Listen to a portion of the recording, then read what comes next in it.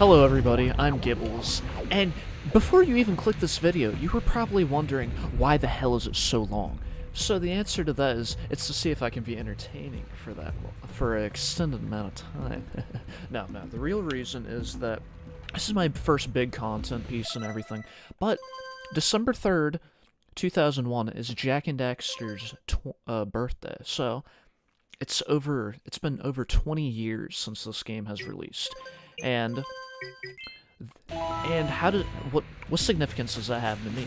Well, my birthday is November 29th, 2001, so this game is 4 days older than me. And this game had a huge impact on my childhood, just like my worldview for a very long time, like what video games could be. So, whenever I first played this, it was a couple years after it released. I got it with my fat PS2.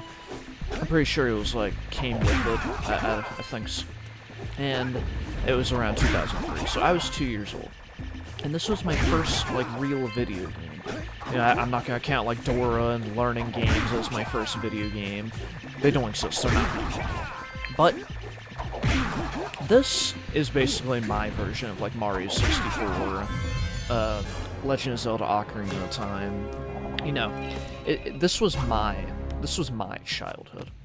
So this game is, what is this game? It's a not 2D platformer, it's a 3D platformer. It's a collect-thon, a bit of an open world game.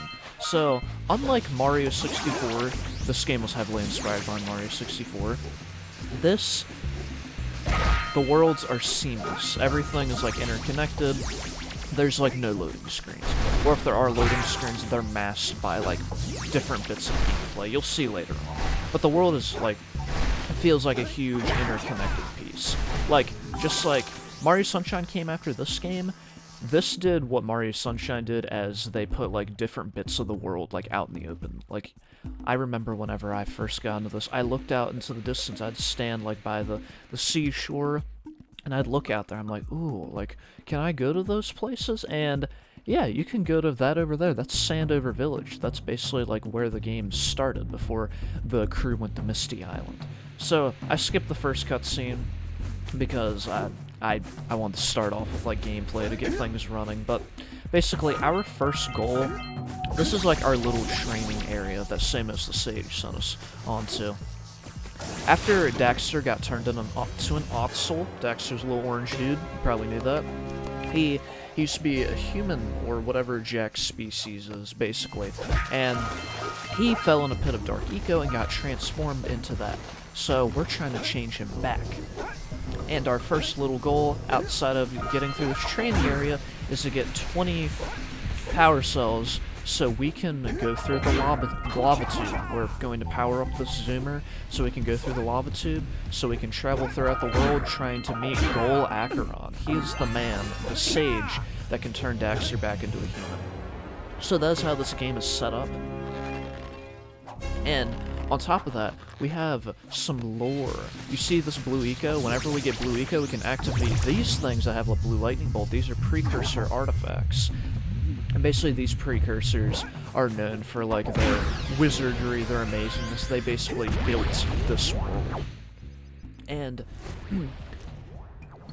with like everything that like builds in this game, all these themes like going on, for my little mind, for this to be my first game, this felt like such a complete, amazing game.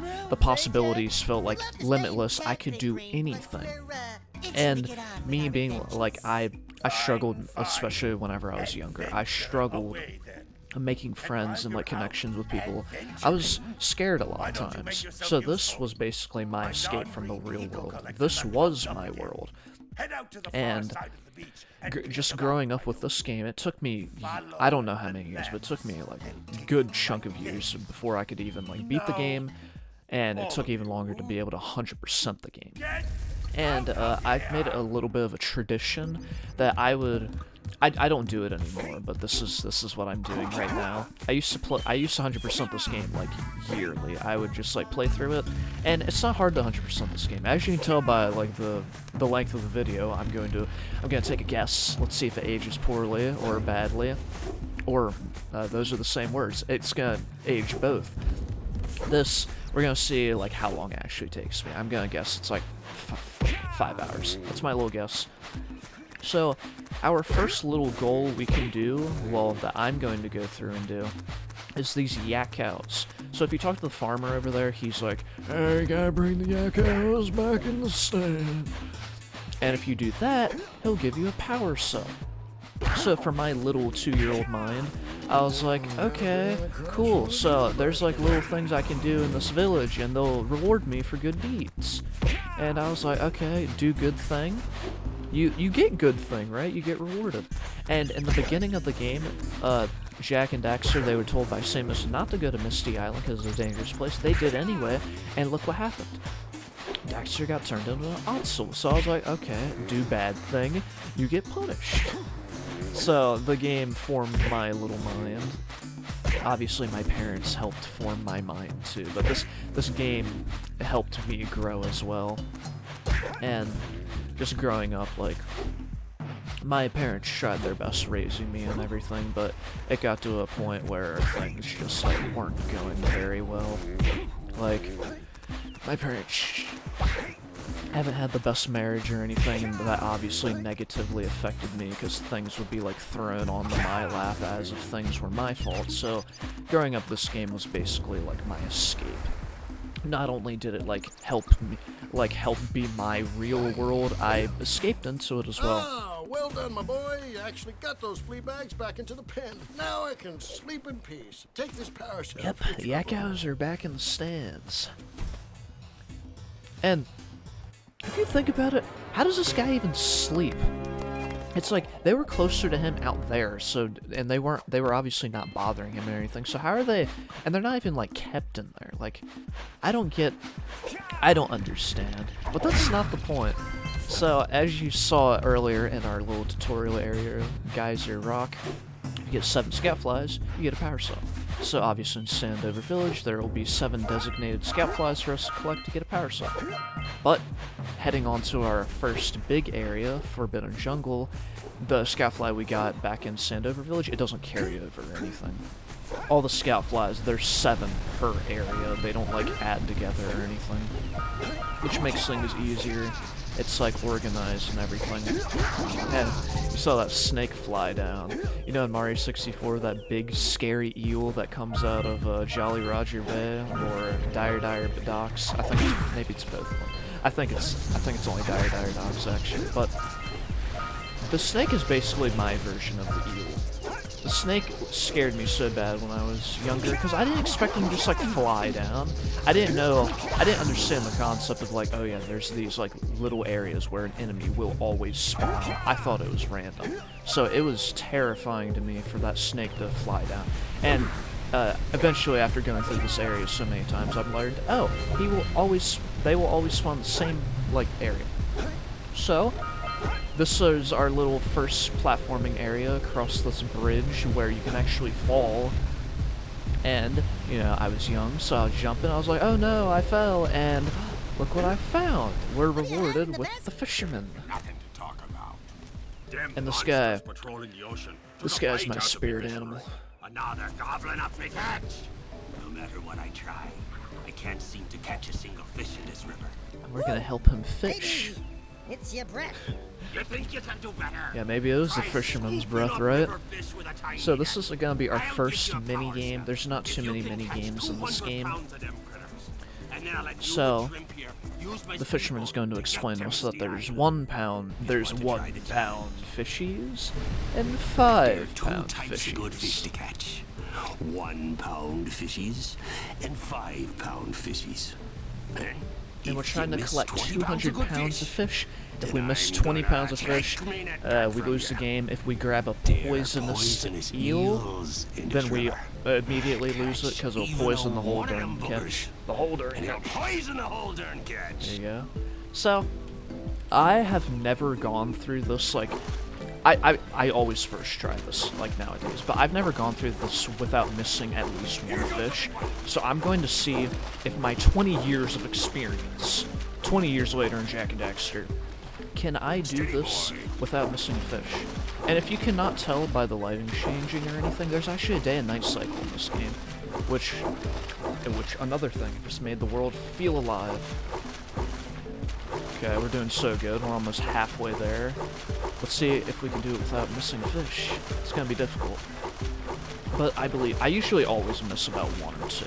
Obviously, if you miss a 5-pound fish, that'll count as 5. So, can I do it? Ooh. Here comes a big one. Okay, we're doing great so far. Okay. Oh, shit. We're going. Nice, we're doing great. Oh, shit. Here's the poison seals.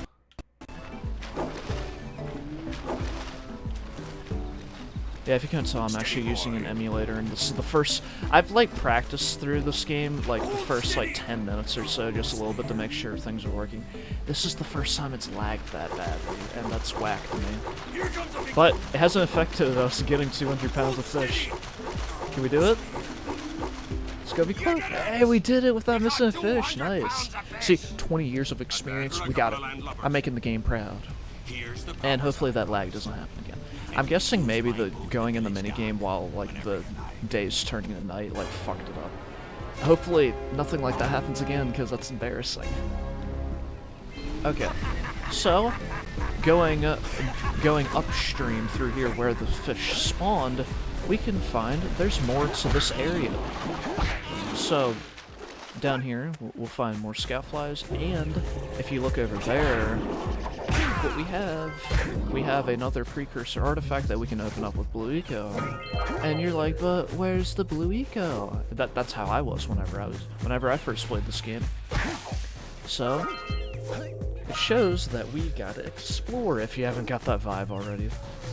So, but before we do that, over here we have a power cell. And we have some orbs down here that we can catch. And something I didn't learn until years later, because I'm pretty sure I watched a speed run. I think it was Outrageous Josh. He's like the Jack goat. If you spam like up on the control stick, you know, Jack's like flapping his arms. That's faster than like the normal like running, the swimming cycle. So I didn't used to always do that or anything. I wasn't a genius. There's some games that I played whenever I was younger that I felt like I actually discovered something. Like, whenever Smash Ultimate, I don't play Ultimate competitively, but whenever Ultimate first came out, something I was proud about was, I played Ike. I played Ike for only like 2 weeks, and then I never touched Ultimate again, because I like Melee a lot more. And so I picked up Ike, and I basically figured out his combo strings. I thought, oh, this is an easy character. His nair's like really good in neutral, and he can do like down throw nair, down throw up air, stuff like that. And I was like, dude, I look at that. I feel like this character's good. And MK Leo, the #1 Ultimate player, before he picked up like Joker and everything, he played Ike first, and I was like, look at me, I played the same character as the #1 player. I was so proud of myself. I felt so cool. It's like, dude, and I got that, I was the first down throw nair, dude. I was the first down throw up air Ike, I swear upon it. But anyways, after we knock that over, we activate these little eco beams. And if we go the direction of the arrows pointing, we have the lights shining onto the beams. And if we talked in Sandover Village earlier to the mayor, he would have said that he needs the power running in the village. And to do that, we just connect the eco beams. And that's one of the power cells we can get. So I think we got everything over here, so that's good. So over here, we have this bridge we can activate with the blue eco. So we're seeing how powerful this blue eco is for like this old precursor technology. See, Jack has this special ability where he can actually utilize this eco. I'm pretty sure well, fuck, I don't have enough eco. I need to go back. I need to activate that door. Jack apparently doesn't have too much of a special ability, but from my understanding, Jack's like one of the few like characters in this world that can actually like utilize this eco. There's like sages for each eco. Like Samos is the green sage, which is the guy that you saw in the cutscene with like the big log in his head. And then there's other characters, I forget their name, but there's a yellow sage, there's a blue sage, there's a red sage. And then Goal, he's the dark eco sage, and our goal is to get to him to transform Daxter back. So this is our first like big area going into. It's like what I thought was so cool whenever I was younger. This is kind of like a world within a world. That's how I viewed it whenever I was younger. See, we're climbing up this tower, and you would like it might remind some people of like Mario 64 or like Bob-omb Battlefield. You know, you climb to the top of the mountain to fight like King Bob-omb. Ah, I suck. We're not fighting King Bob-omb anytime soon with those jumps. But you climb to the top of the summit in Bob-omb Battlefield to fight King Bob-omb. Then you get a power star. But in this game, you know, we climb to the summit. You're like, okay, we get a power cell. And you're like, man, that's kind of lame because there's nothing else up here. But there is. Step in here. We get to go inside the temple. And here's one of the things where, like, the loading screens disguise. It feels very interconnected, you know? That little bit of time, like, going down here, it feels natural. With how, like, deep underground we're going, it makes sense why it's an elevator to get down here. So, whenever I was younger, I didn't view that as, like, a loading screen or anything. It felt like part of the world. And whenever I first went through this area, I remember being so scared of these orbs. Like, I didn't want to grab these orbs because, oh, if I jump, I'll die. It was scary, so that was those were some of the groups of orbs where I had to come back here, like, years later and get for my first 100% completion. But we see, like, this blue eco thing right here. Step on it, activate it. We get power cell, and then we activate it. So this will unlock other what are these called? Other valves throughout the world.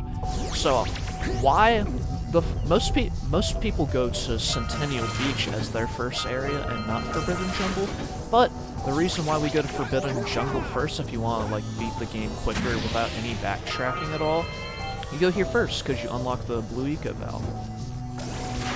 Because if you go to Sentinel Beach without unlocking Blue Eco Valve, you can't jump up to the cannon. And you'll be missing out, I think it's just one power cell, but you'll be missing out on like a ton of orbs as well.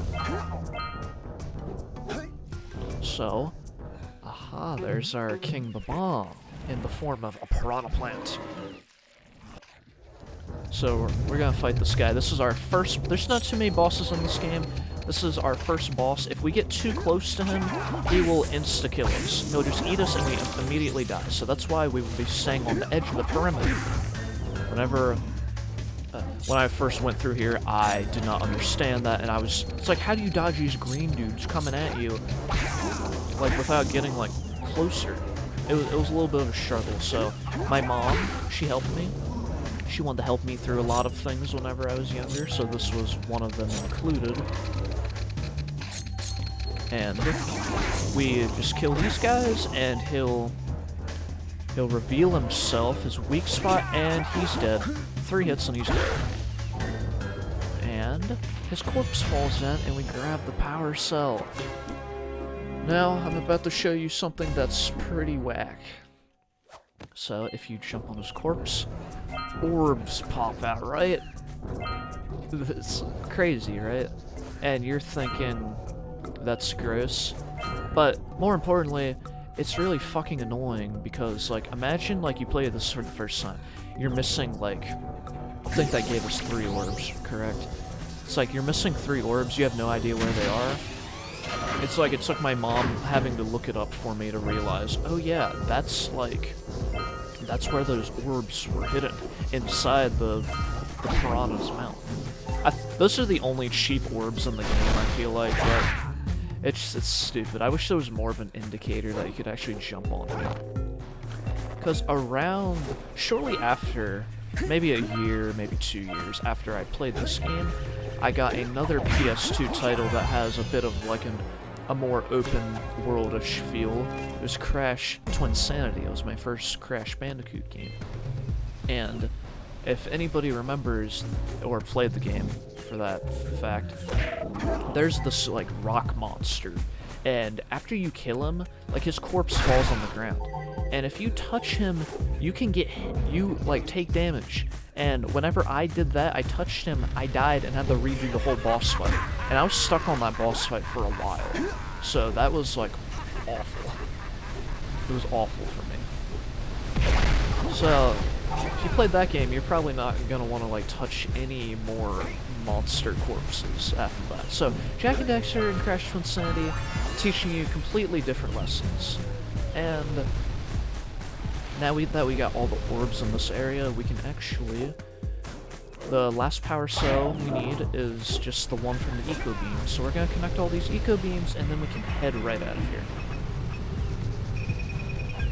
So, I remember connecting this beam specifically, and I was like, that looks pretty far, dang, I wonder where it is. And I'm like, oh, it's right there.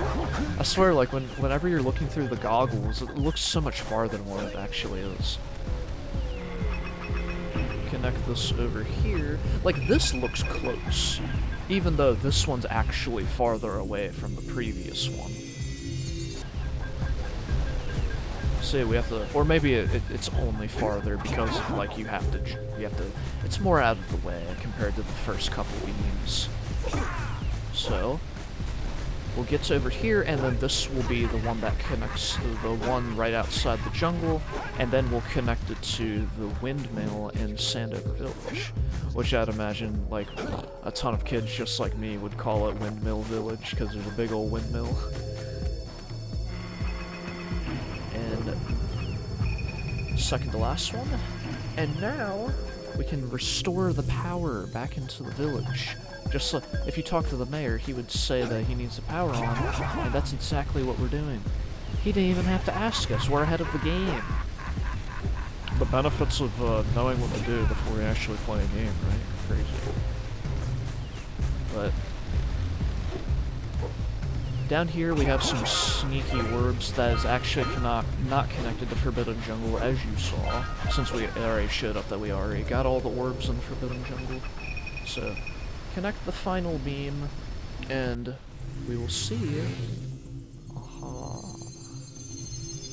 Look at that.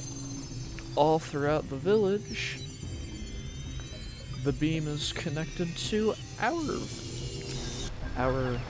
I said all throughout the village, all throughout the jungle, it connects to our village. There we go. So we have 211 Precursor orbs right now.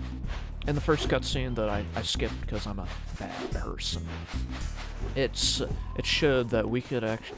Kira was basically telling us that, oh yeah, if you give 90 orbs to any of the villagers, they should give you a power cell, blah blah blah blah blah. So, if we go over here, we don't have a villager per se, but we have an oracle. So what can the oracle do? Well, I'll show you. He'll talk to us in his fancy voice. Who awakens the oracle? Wait, one of you has the light within. The light within.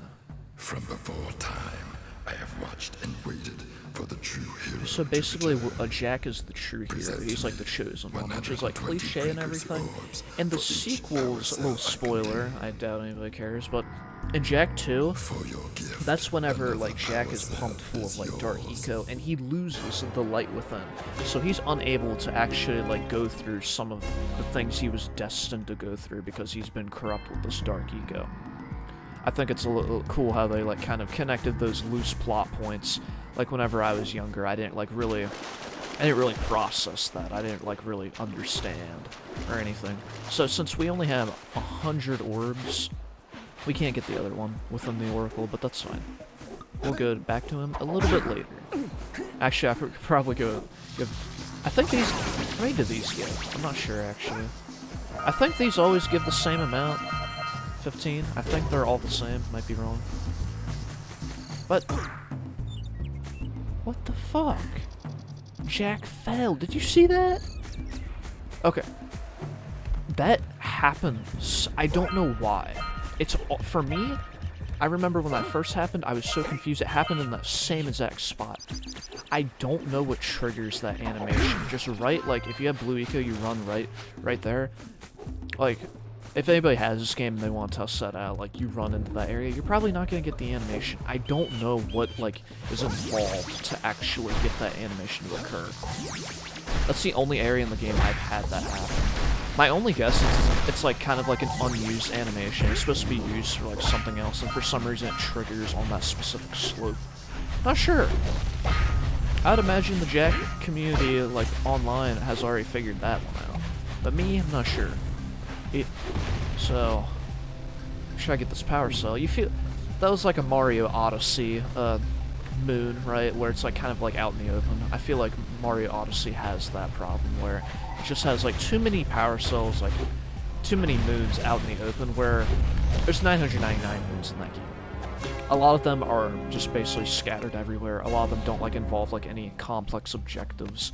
I feel like this game is just like the content is usually like you actually have to do something. That's one of the few power cells in the game, like right there, and Geyser Rock, the training area. That the power cells are kind of like given to you. You don't really have to do much at all. That's one of my faults with Odyssey. A lot of the, I feel like over half of Odyssey is kind of like, it's not very fun. It's just basically like doing something really stupid or niche, and you get a moon out of it.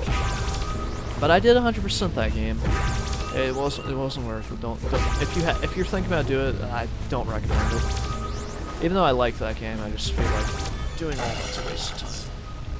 But if we get all of these rocks off of these little caps that are basically blocking off the green eco valves, we do that for Samos, we get them off, we get power cell. If you had game hints on, Samos would actually talk to you and say, hey, can you get these off for me, blah, blah, blah, blah. The reason why I turn off game hints is that it plays like these extra unnecessary, unskippable cutscenes.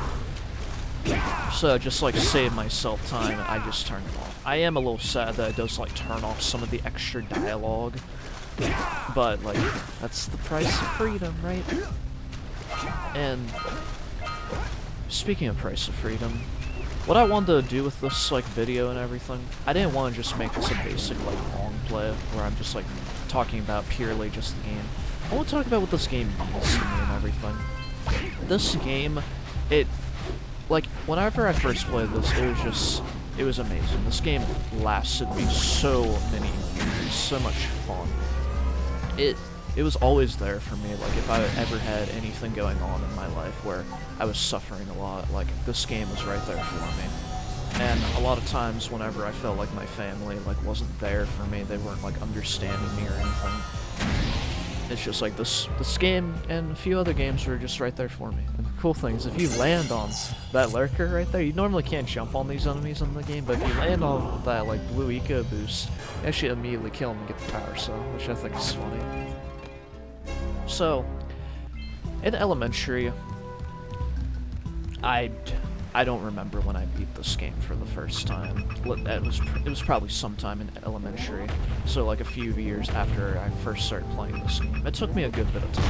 With how young I was, I didn't like quite understand games all too much.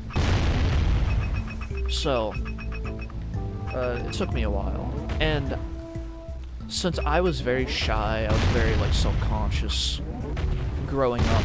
Whenever I was really young in elementary, it wasn't that bad. But as I grew older, it actually got worse. But I made a lot of my personality video games. That's like how I related to people. I just like, I talk about video games because it's like, oh, I love video games. Other people must love video games too. And that, I swear you can make that jump. Get away, lurker shark. Yeah, if you're out in the water, their boundary system is they have these lurker sharks where if you get too far out of bounds, it'll eat you. It's like, instead of having an invisible wall, they have that, which I think is really cool. But, in elementary, like, how I met my friends was basically, like, just talking about video games. Oh, like, do you like video games? Yeah, like, I'd always bring up Jak and Daxter, because it was probably my favorite game at the time. It meant a lot to me. I thought the game was so cool. And just nobody ever played it. If people played PlayStation, it was mostly, like, especially like getting into like the PS3 age, like around 2006. People were like, a lot of people, if they did play PlayStation, they played like Call of Duty and everything, and I didn't really have interest in that game, and plus I wasn't allowed to, because it was like rated M. I wasn't allowed to play like violent games, because my parents wanted to protect my little mind. You know, the group of friends that I like found was through like Pokemon and Mario and stuff like that. My second console that I got after this was after PS2, or I think it was around 2005. Yeah, I got a Nintendo DS. I got a DS Lite. I think I got like the red model because I really liked red. The friend that I made at that time, he got a blue DS, so we related through that. And he was basically my first friend. He was like my best friend for a good couple of years. We knew each other for a very long time until, just like later on, we kind of like grew apart and everything. And he ended up like just hating me and stuff, but we'll get to that. We'll go through chronological order. We'll get there when we get there, but... So he had a blue DS, I had a red DS. We really liked Mario, we liked Pokemon and everything. And his whole family was like really into video games. And he had a Game Boy Advance. Like, I didn't even know what a Game Boy was. I was like, oh, cool. So we like related through that. I didn't go to his house until like years later. And it was still like a good while until like he actually came to my house, probably like maybe second grade or so. That was the first time he came over to my house. Might have even been later. Point is, like, I didn't really like interact with like kids my age outside of school. Like, my whole life was like growing up was video games, and during the time and everything, it didn't matter that much, you know. I just like was always smiley, goofy. I had like my little quirky personality, and I was like kind of mean, surprisingly. And I just didn't have the best social skills at all. Like, I wanted things to be like a certain way a lot of times, and if people didn't like that, like, I'd get a little annoyed. And like, not necessarily in school, but like, I tried to be respectful like during class, but later on, whenever like some of my friends came over or I went to their house, I was like pretty arrogant. And I just didn't like really understand like other people's perspectives. I felt like I was in my own little world. Like, everything had to be for me. You know, I wasn't too much of a brat, but like, it escalated in some areas. And also, since this is supposed to be my very important video, the phone goes that way. None of that garbage. Fuck you, phone. But anyways, and through like video games and everything, just talking to people, it's like, oh yeah, like I can talk to people, and it like developed my own my little own like social skills, sort of. I relate to people through video games, and just by like being wacky and funny, like things I learned from like cartoons and like Jack and Daxter, because as you can tell, it's a pretty funny game and funny characters. That's how I just like talk to people, just like be wacky, be funny, stuff like that. And just set the stage, like, okay, even if I can't talk about video games, I can still try to talk to people. Cool. So that's whenever I felt like around 4th or 5th grade. Now, I felt like I was making more friends. I had the ability to talk to people, and nobody really judged me. Like, life seemed great. Like, go to school, play video games. School wasn't that bad. I was a very good student. Like, I think my first B might have been in like, I don't remember what grade, it might have been 4th grade, my first B. But the point is, like, B's didn't happen often. It was like maybe once, twice, maybe even 3 times I ever got a B in elementary, because I was like very focused, and my parents were like, just like, try your best, and that's what matters. They helped me understand, like, you know, academics, fundamentals, and all that stuff. So I felt like school, good. I would get praised for doing good in school, great. And video games were fun. Do schoolwork, your reward is video games, and life seemed great. until No, no! No, no, no, no! Daxter did that. No, no, no, no! Life wasn't great. Think you're its mom. Ah, I'm not your mom. You see any feathers here? Oh, love at first sight. Oh. Listen, That's boys, cute, right? I think Daxter's you his should mom. Get back to the village with me and work with the sage to take care of her. So, a little diversion from the story here. Flut's basically like this universe's Yoshi. We don't get to see him too often. It's only like I think it's only 2 times in the game we actually get to ride Flut, but it's pretty cool. We'll see him later. Now that he's saved and everything. But I think that's everything. No, we have to go behind the waterfall, and then there's some orbs over there, and I think that should be all the orbs. Hopefully. So, my life seemed great and everything for that amount of time. All the way through elementary, not too many problems. It wasn't until, like, middle school, especially, like, going through puberty. I kind of went through puberty, I feel like, earlier than other kids. So, a lot of kids maybe get it, like, around 12 or 13. I might have been, like, 10 or something. Maybe, I don't think I was 9, but I think I was 10. Am I missing anything? Hold on, let me check. We're missing a good chunk of orbs. Well, let me find that. Shit. So, what are we missing? So, it was around 5th grade, 6th grade, middle school, that a lot of my friends, like, oh yeah, these down here. And there's orbs up there. Okay, I'm pretty sure I know where everything else is. But a lot of my friends I made in elementary that were, like, very into video games, very into Mario, Zelda, Pokemon, like Iggy, Nick, they didn't come with me to middle school. I lost a lot of my friends that I felt like I was very close with. I had, like, good memories with them. Like, I wanted to know them for, like, my whole life at that given time. So, you know, Austin was, like, one of my few friends that came with me to middle school. So, we go into that, and I'm like, people started making fun of me for how I was. People didn't accept me. I didn't feel like I was in any social group.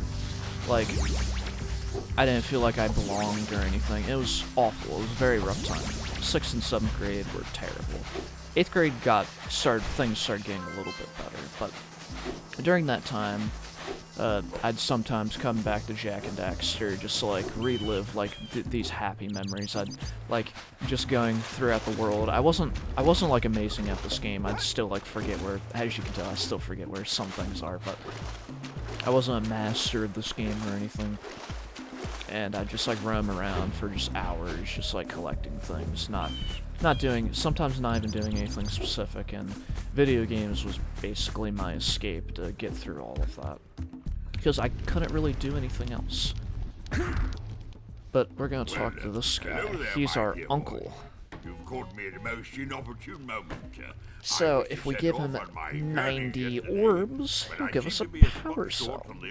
But one thing that doesn't make any sense to me at all is that in the future games, there's, like, this, you have, like, a gallery of all these, like, classic characters from the first game, and his name is the Explorer rather than Uncle, like in this game.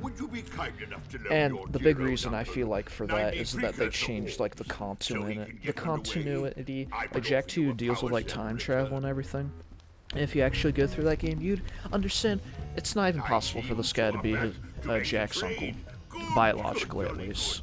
I would imagine, like, the whole idea was like, oh yeah, this is just, like, a dude that claims to be his uncle. That's what they turned it into.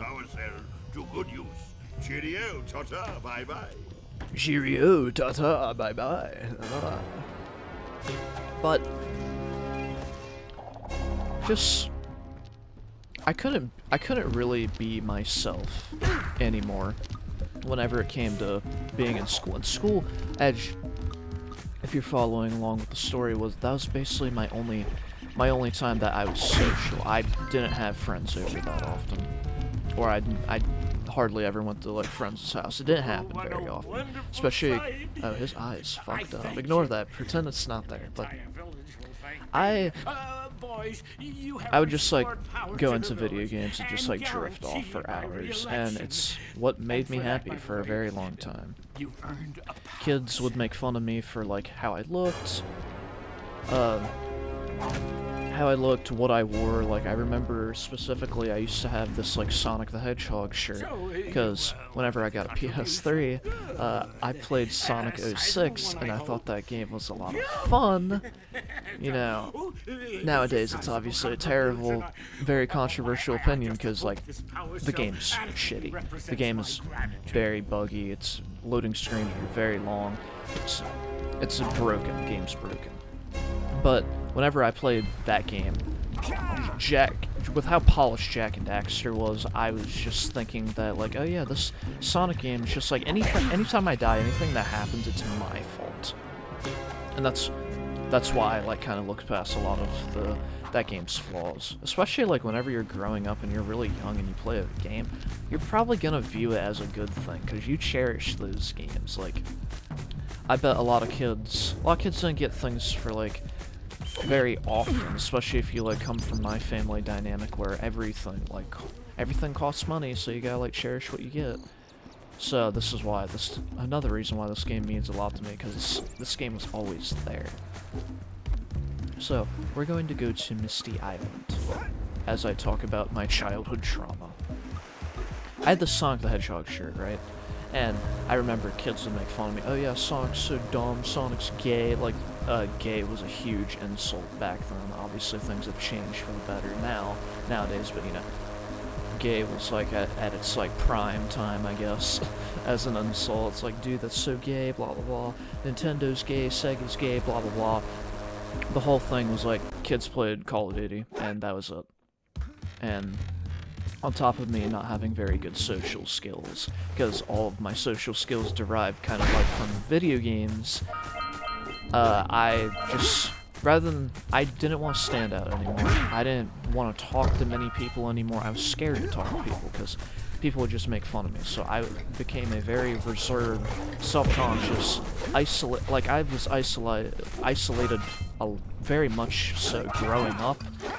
But obviously that gets a lot worse whenever you're older, because you want relationships with people.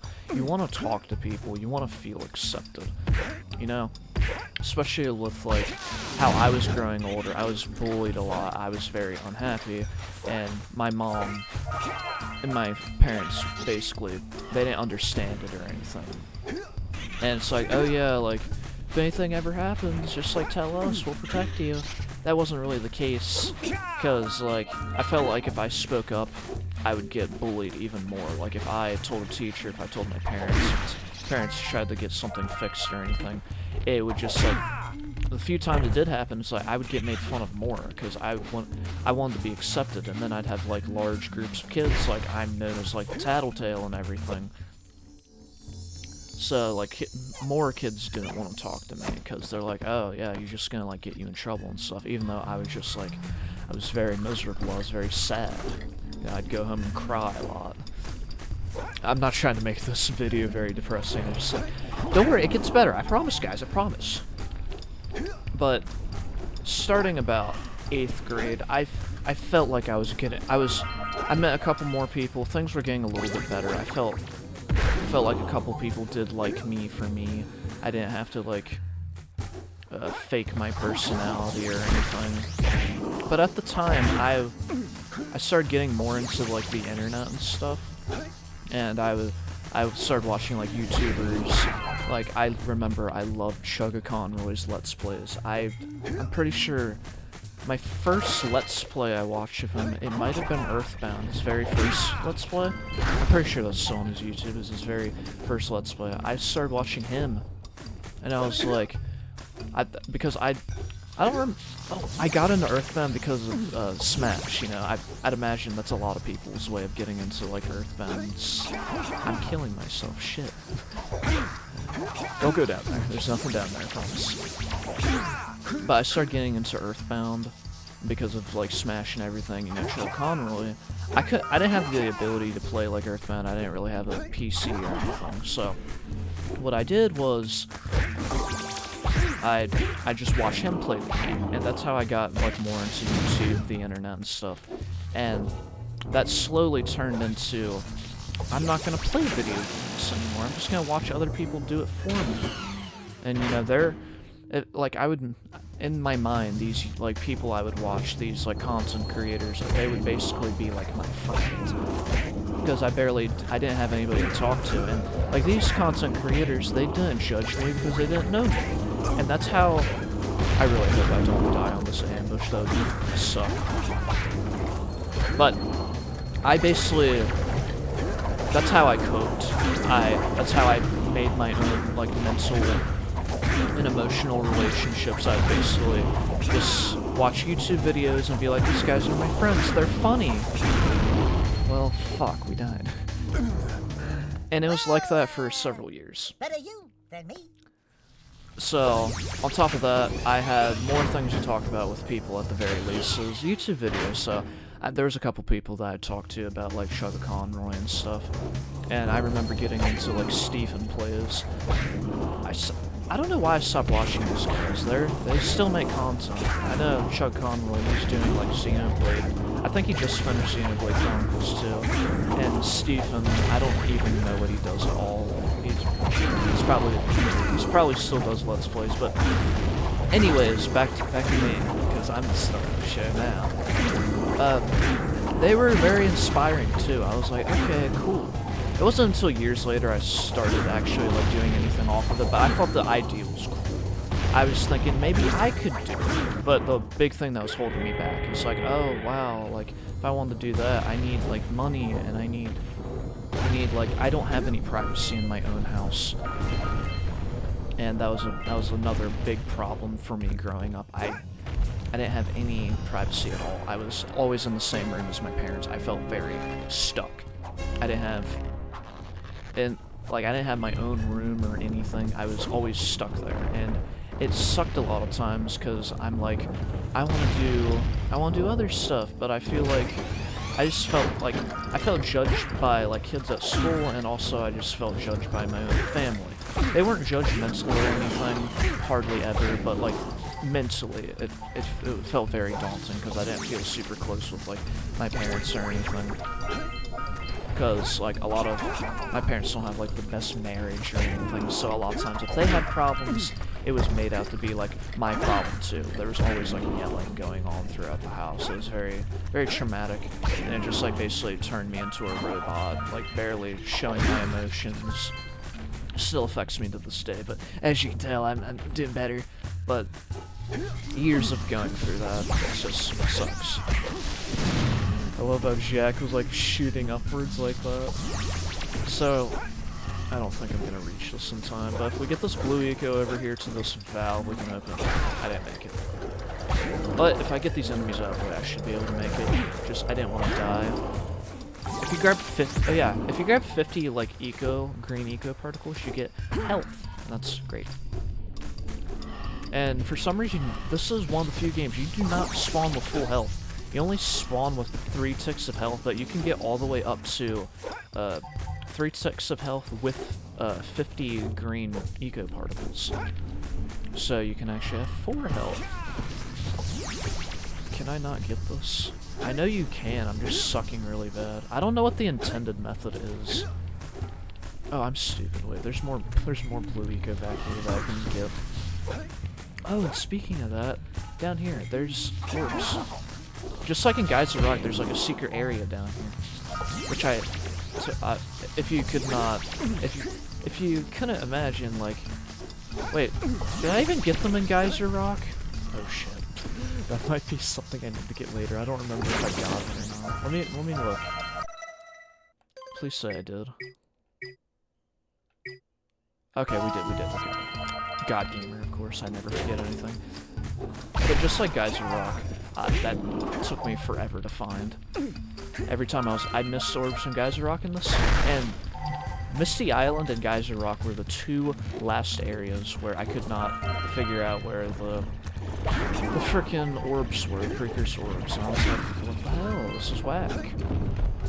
But in hindsight, it's not that bad, it's just like off a little corner. It's not as bad as, I don't think it's as bad as like Forbidden Jungles, like jumping on the piranha to get the corpse to feed you or anything.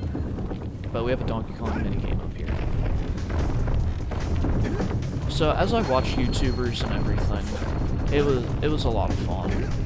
It felt like, and I copied a lot of their personalities. Like whenever I'd interact with people, I was like, I want to be like them. And it helped me a little bit, but you know, I still wasn't myself. I didn't know who I was. I didn't really feel like I had an identity. And I didn't view it as like, oh yeah, I have a problem. I just viewed it as like, it was just a thing. Like, kids didn't like me, and that's just how things were. I didn't give myself a chance or anything. So, I was just very self-conscious, and with my home life, I didn't feel like I even had, like, the awareness. I didn't have, like, the mental ability to, like, think and figure out why I was the way I was. Going into high school, you know, into the next, different school and everything, I had a little bit more friends going into high school rather than elementary to middle school, so things already started off a little bit better. I still had issues interacting with people, but things were getting a little bit better. Depending upon the classroom, I could actually be incredibly social and just be my funny, loud, stupid self and everything. I was like an idiot. And I remember one of the first classes, I think it was 10th grade, and we had this English class, and we were reading Othello, and going back to elementary and stuff, I was always really scared of, like, standing in front of, like, the class. It was awful for me, and I didn't know how to, and then my mom's solution was like, oh yeah, you just practice and everything, and then she'd get mad at me if I didn't practice, and that was a whole thing. It's starting in high school that, like, I started not caring much about school anymore. I'd still show up because I was forced to. If I ever took a sick day or anything, even if I had like a little bit of a cough, I was basically forced to go to school. And that I hated that. It's just like, I'm upset because I don't want to go to school, I'm upset because I'm sick, and it's just like, no matter, fuck, I missed that, it's a, and I missed that too, huh, that's okay, it's not, just go back up here and we're fine, but I was always forced to go to school. My parents were very strict about that. To this day, I still do not understand why. I don't understand what the whole idea is, like, oh yeah, you can, like, try your best and everything, but, like, you need to always go to school. That is what, that will make us happy. I would get screamed at if I ever didn't go to school. I think there was only one day ever, like, and whenever I had to be, like, throwing up. If I wasn't throwing up, I had to go to school. I think there was only one day ever that I, like, I didn't go to school, and, like, I didn't throw up, and I didn't go to school, and I was yelled at for that, blah, blah, blah, blah, but I'm pretty sure it was only one day ever that happened. Which, if you think about that, that's really sad. So, where was I with this talk? I was talking about high school and stuff. Oh yeah, presentations. How to get the sickness, I don't remember, but whenever it came to presentations, I was obviously very nervous, very shy, very scared. Felt like kids were always making fun of me, which did happen sometimes, and also didn't happen sometimes. It was always in my mind, though. I always felt like I couldn't do anything. I felt like no matter what, people would make fun of me. It's just like, if I do nothing, if I hardly ever talk, then nobody will notice me, and then that way I can be happy. And that's how I lived my school years for a very long time. But back to presentations. I remember it was 10th grade Othello. We were doing a play for that, and one of my friends, Ethan, he was like, you should play as the main bad guy. I forget his name. Somebody knows. Somebody definitely knows. But the main bad guy of Othello, the main mastermind, where he like, I think he kills like the girl or I don't remember anything. But I played him because I thought it was really fun, and I had the most exaggerated voice ever. This was like one of the big standout moments for me in high school because it was one of the first times I felt like people were laughing with me and not at me. I felt like I was in control because I was purposely trying to be funny. And I would talk like this all the time, and I would walk around the classroom and be like, on guard, blah, blah, blah, you know, and it destroyed my throat, but it was a lot of fun. So I did that for like the next like 2 weeks, always playing that character. Even though the other characters, they would always like change, I always stayed that main bad guy. And people would always like laugh and stuff. And it was one of those breakout moments for me that I really felt like I'm finding my personality. And I'm not gonna fall off. But it was very heartwarming, and I started actually looking forward to that class. I was like, I can't wait to go to that class. And ever since, and the last time I felt that was like in elementary. It was just, I think it was art class and gym class. I really liked that a lot. Just like gym was always a lot of fun in elementary because, you know, you'd run around. It's like recess, right? Haha. And did I get? No, I'm stupid. I need to get the rest of these one dudes. And there's more orbs. I'm pretty sure the last orbs are just around here, and that'll be it. But it was just one of those big stand-up moments for me. And I was getting an idea, is this like how I really am?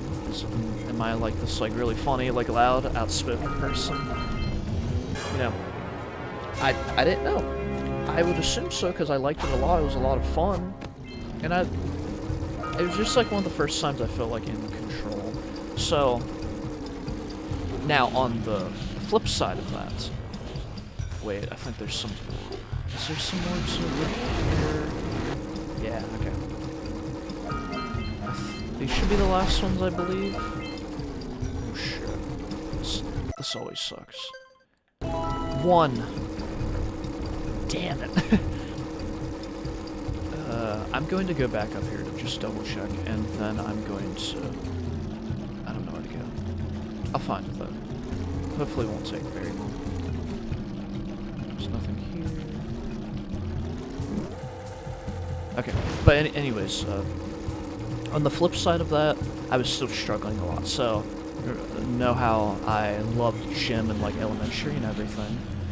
Well, in high school, I despised it because I was a very awkward kid, and obviously if you think everybody's making fun of you and hates you, which it did happen sometimes, but you know, my own self-consciousness made it worse. I plagued my mind with like these awful thoughts. So, gym, I started like pretending I was sick, and I would go to the nurse's office just to like hide and stuff, so I wouldn't have to like play dodgeball, because in dodgeball, you know, people are throwing balls at you, you get scared, and everybody's laughing at you whenever you get hit. So I was like, this sucks. So it was so bad that I would like hide in the nurse's office, which is like first time I did anything like that, because you know, my family conditioned me like, you can't do that, you have to suffer, you have to go through anything, blah blah blah blah. So eventually after that, I remember in high school, this is whenever I started coming back to this game again. Aha, look at that, the orb's right here. I'm so surprised I missed it, but there we go. Done, cool. Didn't take that long. That makes me happy, cool. In high school, I started like playing this game every year. I had 100% it. I remember freshman year, it'd take me maybe like 3 days or so. Like, after school, I'd come home, I'd play it. And then I started lowering the time. And then I think eventually by like my... Oh yeah, I graduated a year early, by the way. So, and to do that, there's just like this program. It's just like, you take these specific courses and you'll graduate early. I didn't have to like take any extra courses. I didn't have to do summer courses, so it was great. I love that, because I hated school so much. Because school can be a very toxic environment whenever you're growing up like that. Whenever you're like, there's not much breathing room. I feel like teachers just, the school system itself is just like, a lot of teachers just like don't understand. Like they see, oh, there's a kid like scared and doesn't want to talk. Let's force him to talk in front of the class. That'll fix everything. It's like, I don't know how I would make things better, but I know that I would have more one-on-one time with students. Just like understand where they're coming from, rather than like forcing them to interact. Like obviously social interaction's incredibly important. I'm not denying that. And you'll understand the full story in a second once I get to that part.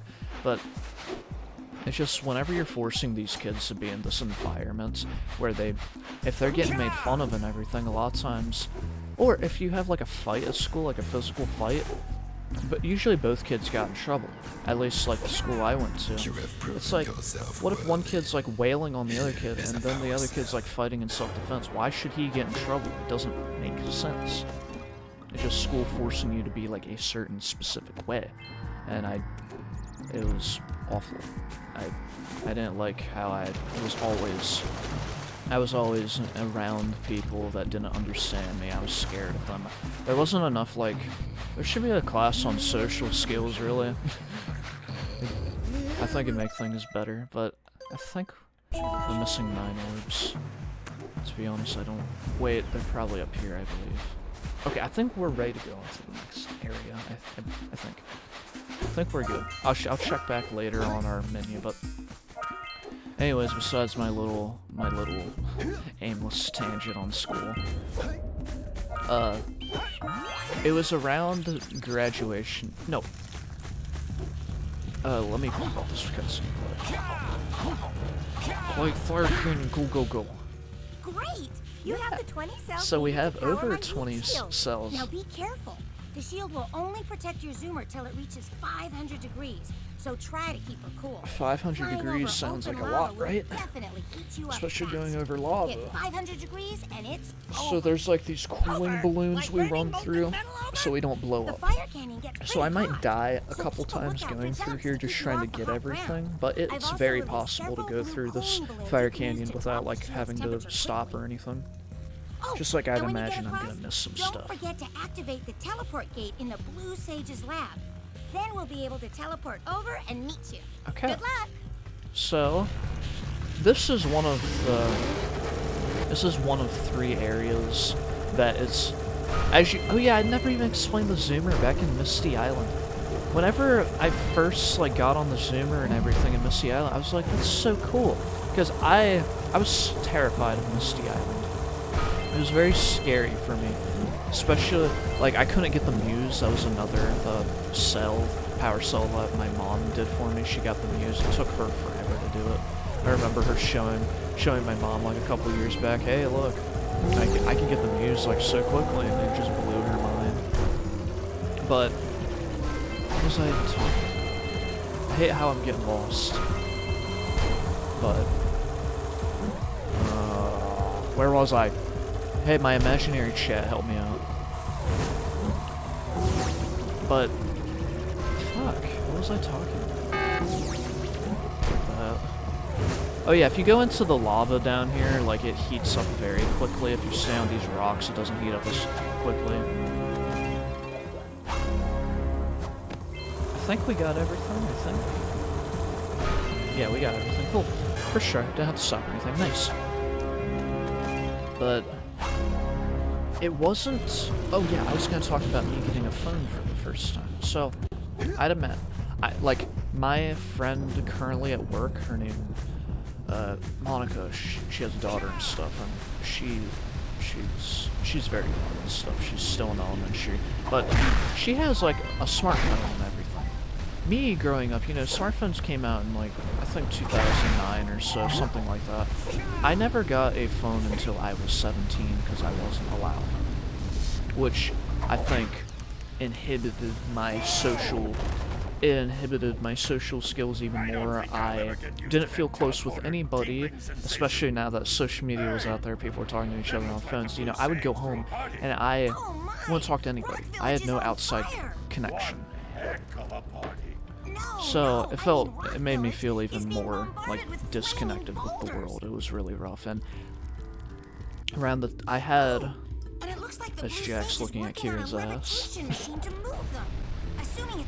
I had a crush in high school, and I had a crush on her in like 8th grade, and we didn't have the same class until 11th grade. So I still crushed on her. Whenever I basically kind of forgot about her, and if I ever saw her in the halls, I'd avoid her because I was very scared. So the Radiohead song Creep, I didn't hear it around that time, but like hearing back on it, I completely like felt that. Like I felt like a creep. I felt like a loser. That I couldn't talk to anybody, especially like anytime I had a crush on any girls, I was just like very weird, couldn't talk to them. I felt like very gross. Like I wasn't trying to like, I was never pervy or anything. Like a lot of like boys growing up, they're like very like gross and everything, like always talking about like women, like, dude, she has like massive tits and stuff, I'd fuck her, blah blah blah blah. I was never like that, because my whole mind, like, I was a simp for a while, basically. I was like, women deserve so much, they deserve like chocolates and roses and candy and all that garbage. And but I never had the courage to talk to any of them, right? So, I had a crush on this girl in 11th grade, same one as 8th grade, and not much changed from 8th grade to 11th grade. To be honest, I feel like some things were even worse with my own my speaking ability. I was just like too scared, and the only time we started talking was whenever we were assigned in like a little group activity, and then I started actually talking, because, you know, we have to talk about the group, the project we're working on. Basically me, like always, I would always do like the entirety of the group project. Without any questions, I was like, I don't want to make other people do it, I'll do it for them, ha ha ha. Because that's how people started liking me, was I would do things for them. I was like, this is how I'd put my self-worth on other people. How do I acquire that self-worth? I do things for them to like me. That is how I made friends, and it's very toxic, but that's what I did. So whenever I had a crush on, where am I going with this crush? The whole point of it is just I was scared. I felt gross, and you know, obviously there was no feelings. There's no feelings back, and I'm pretty sure she actually had a boyfriend at the time or something like that. I never asked her out or anything. Way too scared to do any of that. But we're gonna get a Precursor Basin first. Anyways, oh yeah, the point of the whole crush thing, that was one of the first times I fought for my own self. So you know how I wasn't allowed to ever have a phone.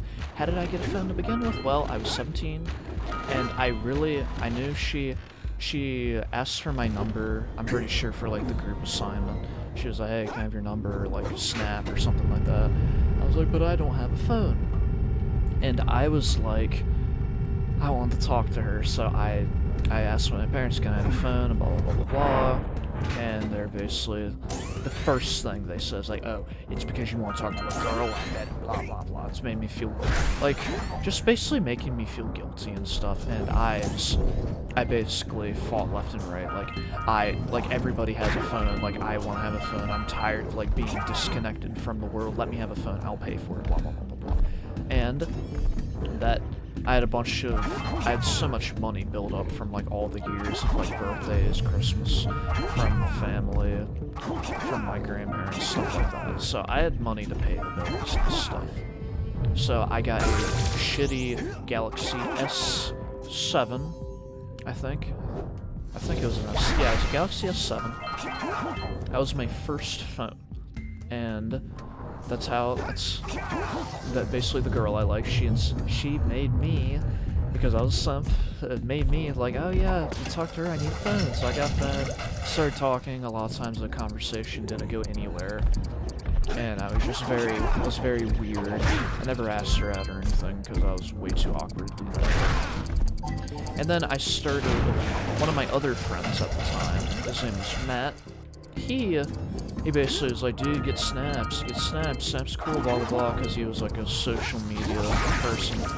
It's like, and he showed me his snaps, so I was like, yeah, I could do that, ha ha ha. So, got a phone, got Snap, and this is, I started adding people. I was like, dude, these people, I can finally talk to the world. I was so happy.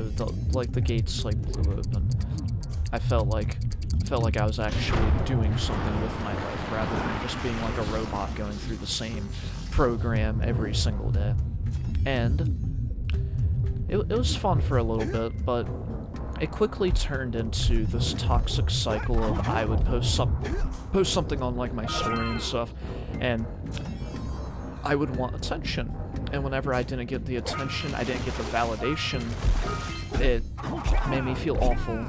And I know a lot of kids growing up suffer from that. You know, they have to get that like on their like Twitter or Instagram, or the likes give them that self-worth. And I went through that phase as well. It was just very rough on me, because I was like, man, I actually have contact with these people, and they still don't want to talk to me, right? So I was just conditioning myself. Like, so many bad thoughts. It's just such a toxic mentality.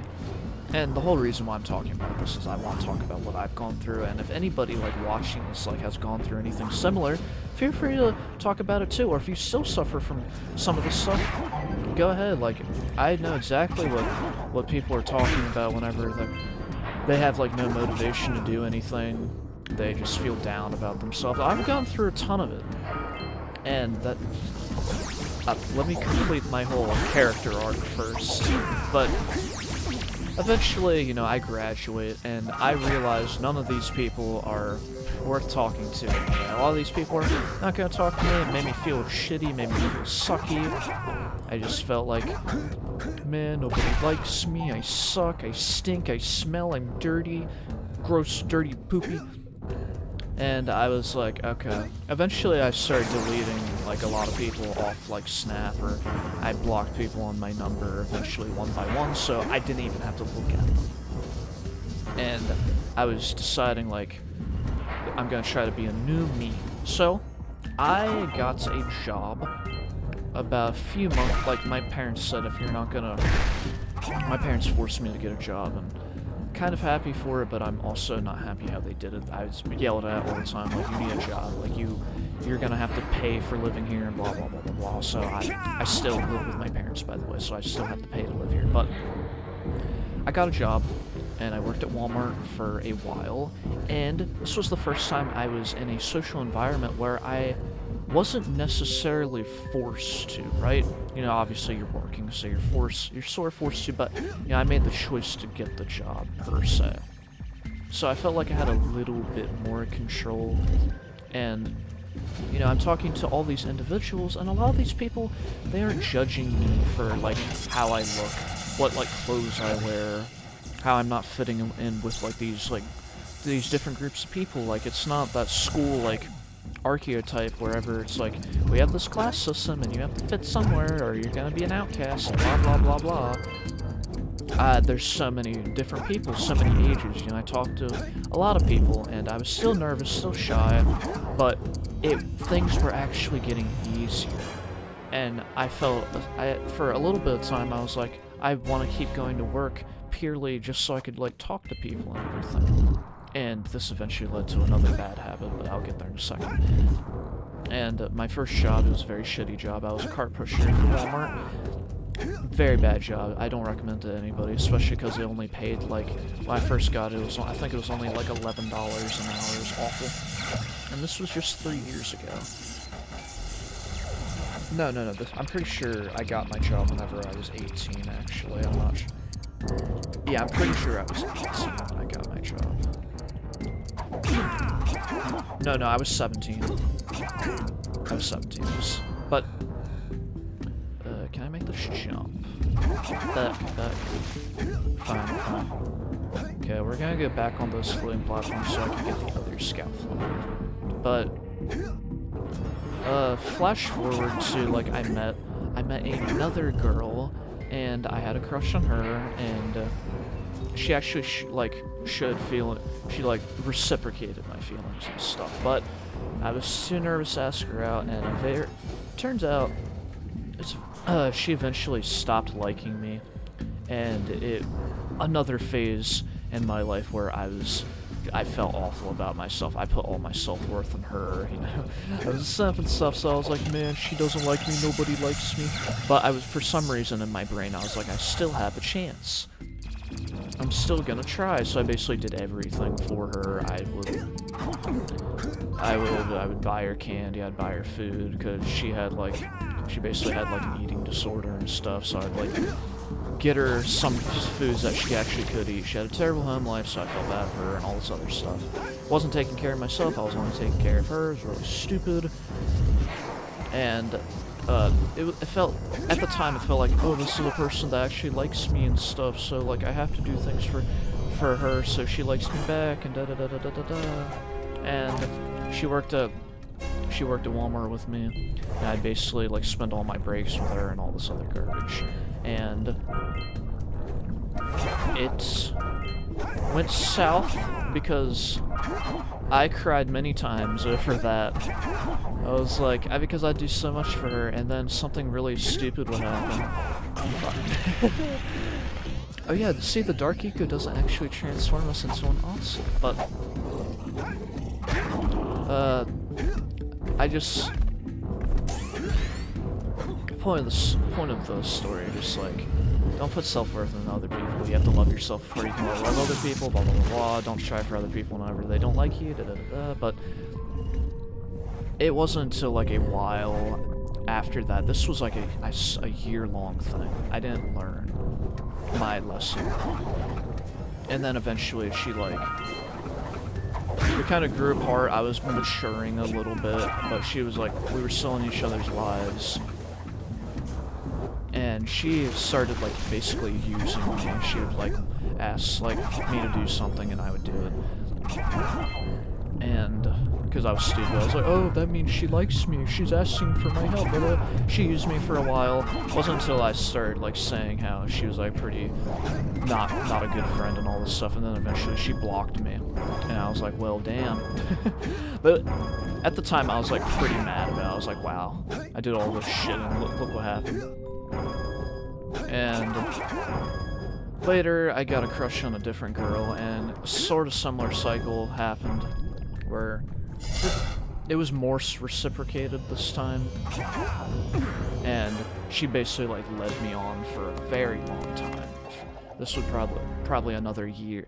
Nah, it was less than a year, so it wasn't as bad as the first girl. I think it was probably like 7 months or something this went on.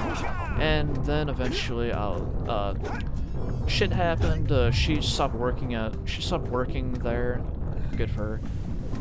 And we kind of grew apart, and she got in yet another abusive relationship. And shortly after that, this was like about a year ago. It's so recent, it makes me sad it's so recent, but about a year ago, after her and everything, I was like, I need to stop finding toxic people in my life. So, I still worked at Walmart, but I wanted to better my own life, and I didn't go that much better, but I was at least trying something better. I was really scared of getting a new job, because I was like, I don't want to miss out on my friends, and blah blah blah, and the girl I like, and blah blah blah. So eventually I became a door host rather than a cart pusher, and those are the people that stand at the door and they ask for your receipt if you don't have like bagged items and stuff, and shit-ass job as well, but better than cart pushing. So I did that for a while. And around that time I started going through a very positive phase. I was like, if somebody's whack and they're just using me, I'm great. Like, I'm a great person. I need to love myself. That is how I will attract, like, good, positive people in my life. I finally made that revelation. It took so long, but I finally did it. I finally, like, started getting more independence from, like, my family. I wasn't letting them, like, control everything I do. I was going through a renaissance phase, you know? I felt great. And eventually I meet this girl, and she actually asked me out, but I was going to ask her out because I thought she was cool, I thought she was cute, she's pretty, all that stuff. We related a lot, especially like with how she was raised and stuff. She was like, well, fucking shit, I died. Yeah, she was raised to die. That No. looks like it hurts. Should I call her back up? No, she asked me out, and this was my first girlfriend, you know. This was this year, and she was raised just like how I was, very self-conscious of everything, family, very controlling, wasn't allowed to think for herself a lot of times. So I related to her a lot, and I was like, I can help her. And okay, I have not been talking about the game very much at all, I'm sorry for that, but I hope some people are enjoying this, but we hit it off, things are great, but the problem is, she is hardly ever allowed to come to my house. And I'm like, this is annoying as shit. This shouldn't be a thing. So every time I went to her house, it's pretty shitty time, because her family, like, basically, I felt like I was dating her family, not actually her. So eventually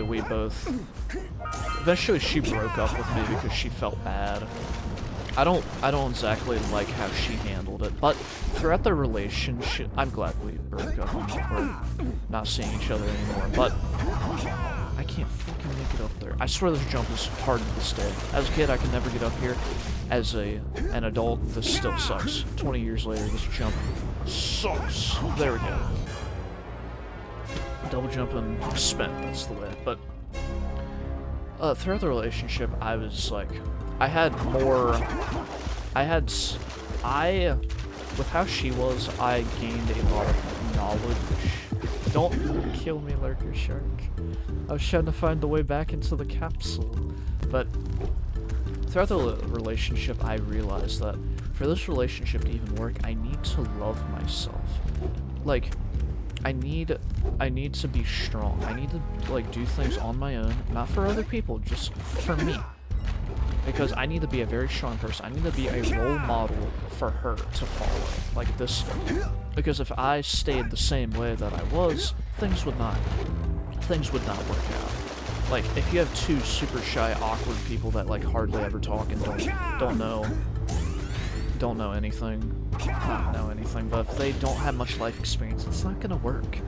So, I matured a lot in that relationship, and I was very upfront about, like, this, you know, this isn't fair, you should, like, talk to your parents. Like, I'm a trustworthy guy, they've met me, I've been to your house, like, so many times, like, they should trust me. And she didn't want to say anything to her family, because, like, family was the #1 thing to her. So, she was not making the proper steps to be an actual adult. Their relationship was not working, so she broke up with me because she felt so guilty, and she felt like she was hurting me and stuff, because she had no self-worth. All she did was think about me, and she didn't do anything for herself, and it was the downfall of her relationship. But I'm very glad that she was my first girlfriend, and I'm glad that we were together, because it taught me so many things.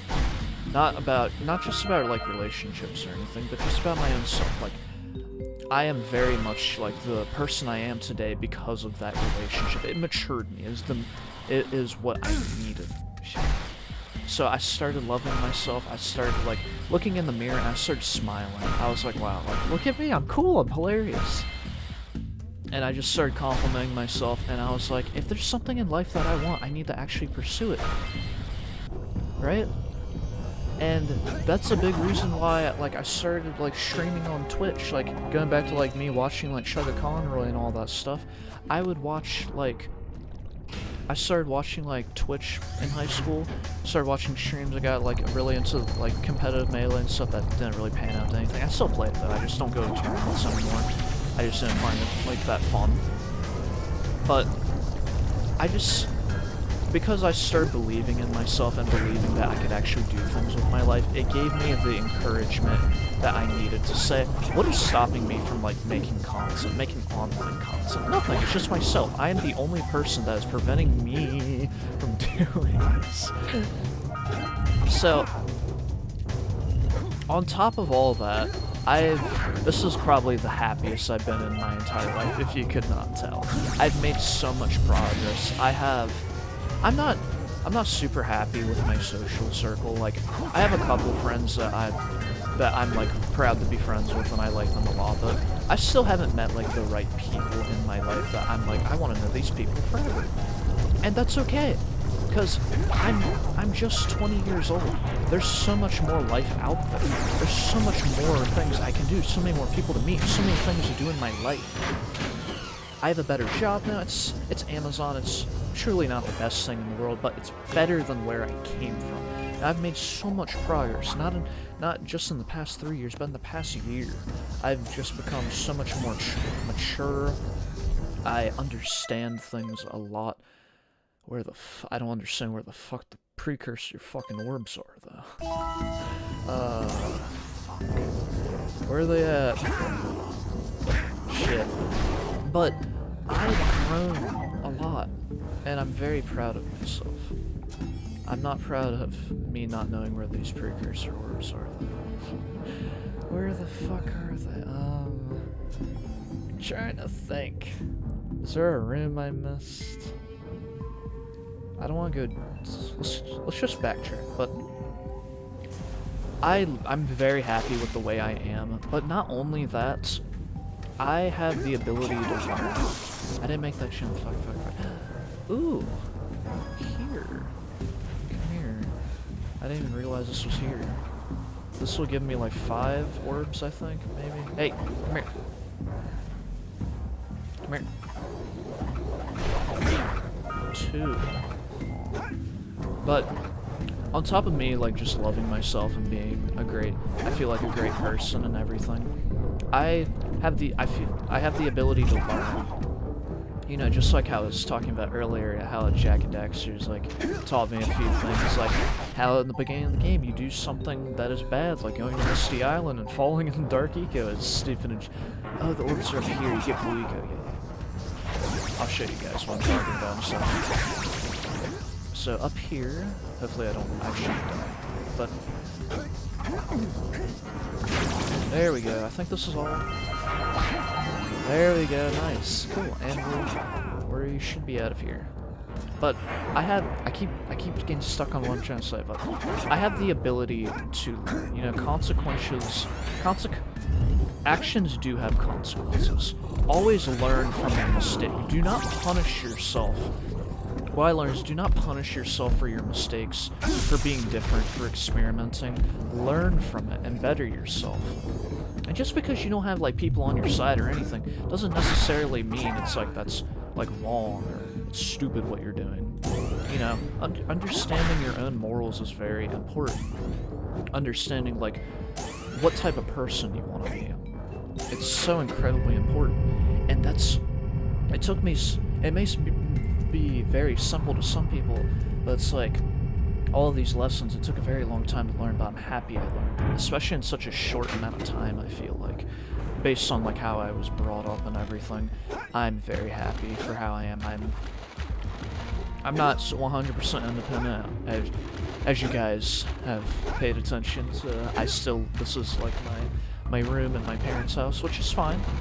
But I have the ability to move out if I want to. And I actually had been thinking about it. I'm like, maybe I want to. There's other things I need to get together and stuff before I actually make that big jump or anything. But for how things are now, I'm fine with how. I'm fine. I forgot to return to the sculptor. Fuck.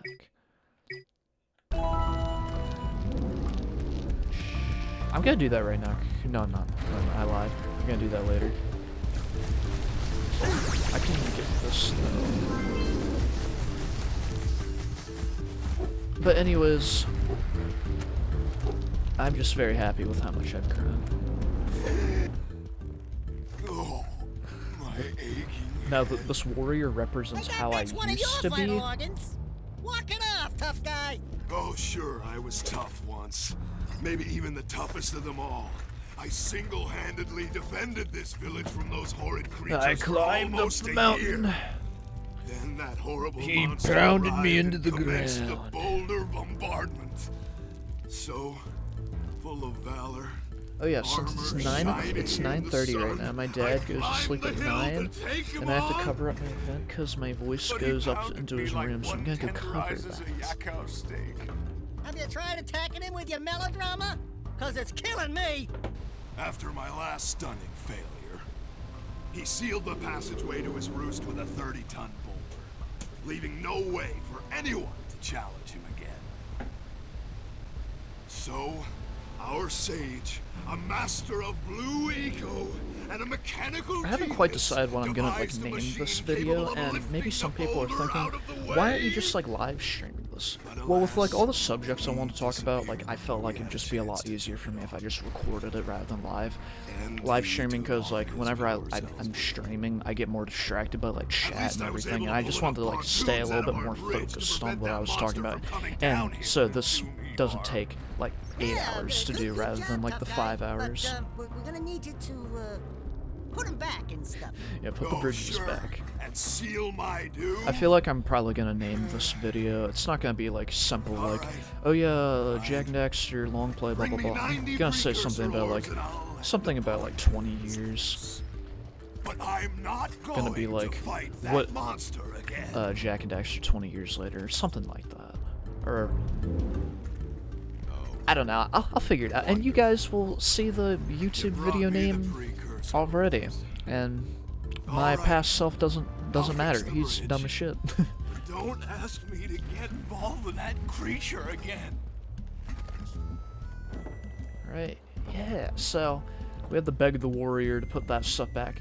You can actually cross that area without putting those back if you roll, jump, and then swim, do the swimming technique I was talking about earlier, where you just repeatedly tap on the control stick. But I think you have to do this to be able to get the orbs. I'm not 100% sure. I might be wrong. But obviously, if you're trying 100%, you have to do that. But if you're not 100%ing, it doesn't matter. So this is basically, this is basically ready to go into the next area, but this is 100% run, so we're gonna go. We already have 2 areas that are completely unexplored. We have Boggy Swamp over here. Whenever I was younger, I would call it Bogey Swamp, because I was like, the bogey here to do the bogey, and the frogs in there, they do the bogey. But I grew up and I was eventually told it's boggy, so there we go. It's the bog of the swamp. But this area, let's talk about nightmare fuel. So, up here, we get some. This is the first time we get yellow eco, I'm pretty sure. I don't know if there's yellow eco in the other areas, but pretty much right over here, there's those animal things. It's like, what are those? And basically you have to shoot yellow eco at them to kill them. Whenever we get closer, you'll see what I'm talking about. I'm getting a little ahead of myself, but now we have yellow eco, we can actually break those metal crates open, so we don't need like bombs from cannons or anything, or like those spike dudes rolling into it. So right here, if you get too close to them, they will run after you, and they scared me a lot. And since the yellow eco like spawns in the same spot, I can just stand here and I have an infinite supply with these little wisps of eco. So stand back and you shoot them. Obviously, I was younger, I didn't understand that, so I would get close to them and they'd fly at me, and they scared me. Especially the sound they make whenever they get close. Flying enemies always scared me. Dying scares me the most now, but flying enemies always scared me the most. I feel like, or if they weren't flying, they came from the air. Like the snakes in Forbidden Jungle, or the spiders in Spider Cave. We haven't seen that area yet, but we will soon. It is in the next hub. So the Green Sage's huts, we already explored all of that hub world. We just have to go back so we can get the power cell from the sculptor because we got his muse and everything. Also, he has one of the best voices ever. He's like, "Little furry dude, oh, I thought you were my muse for a second." Then he goes into the backstory about how his muse escaped to Misty Island. Don't remember how his muse got all the way there, but he did. Maybe maybe the sculptor said he went there with them, or maybe the muse got Misty Island all by himself. Maybe the muse did the fishing minigame. Maybe something. But these little rats have their homes. They spawn from these little, like, nests. And whenever you destroy them, you break their spawn point, so they will be no more. And I know some of them give you like orbs and everything, but I don't think that one gave me orbs if I was. I don't know whether I'm a genius or I'm dumb. One of the two. So if we stand here, we can just like infinitely get this. Oh, never mind. You break the rock and you get that. I don't want to die again in this place. How many are up there? There's another.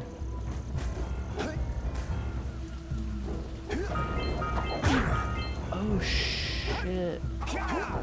No, I already activated. I was gonna say, I didn't activate the portal for the blue stage. Yes, I did. That's how Kira was back there. Oh wait, you need yellow eco for this, I'm dumb. So you get yellow eco, you shoot this down, and if you...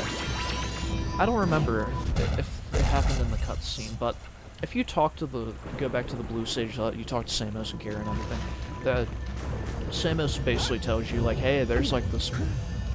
what is that thing? It's a blimp. No, it's not a blimp, it's a Zeppelin, right? What are they called in this game? I think they're... the Zeppelin. So you break the tethers of the Zeppelin. He's basically like telling you, man, that Zeppelin's there. It's like, it has dark eco or something. I don't remember. But that's your cue to go in here and break all the tethers. And they're not really hidden. They're like kind of, you have to go a little bit out of your way to break the tethers. But for the most part, you'll see them. You shouldn't miss them or anything. This game's relatively easy. I better not die, because then I'll look like a fool. Okay. Yeah, so whenever I first went through Boggy Swamp, I love like the jump pads that you use whenever you get blue eco. I think that concept's still really cool. I think it just plays out better in Sentinel Beach whenever you actually have control over where you're jumping and everything, rather than it being like automated. I wish they did more with that, but it's still a cool idea, and I don't really see games do much of that. Like, I think it's a lot better than Odyssey's like hat mechanic where you like take, like, I feel a lot of, like I was saying earlier, a lot of Odyssey's moons are just like, they're gimmicky. It's like, oh yeah, you become a tree and you move the tree, and oh, there's a moon. It's like, I'd much rather abilities enhance you rather than limit you. A lot of the powers, a lot of the creatures you would capture in Odyssey, they limit your abilities. You're like becoming a Goomba. Stack like 20 Goombas and you get a moon. And for me, that's just like not super fun. Like, it's alright, but it's just like, I much prefer, like, in Galaxy, for example. Galaxy's kind of gimmicky too, but in Galaxy, like, the items enhanced you for the most part. Like, Spring Mario's not one of them, but that's a different story. Like, Fire Mario, you'd run around and throw fireballs and everything, or I loved the ice cap, not the ice cap, but the ice flower from Galaxy. I loved skating around. I thought that was so much fun. It wasn't a slow, sluggish Goomba or anything. It was just a fun. It was a really fun power-up. I wish they went back to that. I don't even remember if that's in Galaxy 2 or not. I think it is. I might be wrong. But yeah, I really like the eco in this game. They could have done more with it, but I think it's cool. I like how like each area kind of like introduces a new one. It feels like. Okay, we blow that up because if we don't, they'll hit us. Okay, and if you get blown up by blue eco, bad.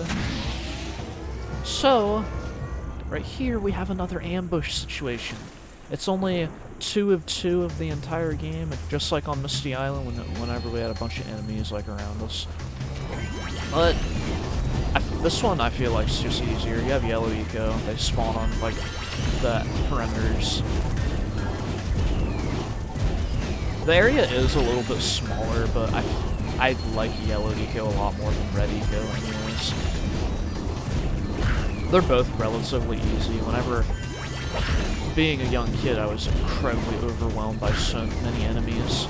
I'm pretty sure this was easier for me as well, because whenever I was younger, I didn't know you could ground pound and like create a huge hitbox around you. I feel like that makes that first like ambush situation a lot easier.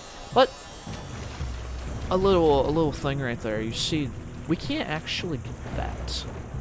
We can't get that tether. So, what does that mean? Well, you just have to wait and find out. But we saw another tether over there. So let's grab this blue eco and head to the other side. Oh my god, that frog licked my ass. Alright, there we go. Another power cell.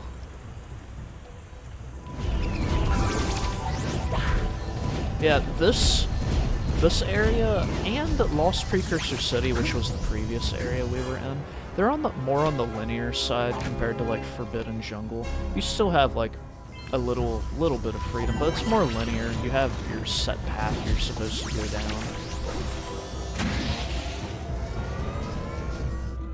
Which is a little lame. I like the areas that are more open and you can like kind of like go in any direction. Those are... Oh shit. Yeah, so if you get tongued by the frog, he's gonna hit you with his little electricity zap. But since we saved Flut earlier, look what we got here. Flut's really... can still get hit by spikes. Flut's really fast, and she... I think it's a she. I think they call Flut an it. I'm just gonna say she. They. I'll just say that's more gender neutral. They. Flut. They're really fast, and they jump, and they have a double jump. They flap their wings. So I remember I think it was my sophomore year of high school where I was like, oh snap, I'm gonna 100% this game again, like I did for those like 5 years span. I remember I'm like, hey, I'm not gonna activate like the portal in the Blue Sage's hut. And you can do that, you don't have to, but the problem is you don't get Flut over here. And I'm pretty sure you can't even access the next area. Yeah, you cannot because Kira's not there to use like the blue eco beam to move the boulder out of the way that Klaww placed down that the warrior was so upset about. So, it's basically pointless. Like, definitely just like unlock even though you just have to suffer from unskippable cutscenes, you gotta do it anyway. So you might as well do it when you first get there. So, sadly, this is about it for Flut, basically. It was just this little area that we used Flut. So Flut can go in the poison and everything, but it's over for Flut. That's all we can do, because there's another mini-game. I'm pretty sure it's the second mini-game of the game. I might be wrong. I think it's 2 of 2, just like Flut. Just like there's 2 ambush sections, there's 2 Flut areas. And there's 2 little, like, I call them mini-games. But basically, if we go over here, we saw this guy's name's Boggy Billy. He lives out here, and he's looking for his pet. I'll remember the name of his pet. But we're about to find that out right now. Howdy, friends. Enjoying my beautiful swamp? On these here parts. Everything that doesn't sink into the mud, that is. So, you know how with the fishermen... Judging by the smell, I Fishermen bet your and... The bathtub stank minigame up dudes on smell long like ago. shit, apparently. My What's a god. bathtub? What... Anyway, I would got say bigger that problems for now. so many years. Just like... Seems some nasty if lurker varmints are grousing in about gym, snacks like, and I remember everything there was they this can one get kid, he's their like, grubby dude, little paws on. not this one kid, Scaring away the my teacher big would hip say, hog oh yeah, farming. you guys smell and everything. This was back in elementary.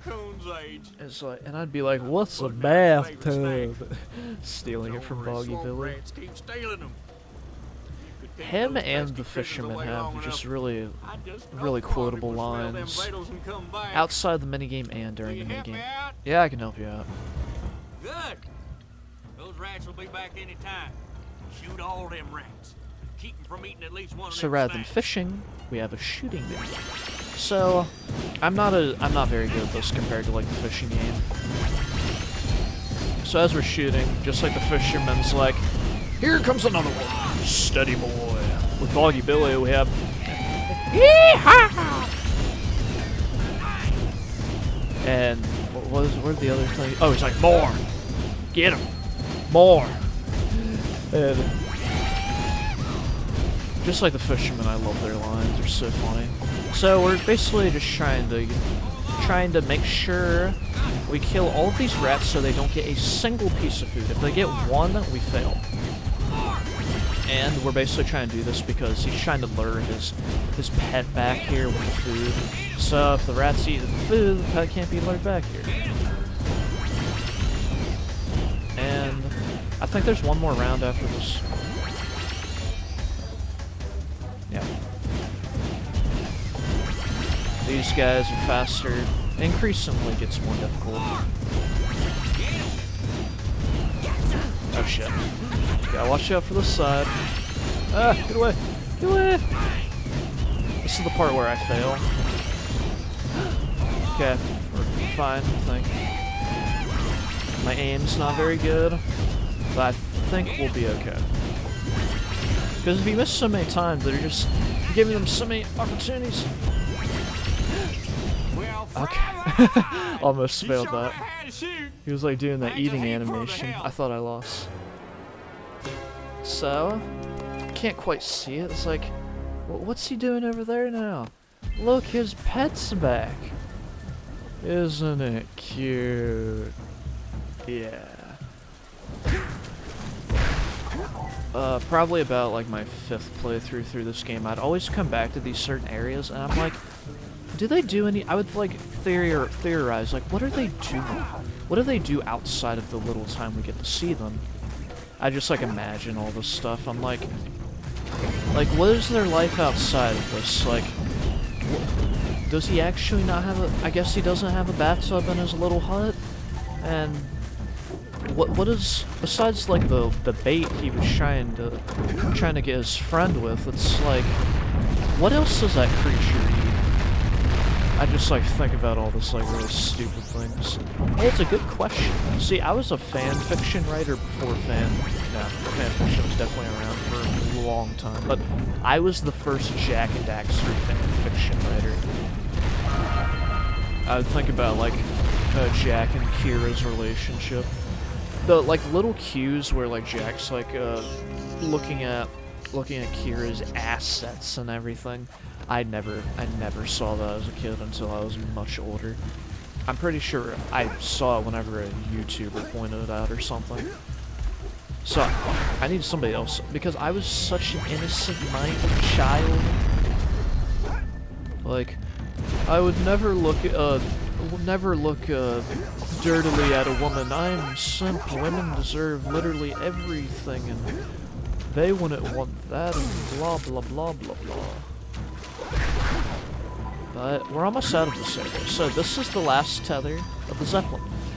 And you're probably wondering, what about that area that was by the ambush section? And as you can tell, that's the last support, and it's not enough to keep it going. So the Zeppelin flies off into the distance. Bye-bye, Zeppelin. And he's just Led Zeppelin fans in the chat. So, climb up here, we'll get the last power. I think it's... There might be one last power cell. This is the last or second to last power cell. Not quite sure. I'll find out in just a second. But the last orbs will be up here through this little hill. Through this, like, incline. Yeah, incline's right. Where decline goes down, incline goes up. Because my mentality has been on an incline. Right.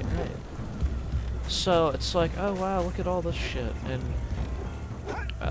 whenever I was younger, I didn't carry the yellow eco over here, and I basically, all this stuff in this little incline, I missed. Through this little tunnel, I missed and had to, like, go through this entire area coming back here, because after you basically, and it was covering yellow eco, so nice. After you go through here, just so you can talk about, I think it kind of sucks. Because once you get up here, you jump off, right? This is the very beginning, right? You jump off and it's like, well, there's that. You can't get back in there. But now that I'm thinking about it, can you roll jump in there? Oh shit, there's spikes. You might be able to roll jump, but the point is it's not intended for you to, like, get back in there. Compared to, like, Geyser Rock, where there's like a floating precursor platform that goes up and down from the end of the area to the beginning of the area. I don't like how that's designed, where you have to go through the entire Boggy Swamp just to get to those last orbs you may have missed, but you gotta deal with it. And if you get everything on the first round, it doesn't really matter. And I'm just gonna make sure I got everything. Yeah, we're good. Just don't forget about the MUSE. I'm basically gonna do that whenever I get to the next hub world. So, the last area. Actually, can I talk to the gambler? Oh yeah. Since I was busy talking about my life, the gambler and everything. I think it's so funny. He basically gambles so much he gambled his, like, pants away and just has to wear a barrel. And me, the creepy weirdo, I'm like, hey, I can't look at women, but I can look at men. And I don't think there's anything under there if anybody's very curious. There's no PP. Hang in there, little one. But did I talk to her yet? I don't think You so. two look like a couple of capable fellows. I've got She's a the research project geologist. going, and maybe you could help me out. Hey, we're the ones on a big quest here. We ask you for help. Well, perhaps we can help each other.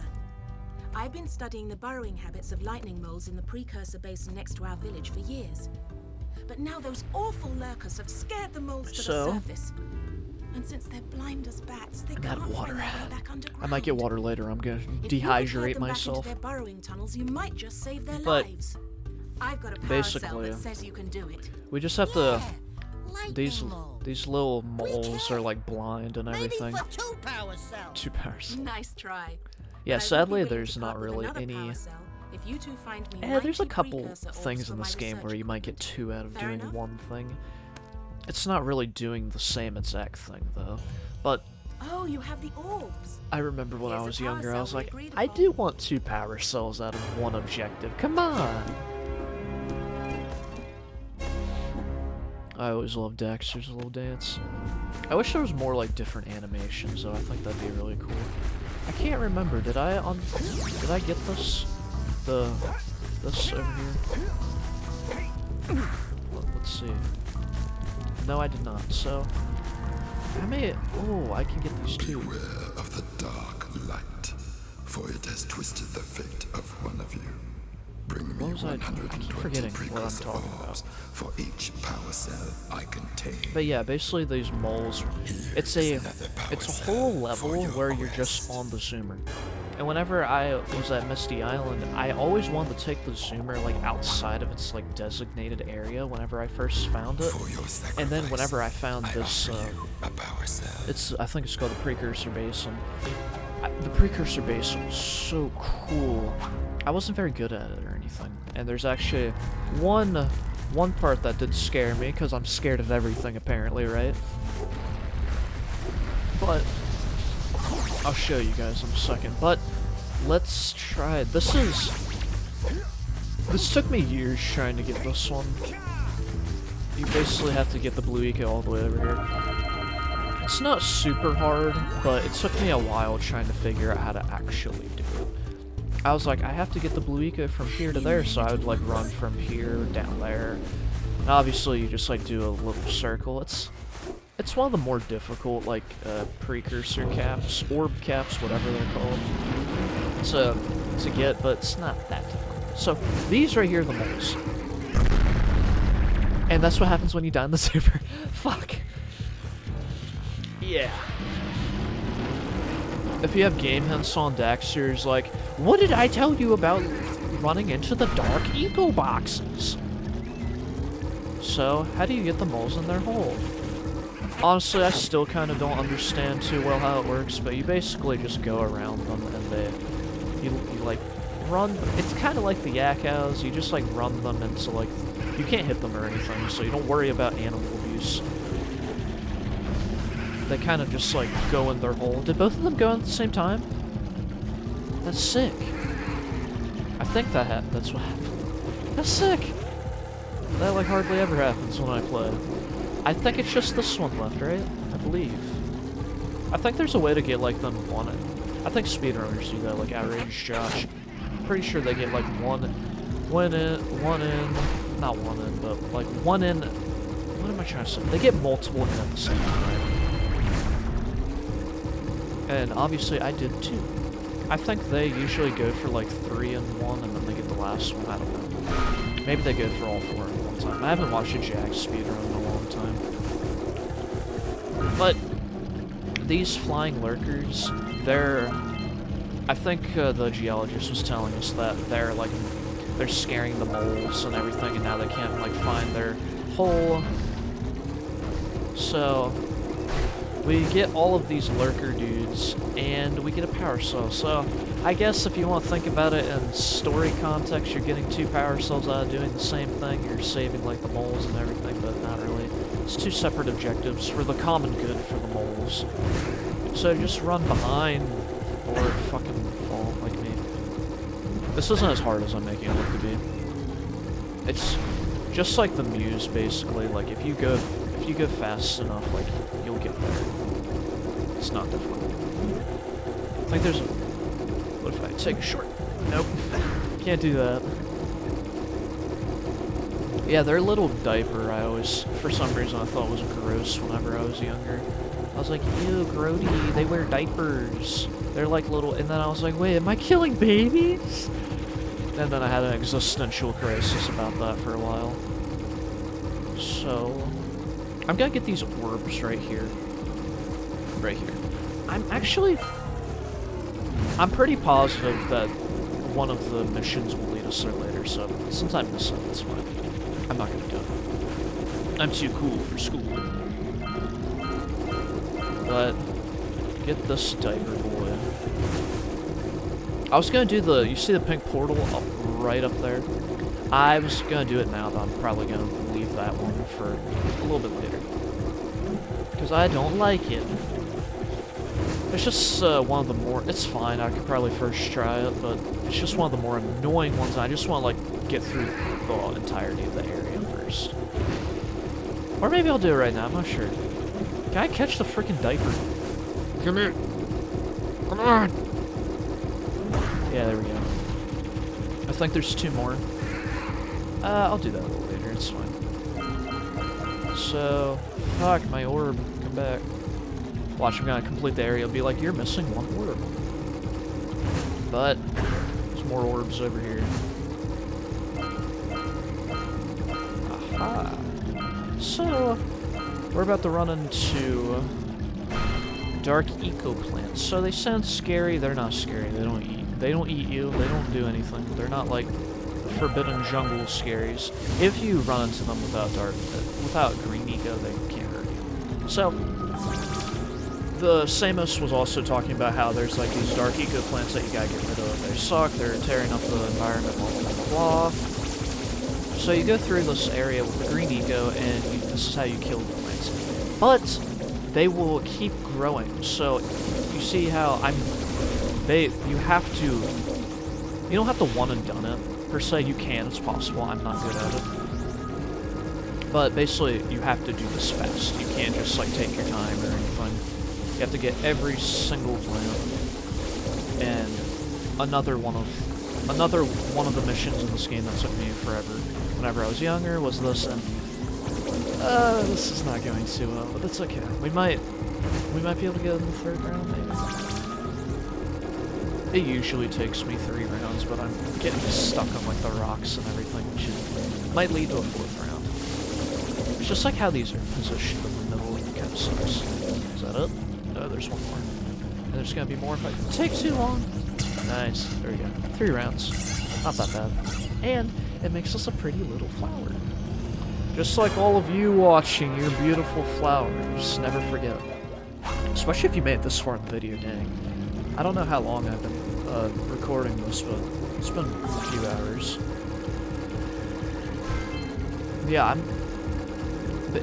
I have no idea how, if this video will resonate with anybody, but I hope it at least touches one person, especially how I was talking about, like, how I grew up, and, like, all of, like, the positive changes I made in my life, where I came from, and just, like, basically teaching yourself that you are lovable. You don't need other people's, like, validation. Like, you have to give your own self-validation if you want to do anything. Okay, we're fine.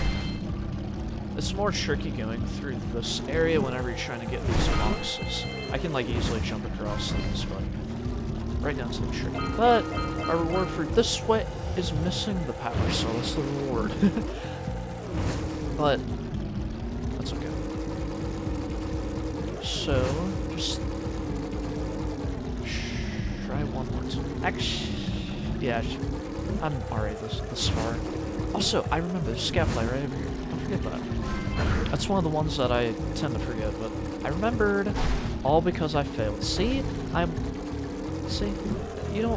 If you don't succeed,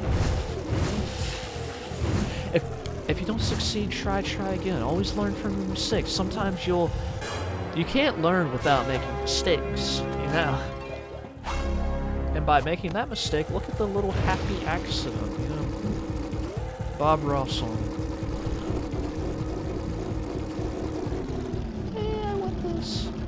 Cool. Okay. Get this diaper, baby. Also, for those that have made this far, congratulations, you're doing great, and I love you. But I'm glad you're enjoying the content and stuff. But I have this is a code, okay? If you've made it this far, I want you to type in MEEP, just MEEP in all caps, and then you can say anything else after that. You can talk about what you enjoy out of the video, like what you want me to do in the future, but the code is MEEP if you made it this far, and that way I can tell those who have made it, like, have actually watched the video. So if somebody's like shit-talking me and everything, and they don't say MEEP, they didn't make it very far in the video, and their opinion's not valid. And now, all these people that made this far, you have all the power over me. No, dude, I got him while he's flying down, it's funny. So MEEP. Do MEEP. MEEP in the chat. MEEP in the comments. No, that made me so happy I'd read MEEP. I'm like, oh my god, they MEEPed! They made it so far! That'd be so cool. Yeah, I'd imagine a lot of people that will watch this probably are just gonna keep it on in the background, which is fine. That's the goal, you know? Make it entertaining and stuff. A lot of people do that with streams. Me, I have this problem where if I'm like consuming content, for the most part, I like staying like fixated on it, which is, it's not a very healthy habit, because I get too stuck doing one thing. There's like a lot of productive things. I could be working on my own stream. I could be working on YouTube videos. I could be doing something like I'm doing right now, where I'm recording myself playing a game and talking for about 20 years worth of my life. But I just like watch something, I get distracted. One thing I'm trying to work on is like my sleep schedule. My sleep schedule is very ass. I'll go to sleep super late and just like wake up like many times throughout the night. I don't struggle falling back to sleep, but I'll eventually, I'll fall back asleep, and then I'll stay awake around like 12 p.m. And I don't go to, I stop going back to sleep, but I lay in bed for like 2 hours. So I'm in bed like for probably like 13, 14 hours sometimes. Super unhealthy. You're just like conditioning yourself that, like, oh yeah, I'm just gonna chill here, nothing else matters, haha. But don't do that, it's not healthy. It makes your brain just like less active too. I don't know the complete science behind it or anything, but it's not good, point being. Oh, another thing in my life, I was, for about a year, I was doing online courses for college, and I first majored in engineering, and I realized I hated that. That was awful. So I switched my major to psychology because I like talking about, like how I'm talking now. I'm a psychology major, well, it's friends, but I like talking about, like, mentality. I like understanding people. I like figuring out how people's upbringings, like, condition them to, like, the way they are now, how they're raised, their environment. Nature, nurture versus nurture, all that stuff. I like all that stuff. But the problem is, I don't know if I actually want to do that with my future. I know it'd be a lot of work. I don't know if I'm, like, prepared. I don't know if I have the ability to be, like, a therapist or anything. I don't know if I have it in me, because that takes... Kudos to all the people that actually do that, because that's, like, insane. It takes so much work. And I actually used to... I did see a therapist for some time. I didn't feel like it was helping me that much, purely because I used a lot of that time just to be, like, more social. Rather than talk about my own problems, I would just talk about... I would try to make the therapist laugh. That's what I would try to do. This was a couple of years ago, so still before I learned a lot and, like, became a very, like, happy person, proud of myself and all that stuff. But I was still suffering a lot, and rather than, like, taking advantage of that opportunity and using it to the best ability to, like, better myself, I just, like, turned it into, like, a little social activity for me to make the therapist laugh. I would talk about my own issues, but I didn't really understand my own problems super well. I miss a word. I didn't understand my problems until probably, like, this year super well, so I didn't, like, benefit from it really. And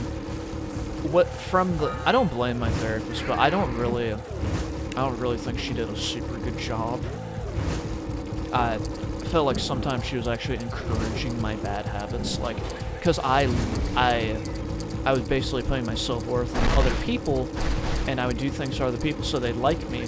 One of the things I talked about is, like, hey, like, whenever I graduate, I want to make, like, a bunch of these, like, little poster things or cards where I appreciate my friends and give it to them, say how much they mean to me and blah blah blah. And she was talking about how that's, like, a good idea and blah blah blah. It's really nice and stuff, but the problem of that situation specifically was that's what I felt like I had to do for them to still be friends with me after like me graduating.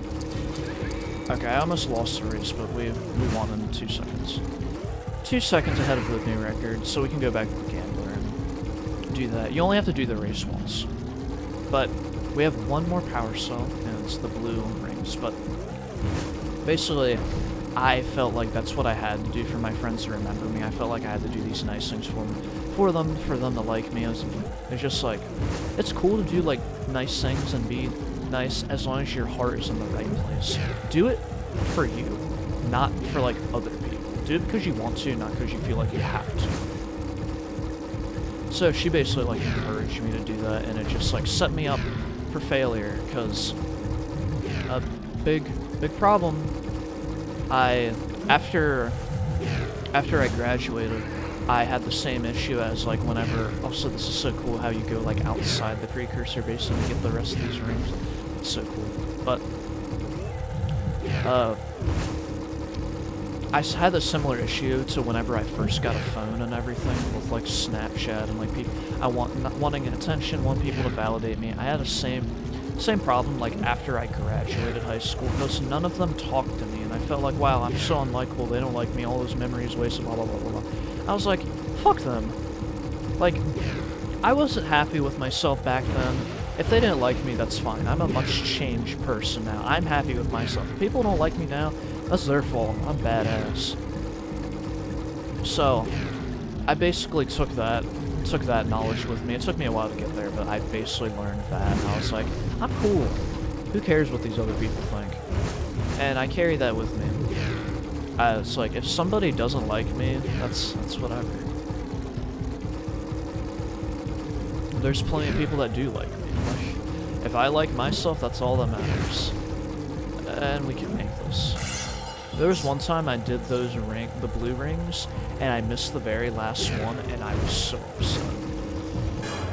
These rings, just like the race, if you fail the race or fail the ring challenge, where you're going through all the rings are obviously on a timer, that wasn't obvious, but if you go through the race and you fail it, or if you go through the rings and you like miss one, or you lose track and it like disappears before you go through it, it makes this sound, this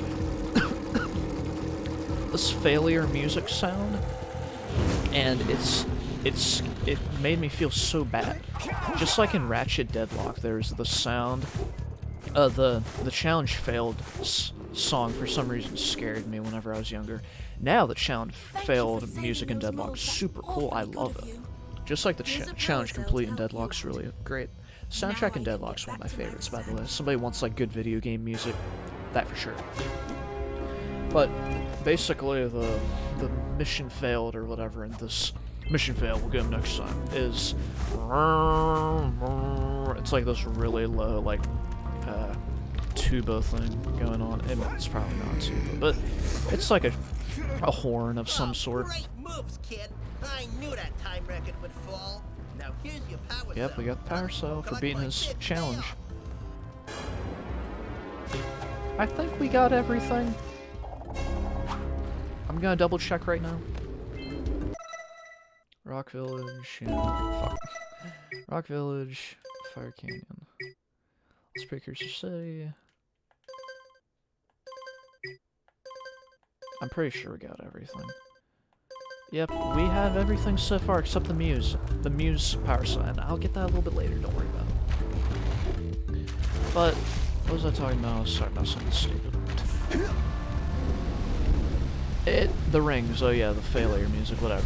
Anyways, we're about to face Klaww. Great! You have the cells for the machine. Yeah. They ought to provide enough power to lift that boulder. Look at Jack's eyes. Kira looks at me, he's like, nope, I wasn't looking. Now, be careful facing that monster lurker at the He top. thought he could get away with it again. I'll stay here and protect Kira. Jack, I think you're ready to handle that monster without me. Oh, really heroic of you. Yeah, Daxter's always super heroic. So, Daxter doesn't get his way, and he basically has to come with us. Cool. Even though, that's one thing I feel like in this game especially, the rest of the trilogy kind of makes it a little bit better, but I still think it's a flaw. Daxter doesn't really do anything. He doesn't add to the gameplay, which makes like in Ratchet & Clank like allows you to use like certain gadgets to access stuff. He also is your helipack. He's your whole like glide. He also increases your double jump height and everything. Daxter doesn't do anything.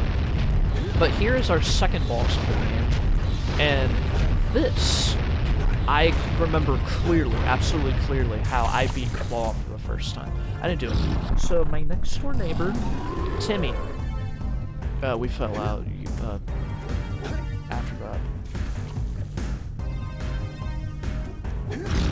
Why didn't the blue eco spawn? There's supposed to be blue eco that spawns here, what the hell?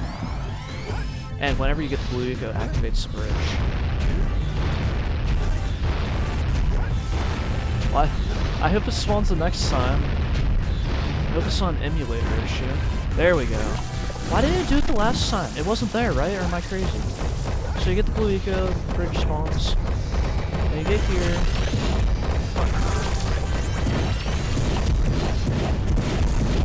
Just shoot this at him, and before the the boulder that he's summoning falls on him, and you basically do this 3 times. it's more difficult than the prom. But how I did it. My next door neighbor, Timmy, he had an older brother that still lived with him at the time. I was still in elementary. I don't remember how old I was, but obviously he's older. I would watch him play video games sometimes when I went over to their house, and I knew he was good. So I asked him, no, I'm pretty sure it was me or my mom asked him for help. And he came over to my house, and he did this boss fight for me. So the first time I did this, I was obviously, you can tell how long it took me to beat this game. From like 2 years old all the way to like, from 2 years old all the way to frickin' however old I was. I was probably like 7 maybe.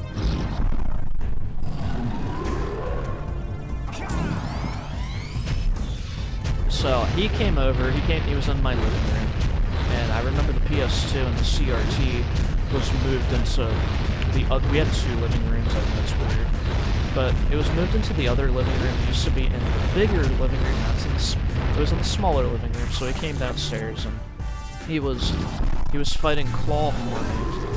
Fuck, I missed it. Maybe the first time I did miss it and it wasn't a bug and I was just stupid. It's just spawning like outside of my vision. Still, no excuse. Also, I like this boss music. You probably can't hear it very well over like the mid-years, but I like this boss music more than the final boss music. They're both fine though. But he came over. It took him a bunch of tries, but he eventually did it. And I remember, like, he was saying stuff like, "Dad, what the hell?" Stuff like that, and my mom hated any sort of cussing, so she was very upset. What the hell? Man, that's embarrassing. Come on, this boss fight isn't hard. But he was like saying like mild cuss words like that, and my mom was very unhappy with that, and she was upset. And I remember after he beat this boss, she told him, "You have to leave." So he basically was only allowed over here to beat Klaww for me, all because he would say hell and damn. It's funny. Oh yeah, another story. Whenever I was even younger than that, my mom treated fart as a cuss word. So nobody in the house was ever allowed to say fart until I was like middle school or something. Because my grandma, she treated fart as a cuss word, so it turned into that. Not allowed to say fart. Because, you know, we're young kids. We like poop jokes and all that stuff. Haha. Stinky, smelly fart. We're not gonna miss the blue eco this time. It's not hard, man. We're gonna fart our ways over here. We're about halfway through this. Actually, a little over halfway through. So we have one more hub world to go through, basically.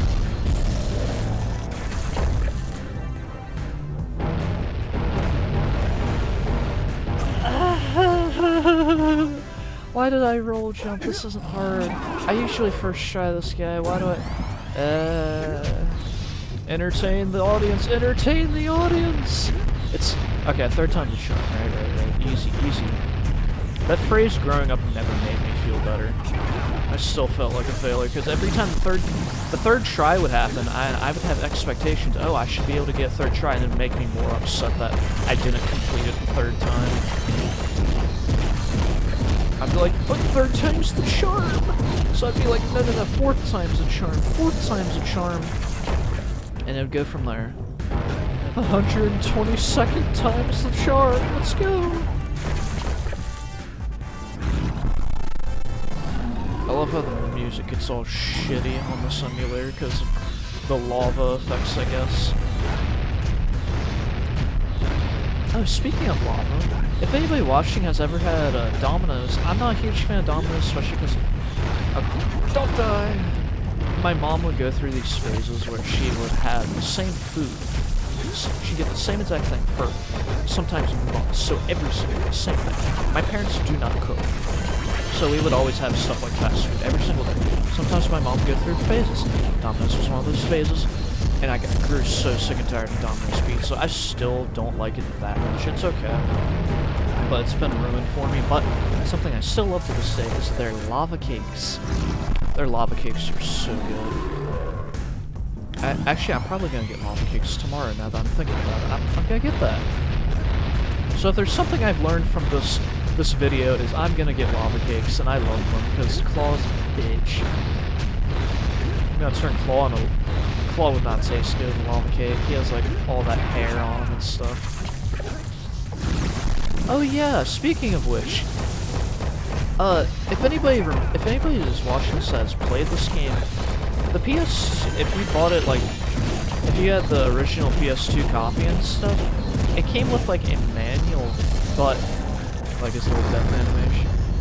I remember the third time, like Matt was running away. He's like, oh, here he comes again. It's like, oh, he's dead. Goes all the way back there, and he fell into lava, trying to get the power sun. Then he had to redo. Wait, I can't remember. Do you have to? I don't know if you have to redo the boss fight if you die right there. I'm not sure.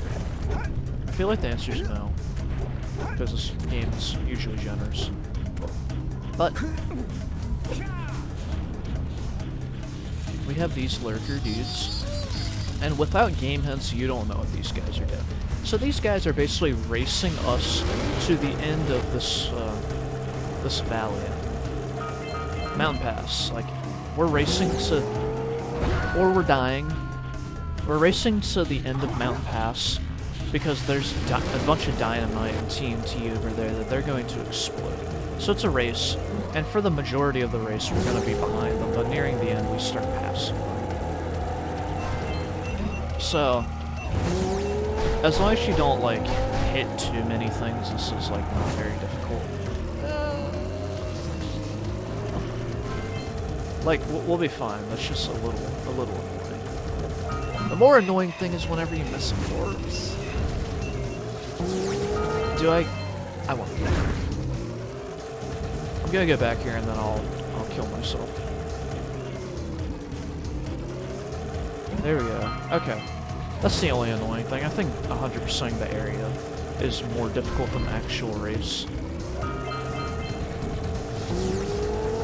I don't know how far I'm gonna go until I miss one. I'm just gonna die here. No, I'm gonna try to make this jump. Alright, now we died. Okay. Now we should be able to hopefully do this all in one go, I hope. I know we missed one of the orbs on the ramp farther up here. I'm pretty sure there's no orbs over here, which is nice. So you can go, yeah, there's none over here. So just go through that upper path. Especially because there's TNT. But, zoinks, man! But, it's fine, everything's cool. I don't even remember what I was talking about. I always forget. Time for a new subject. Yeah, after Matt left and everything, I remember I just, like, hung out with Timmy after that. And we did whatever. Oh, another cool. I've never broken a bone. I know a lot of people probably can't relate to that, but keep in mind I was very sheltered and all that garbage. But in 4th grade, I went over to my friend Timmy's house, and I got on a trampoline. We always got on a trampoline. It was fine. Nothing bad ever happened. I might have, like, fell, like, once or twice, but it was nothing. It wasn't a big deal at all. It wasn't until it was 4th grade that what am I trying to say here? There's orbs. That's what I'm trying to say. I actually might fail this because I'm trying to get all these orbs. I think we should still be fine. It's 4th grade. We're jumping on the trampoline. Don't hit that. Jump on a trampoline, and I do a front flip. I love doing flips. I love doing front flips, love doing back flips. I did so many tricks on that trampoline. But this trampoline was not having me do tricks this time. It was pissed. So I landed crooked, and I bounced forward, and I smashed my face into, like, the rim of the trampoline. And now, I didn't know what happened. I was in shock. So it didn't really hurt. I was, like, just incredibly scared. My face was bleeding right here, and probably can't see it at all. You can't really see it, especially with this, like, quality, and it just shows how much it's healed. But there's a crescent moon skull right here. And Also, I missed some stuff back here somewhere. Just go back here real quick. And there is a power cell we can't get right now. This is one of the few instances in the game where you have to backtrack if you want 100% the game. There we go. So all the orbs, we just have one power cell now. There is a way, apparently, to get it without activating the yellow eco valve, but I'm not a speedrunner. I could probably figure it out how to do it, but that's not the point. But I got that scar, and it was traumatic for me, but my mom made it worse because she was like screaming and all this stuff. She made it more scary than it had to be. I was just like terrified. And not only that, it was actually it was one of the first signs that like my parents really wanted to divorce. Because after my eye basically turned like yellow, purple, blue, all these other colors. I always wonder if I'm losing body parts in those things. Basically after my eye changed all those colors, I had stitches in there and everything. Well, it definitely looks as though there's been a struggle here. Shit. I'll tell the story in a second. I'd But this is, we learn right here that this is actually Goal. This is Goal and Maia. So the guy, Goal, that's supposed to transform Daxter back, is actually just... Goal? Is that you? He's a dark... You've finally gone off the dark deep eco end, eh? corrupted him, and now he wants to take Maia, over the world. I told you the dark eco would affect you both. Nobody ever listens to old Samos. What have you two done with the blue and red sages? Don't worry about your colorful friends, you old fool. The voice actor for Goal is like, I don't remember, but he's like a singer for a band. I think he might be the singer of Twisted Sister, something like that. I'm probably very wrong, but I know he has some sort of musical background, whoever this dude is. He just has like a really ugly, like, ugly filter in his voice. Where he's all like, you can't control dark eco by itself. Even the precursors. Until now, we've had growing up, I couldn't decide what gender Goal was for some reason. I was like, he's obviously a dude. I'm pretty sure they call him he too, but I was like, but long hair, that must mean girl. Maybe Goal's girl. I didn't pay attention to the freaking goatee he has. But that's impossible. Only a precursor robot. Oh, don't look so upset, Samos. We've got big plans for you. Foreshadow? It's foreshadow, guys. It's foreshadow. Wait a minute! That was Gull?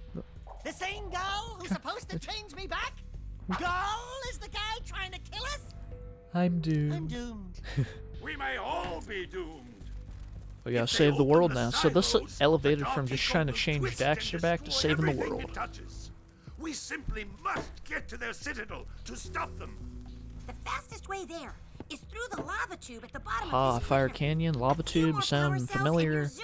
Yeah, Yeah, another area where it's just recycled from the first area. Get enough power cells and you can go activate the zoomer and we can go through. It's basically kind of like a paywall. Kind of like the doors in Mario 64 where you need a certain amount of stars before you can progress. Which I think is fine. It's like I'm glad it's here. Imagine you could just run through the game without having to collect any power cells.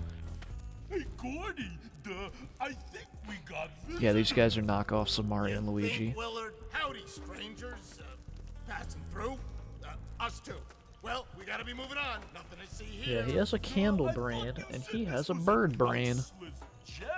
Willard!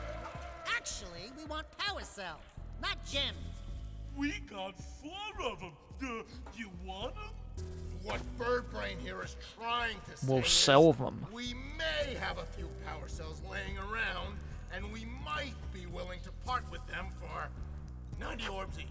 Where have I heard that? Yeah, so this is these are the only guys where they give you 4 power cells total. Not even the oracles that are supposed to be on our side give us that many. I always thought it was whack how the oracles charge more for like cells, even though they're like supposed to be helping us. They know we're like the chosen one and all this garbage. It never made any sense to me. All right already. Here's a power cell for those orbs of yours.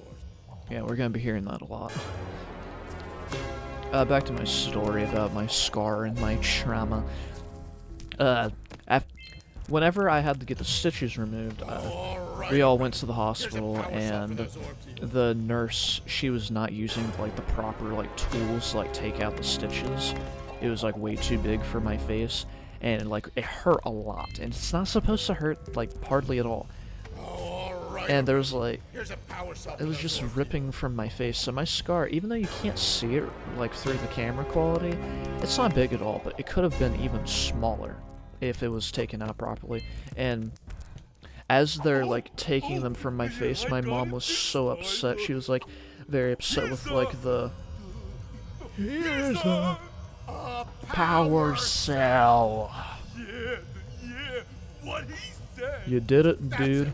You cleaned us out. No more power cell.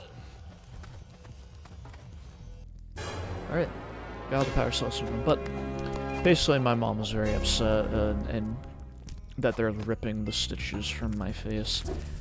And she was upset because my dad was like, let them do their job, blah blah blah. And then my mom literally like, my mom's a little psycho. My mom was like, I don't want to be here with you anymore. I don't want to be in this marriage with you because, like, you won't even stand up for me, not even your own child, blah, blah, blah, blah. All this other stuff. And it only got worse from there, growing up. No, I don't have enough orbs for that. I didn't expect to, but at least we get those little orbs. But with this new area, another paywall that is in the Red Sage's hub world little area is this here, but I already have access to it because I have enough like cells, but I don't know how many you need here. You might need like 60 or something to unlock this, but I remember a lot of times whenever I'd play through this game, I would go through that, and I'm like, why can't I get on it? I didn't have enough cells. It's a weird paywall. I also think this hub world kind of sucks. It's definitely the worst of the three, because you have to wait for the mine carts and all this garbage. It's not very fun, but we're not going to worry about it, because we're going to go to a really cool area. Oh, you hear the bells already coming in. So, where do you think we get brought to in this lift? I wonder. So we have lava down there, and we have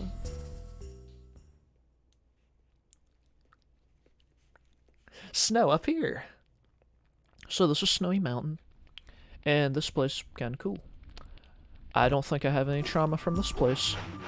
These guys spook me out a little bit because they like spawn from nowhere. But we're introduced to this little gimmick. Stay away from me. He will like grow spikes and run after you basically, but if you hit him before the spikes appear, you'll be fine. But this little gimmick we're introduced to are these little force fields right here. We step on all of them and we shall get a power cell. So just something we can look out for. Up here, aha, it's like Bob-omb's Summit. Aha, Maria 64. Or it's like Hazy Maze Cave. So, ow. I would always struggle going up here. Because, like, my brain couldn't, like, it couldn't contemplate, like, where the boulders have a set arc. I'd always, like, try to, like, zigzag, and I'd zigzag, like, right into them. So, kill all these guys. If you do it very quickly, I said if you do it very quickly, this guy will jump off, and you need ready to go to break his shield. So, you don't have to backtrack or anything if you just do it right then and there. Take too long to kill all the enemies around him, he won't jump off, and then you won't have ready to go. But they're... I don't know what they are. I think this should tell us. The Lurker Glacier troops. So they're basically like breaking open this, so I would imagine the lore is that they're trying to break it open and find like lost precursor artifacts and all this junk. So we gotta stop them, because we gotta preserve the Precursor legacy, you know? Hence the name of the game. Oh, I remember whenever I was younger, Tron Legacy came out. I think that movie's shit, I might be wrong. I've never watched it, but that movie came out, and one of my friends, he was like, dude, you know Legacy means 2 because Tron Legacy is the second one? I don't even think that's true. But he's like, Precursor Legacy, that must mean it's the second one. I'm like, no, it's not. There's literally a game called Jak 2. He's like, then the title's wrong. Always tried being a smartass about everything. But we were kids. Kids be kids. They act like they know. A lot of kids act like they know everything. Until you face the harsh reality that you know nothing. So here are ice physics.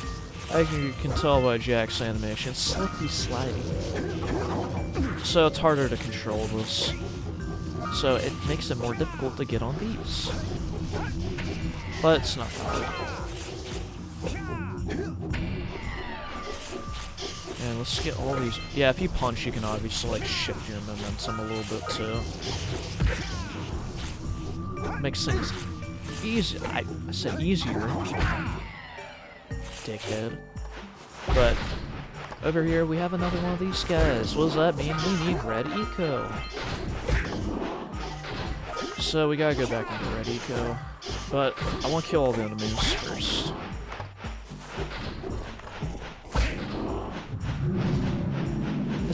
Wait. Stop the 2 lurker glacier troops. 2? There's more than 2. I don't know if this is the correct. I don't know if the game's talking about the right guys. We'll find out later, guys. But that's not right. There's more than 2. As you can tell, we did 2 and there's no power cell. I'm pretty sure. I think there's 3. That'd be funny if they're actually wrong. They said 2 and there's 3. That can't be right though. Aha!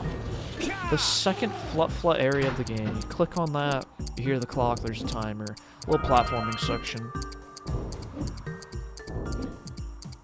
And if you haven't followed like the entirety of this video, did I struggle with it whenever I was younger? Yes, I did. I was the struggle maniac. I would always try to like jump at me. This one gave me a lot of trouble because it moved like back and forth. The last area in the game has a lot of moving platforms, and that area, Maia's Citadel, gave me so much trouble. Yeah, I thought this final area was a lot easier than the second one, like the long moving platform. So, grab the cell, and there's a little switch. Where's the switch to? Let's find out. I really like this. So you press on this, and it activates that little gate. So, now we can go up there. And you're like, oh boy, I can bring Flut. You can't. The only way you can get out of here, you drop off Flut and jump on this. You can't bring Flut with you, which sucks. That's how it be. Because if you could bring Flut, they'd be like, hey, you can break the game and jump through walls. There actually is a way in Snowy Mountain where Flut spawns over there that you can actually get Flut out of the the area, and you can take them throughout the map. There's videos about it. You like jump through the wall repeatedly with Flut and you can get them out. And you can actually bring Flut to like, oh yeah, there's Bonesaw. He basically showed off at like one of the GDQs that you could like, there's the spikes I was talking about. But he showed off that if you bring Flut back down to like the red stages, like lava minecart area, you can you'll crash the game eventually, but it shows Flut, you can't see Flut. You just see like Jak on top of an invisible object and it looks like Jak's twerking. It's funny. Cause Jak got that ass game. Wiggle wiggle. But I'm gonna get these orbs before I forget them. That's all the orbs up here, which is great. We're gonna go into this fortress in just a second. I just want to get everything around. Not everything, but most of the stuff. Yeah, usually I'm very eager to just jump in the fortress, but right now I want to save that. Not, I don't think last, but a little bit later. I just want to get, like, down here, there's the other glacier fortress, dude. It can't be talking about the same thing, though. There's no way they made a mistake saying 2 instead of 3, because down here's the last one. It's probably the easiest one, because there's the least amount of enemies. Dead. Now we get power cell. Now let's see which power cell this is. Nice. Now, let's see. Sup the 3. What?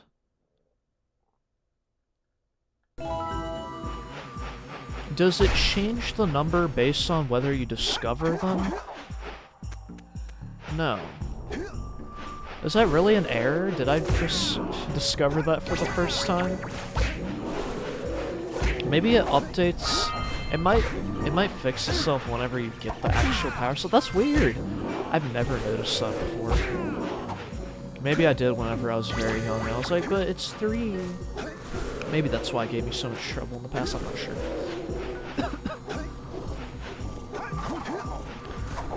What? Oh, that guy is staring at me. I think there's some orbs up here. I think so.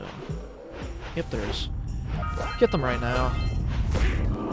I could have got them later, but it's right here. I'm thinking about it. So, now, I'm gonna get hit by that munching piranha fucker. No. This way, there's a bunch of trees over here.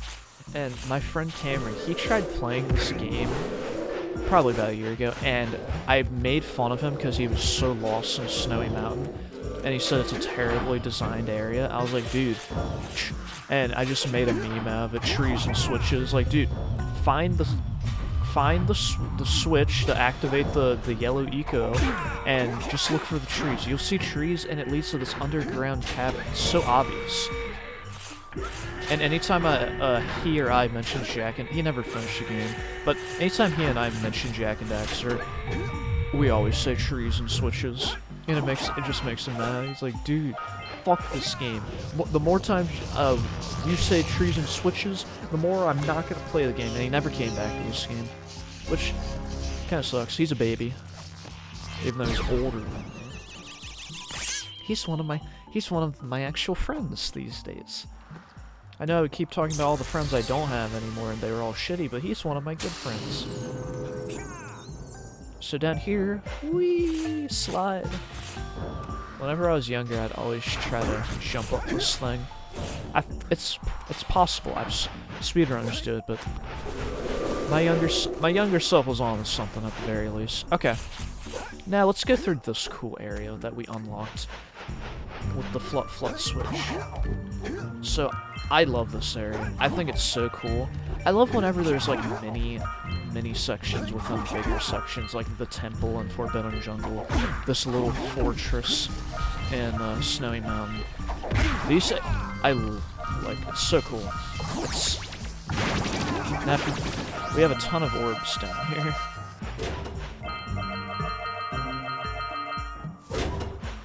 My young feeble mind couldn't figure out, oh, just bring the blue eco down here. That's all you do. But I've got a little trick that I know speedrunners also use. See that? You're supposed to go all the way along the perimeter of this area, but if you time a roll jump right, you can just roll jump over there. Look at that. I'm speed tech. Gnarly, dude. Zoinks. Alright. Can't make it back. You probably can't make it back. But since I actually want to get everything, you can also roll jump over there. I first experimented with it whenever I rolled jump over there, and then I was like, hey, you can probably get the power cell early like this. And I was like, wow, look at that. I was right. Yeah, even though this area is so simple, it's a lot of fun. You have moving platforms, you have ice physics. I know a lot of people hate ice physics, but it's used sparingly. It's just like some of these little areas. it's very obvious when there's ice physics, so it's not like random. You can clearly see like what has a sheet of ice over it.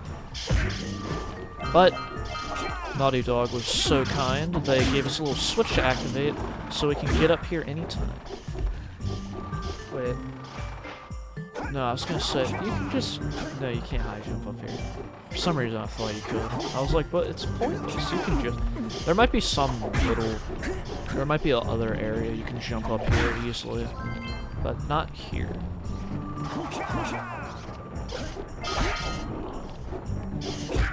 Yeah, Naughty Dog also made Crash Bandicoot, which I like a lot, but I remember one of the things that one of the developers said. It might have been Andy Gavin or something, or Jason Rubin. I think those are the two co-founders.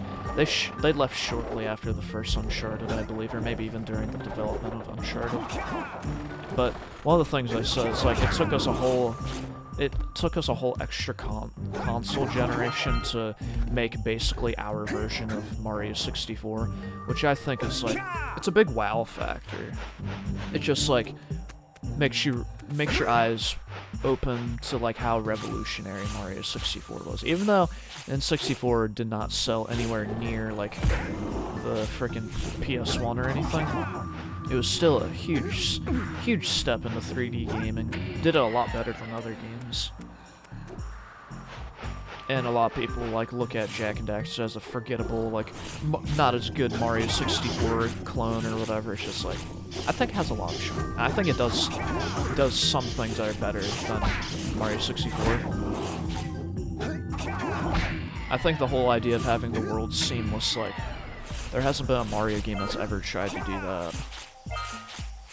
And I feel like the addition of having, not only do you have a roll jump, which is Mario's long jump, you have a punch, you have basically kind of have like a triple jump, and then you spin. I think this game handles better than Mario 64. Controversial, but that's what I think. So we got all of the little force fields down, and we get a power cell. So we're almost done this area. Look at that, 77 cells. And there's 101 in the game, so we're almost there. And don't worry, I know there's probably one person out there saying, don't forget the MUSE, he's gonna forget the MUSE. Not forgetting the MUSE. Now this place kind of sucks. So if you do my technique where you just like ground pound everywhere, you're probably going to accidentally run into like the dark boxes. But if you play it carefully, you can actually, the hitbox will hit them without hitting you, or that happens. So through this little, this is not really like one of the ambush sections. It's just like a enemy infested area. I think, again, what's with Jak and Daxter and 2? But there's 2 in the game, that being one of them. Why is there? I think there's only 2. So what else are we missing? Missing 2 cells. Scout lines. Oh shit. What are we missing? Fuck. There's 2 cells. That's interesting. We already went through the fortress. We got through. Haven't gone up here though. I'm pretty sure there's a scout fly up here, so we'll get one of the cells. But where's the other one? Nice. Okay. But where's the last power cell? A little bit of a problem. I'll find it. It still doesn't tell us where it is. It's kind of whack. We already got the ones in there. We already did the Flut challenge. We already did that. Oh, I know exactly where it is. We unlocked the yellow eco and everything. We're actually going in the right direction. So if you remember, there's these metal chests right here. And like, how do we break it? You die. That's how you break it. No. How do you break it open? Yellow eco. You're right, guys. Congratulations. I'm so proud of you guys. You guys learned so much from me. And I'm learning I need water really bad. But this gives us power. I said this gives us a power cell, and so we get this power cell, and then we shoot these up here. Also, time freezes whenever you grab a power cell, so you'll sometimes get like a really funny thing with an enemy near you. Should be able to make this. And these should be like the last orbs. I said it should be the last orbs. What the hell? It's not the last. 3! Let's double check that they're not back here. Fuck, 3.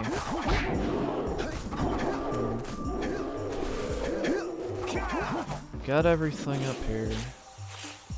Yeah, this is the only... I mean, I'd imagine a lot of people that have played collectathons know this feeling. You're only missing like 1 or 2 things, and it's like, where the fuck is it? And you're just searching everywhere. If I had to guess, it would probably be somewhere over here.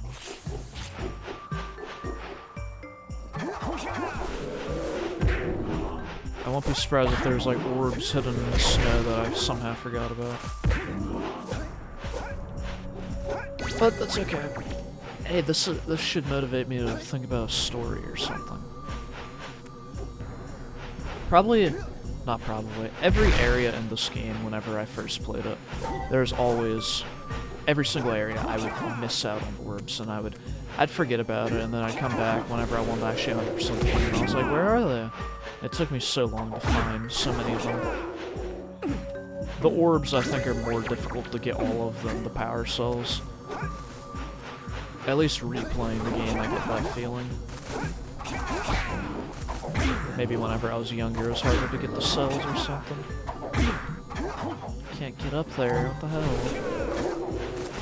If I had to guess where the orbs are... Well, I'm just gonna retrace my steps, which isn't very difficult.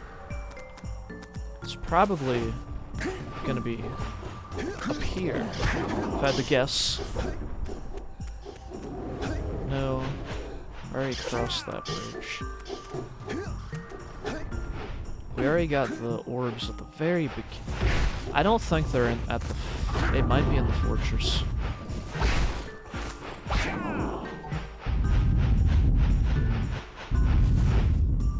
I'm happy so far that I haven't got stuck on any areas, really. It just takes a little bit of backtracking and I basically remember where everything is, but hopefully this doesn't go on for too long. These areas are relatively, they're not super large, so it's not that difficult to backtrack, especially because you can like jump down. Spawned right on top of me. Oh, there they are. Cool, we found them. That was quick. Not too bad. I'm surprised I missed these. Alright, there we go. We're done snowing out. Nice. So we can leave. And the fastest way to leave is just this way. The way that I ran through earlier. Huh.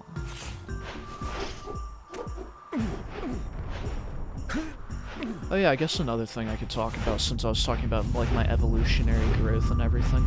One of my goals in life, well, right now, since I've been very inspired to actually like stream, do like content, as you can tell if you're watching this far, I'm doing content. One thing, see how the enemies freeze and everything, that's funny. Like, but one thing, one of my goals in life in general is, whenever I find an actual, like, partner and everything, and I wanna be married, I wanna, like, have kids. I don't want a huge family or anything. Like, I'm an only child, if that wasn't super obvious by the way I, like, talk and describe my life. I was an only child, so I was on my own.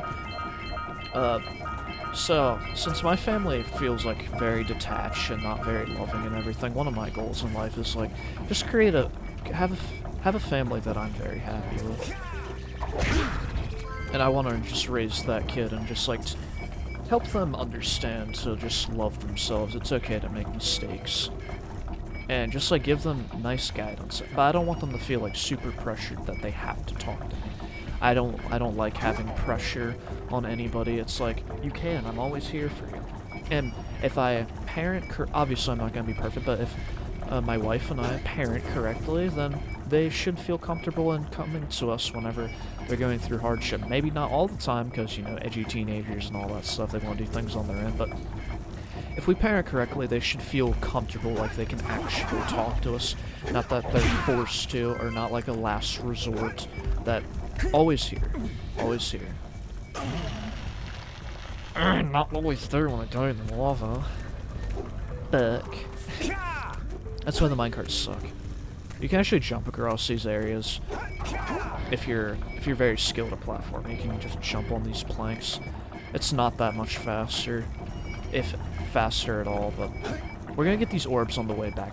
The last area of this little hub world is Spider Cave. Now this gave me the most like trauma throughout this entire game. Just like, I hope my child doesn't have a traumatic life. You know, you can't prevent everything, you know. The child's going to, your family, yourself, child's gonna run into, like, hardship. That's normal. But one thing I just want to be there for my kid. I just want to, like, the kid to feel like they have a loving family, and, like, let's say, like, life's not going too well, they're struggling to make friends. Like, I want to be a role model and help them understand, like, what it means to be, like, a good person, to love yourself and all that stuff. I can't tell these freaking spiders, like, scared the shit out of me when I first walked in here. A spider cave! And I feel like this may have started my arachnophobia, because I am terrified of spiders. Any sort of spider. There's some weirdos out there that love tarantulas. Oh, they're so furry and cute. Even if I watch a video of a tarantula, it still, like, creeps me out. It doesn't, like, make me scream or anything watching a video. It still grosses me out so much. If I saw one of those in real life, let alone any sort of spider, not every single spider, like, not the tiny ones you can, like, barely see, but, like, any spider that has any sort of size basically scares me. They're creepy, they're crawly. I know they're, like, not, like, gonna attack me for the most part or anything, but, like, still. The funny thing is, back to Timmy and Matt, right? So, they had a pet spider for about a week. And you wanna know what type of spider it is? It was a black widow. One of the most poisonous spiders in America. And they kept it in, like, this little plastic.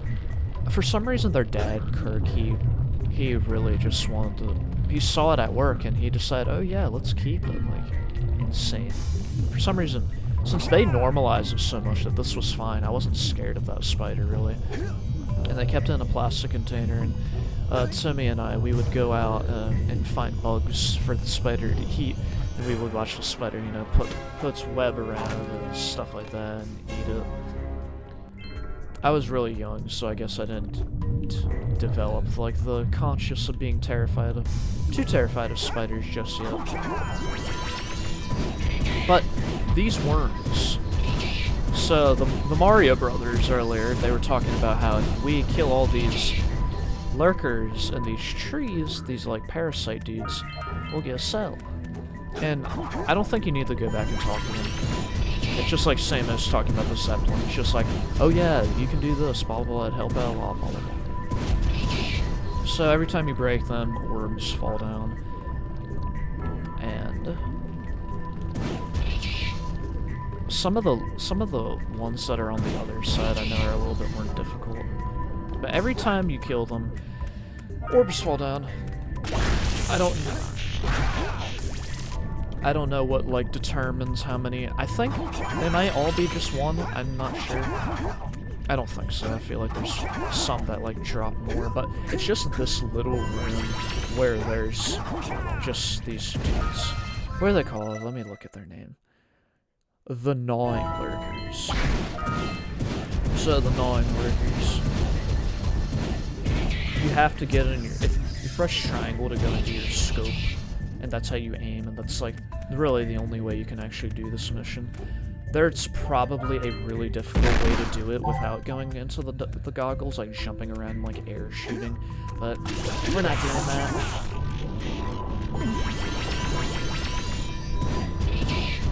We're gonna kill the gnawing lurkers. I missed. Didn't miss that time. Also, these dark crystals, you're like, what are they? Look cool, shoot it. They explode. And I don't know if it reveals. I think you have to destroy all of them before you get Power Cell. I'm not sure. I forget.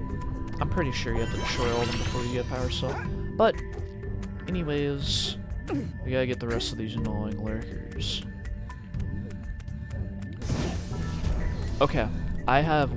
If anybody has made it this far, thank you so much. Glad you're enjoying it. Blah blah blah. This is my first time doing something like this. Anyways, but if you like this and you want to, you have to leave a comment saying,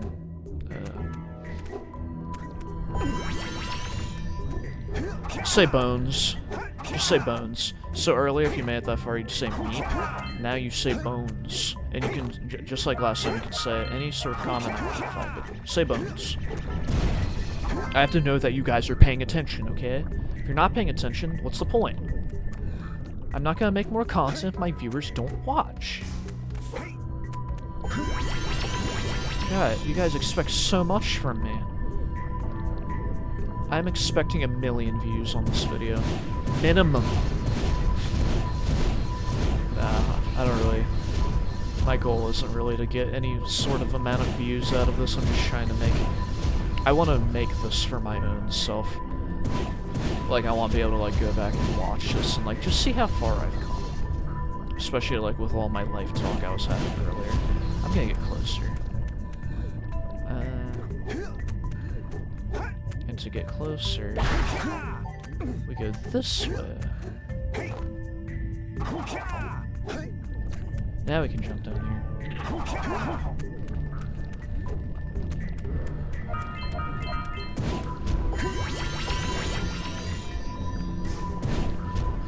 This one should be very easy. Look at him. He has like nowhere to hide. Yeah, just like in fighting games, you attack where they're moving, not where they are. I gotta remember to get all these orbs. I'm gonna like forget one. It's like, where's A? At least if I do forget one, I'm gonna know it's like one of these things. Do we kill him? Or is there more? Can't tell. Killed him there. There has to be only like one more. I feel like I've got them all. Aha, it's right here. Die, die, die, die. I missed. I guess he's not gonna come down here again. Keep missing. Fuck. It's gonna appear like right here. Did he move? He didn't. Fuck. Right. Okay, he's moving too much. He's changing positions. He's adapting. He really doesn't want to die. Okay, this is stupid. Yeah. There you go, there's a cell. Alright. Now I'm gonna go around and get all make sure I get all the orbs. I don't think all of them spawn orbs, but most of them do. Make sure to get those over there.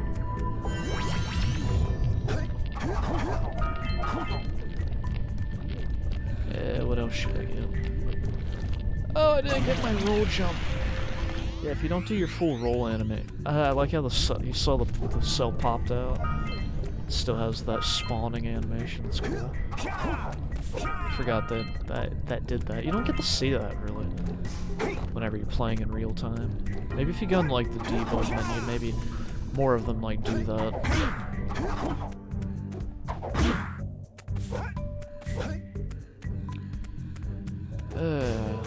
So there's gonna be some up here, so I might as well check it out. Make sure I don't miss anything. I'd rather be thorough rather than like later I'm like, oh, I'm missing one. check up here and then check down there. Got that, and then we'll get the cell whenever I'm done looking around. But we can go down here while we're at it. So you can go up this area, you can go any direction. You can start from up here and go down, or you can start from up there and go down. Or did I just say the same thing? Whatever, the point is you can go in 2 different directions. Ooh, got a cell. Cool. Nice, dude. Doing great. Yeah, since this is like such a long video, if anybody's watching this, like, I'd imagine a lot of people are gonna get like bored and everything. I'm not trying to be boring, it's just like, this is the type of video I want to make in the time. I want to be like more personal and stuff. But if you like the content, you should follow my stream and help me get into affiliate, because my stream is a lot more entertaining, I like to think. At least from like a human stance. I think we basically got everything from here except, you know, the... Yeah, why not? I could be the Dark Cave right now. This way. Dark Cave's this way. Okay. So here is a little side area. And... Eco Crystal. So we have 3 paths. There's an Eco Crystal up there. Shit. You don't have to shoot those with the yellow eco, you can actually hit them with like melee attacks. I'm pretty sure there's nothing up there. But there's there's boxes here I need yellow eco for, so I'm gonna need the backtrack anyway. So down here we have, if we dive all the way down here, we touch the crystal. That explodes, and there's only I think there's like 2 more? I might be wrong. I also don't remember if, it doesn't look like there's anything over there, but we need yellow eco. And I'm gonna do that right now, because I don't want to like go all the way through this area again. Don't leave me, platform. Yellow eco. There's one right over here, right? I think we've gotten everything right so far. Because this area, sometimes, there's like, you feel like there's so many paths you can take to like climb throughout this area. So it's like, dude, like, how do you know if you're like gonna miss anything or not? Like right over there to the left, I'm pretty sure I didn't go through that, or I might have.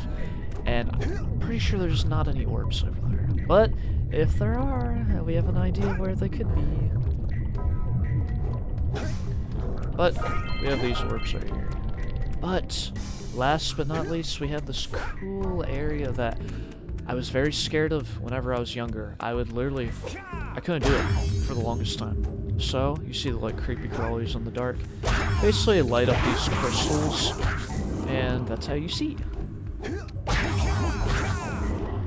And you know, I didn't know the layout of this area. This place terrified me. I was like, oh, I was like that.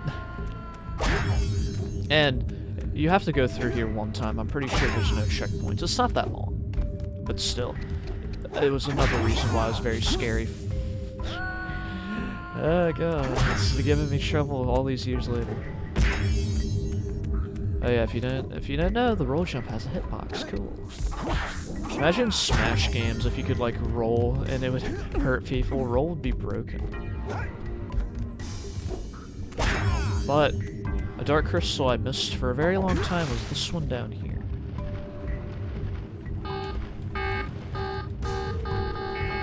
Explode that. And there should be one more. Yeah, this area is like nothing whenever you're not scared of anything. But the trauma it gave me, especially the spiders in here, I was like, dude, it's terrifying. I remember like, please come down, elevator, please save me. But we're almost out of this area. Oop, shortcut. I'm not gonna wait for that. Haha. And over here, we're almost out.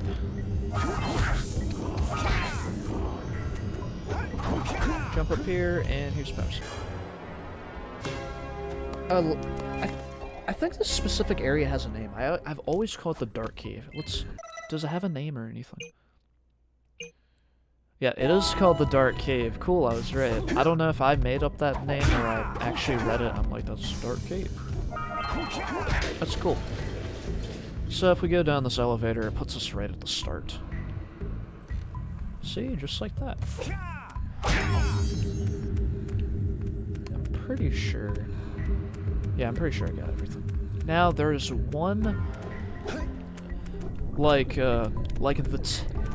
you're probably thinking, oh yeah, that's kind of like what you're talking about, the mini area within the bigger area, right? Right, Gibbles?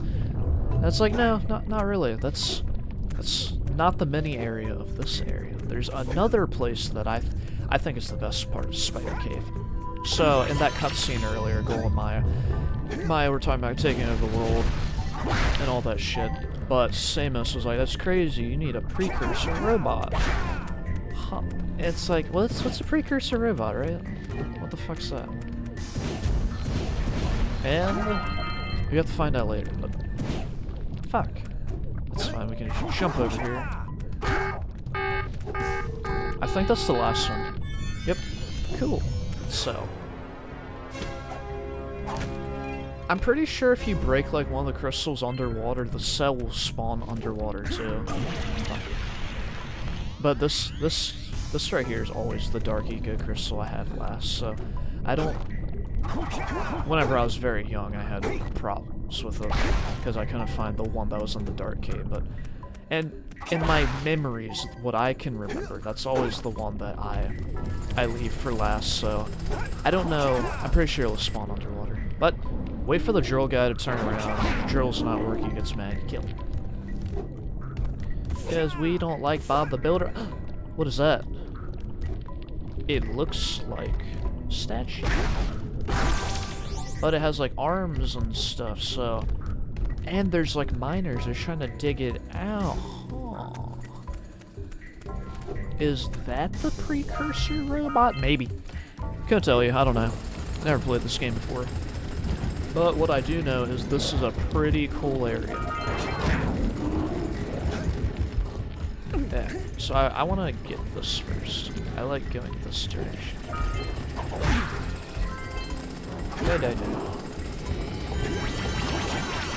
So we just break these boxes, and we gotta go, and there we go. Bunch of orbs. And after we complete this little precursor robot after we complete this area, I'm pretty sure we should be done with Spider Cave. I don't think unless I missed something, which is possible. Yeah, I'm doing this a little out of order. Usually you go the other direction, but I'm spicing things up a little bit for myself. The only thing that sucks about Yellow Eco is you can't ground pound whenever you just like hit square midair, you shoot fireball.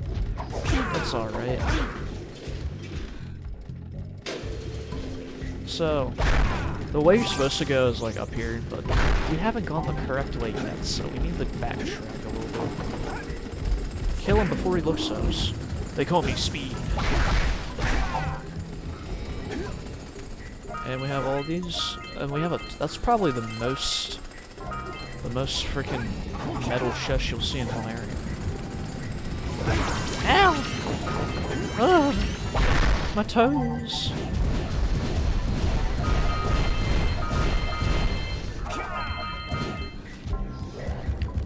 And you're probably wondering, oh my god, what's up there? That's another platform challenge. We'll get to that in a second.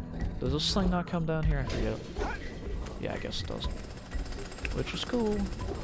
Because we're gonna what now?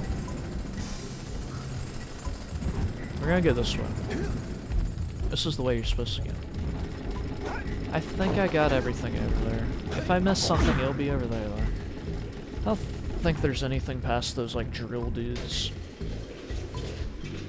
So, how many cells? Yeah, we got 85. We're almost done with this game.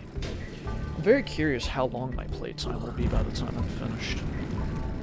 And don't worry, I haven't forgot about the MUSE. I haven't forgot about the MUSE. Not gonna forget. That's the only time. Oh, fuck. Hey, at least we get to check out this and see if I miss anything this way. I don't think so, though. I'm pretty sure you can attack them as soon as their drill stops, but I'm not trying to chance it whenever I have 1 health. But, down here, jump. And what do we have here? We have that I'm facing the wrong direction. That's not good. God, go the other way. There we go. I'm gonna go back and get those cells, but I want to activate this first. Okay, now that that's activated, we can get these in cells. Orbs. The orbs. Gimme those. Gimme. Jack.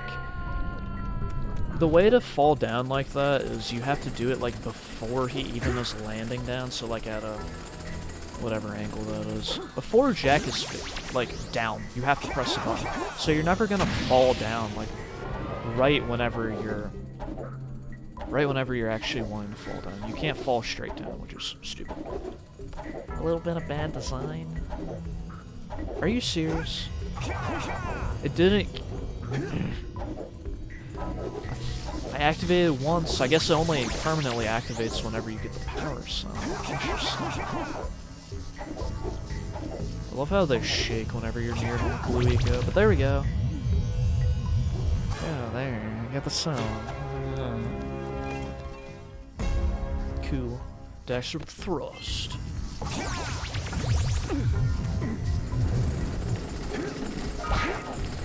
Look at me skipping parts of this area. Oh, that's not gonna net out too well, because I actually have to make sure I haven't missed anything. Yeah, as soon as their drill stops working, you can hit them. I like how they have that extra animation to show you can actually hit them. So, where's the frickin' thing? How you're supposed to get up here? I'm disoriented.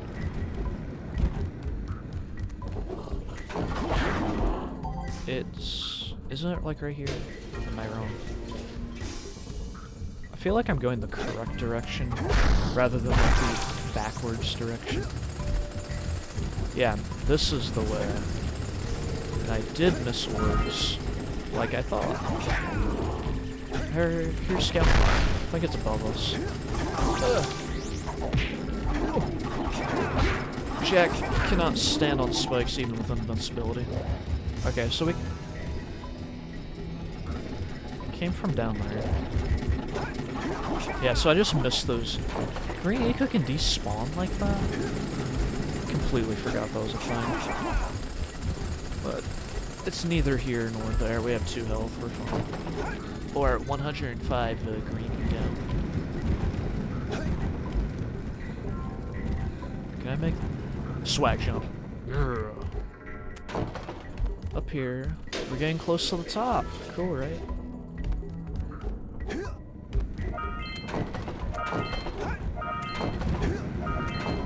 I want all those orbs come back.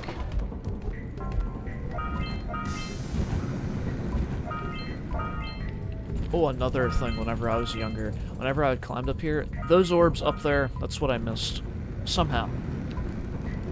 And you're like, how do you miss those? Well, if you're not observant, you go here, you're like, oh, I got them all. But you have to go like all the way up to get that last one, that's why. It's a little tricksy. So I always go up just to make sure. My past has conditioned me to not be stupid. I like how high you can jump off those if you go completely vertical.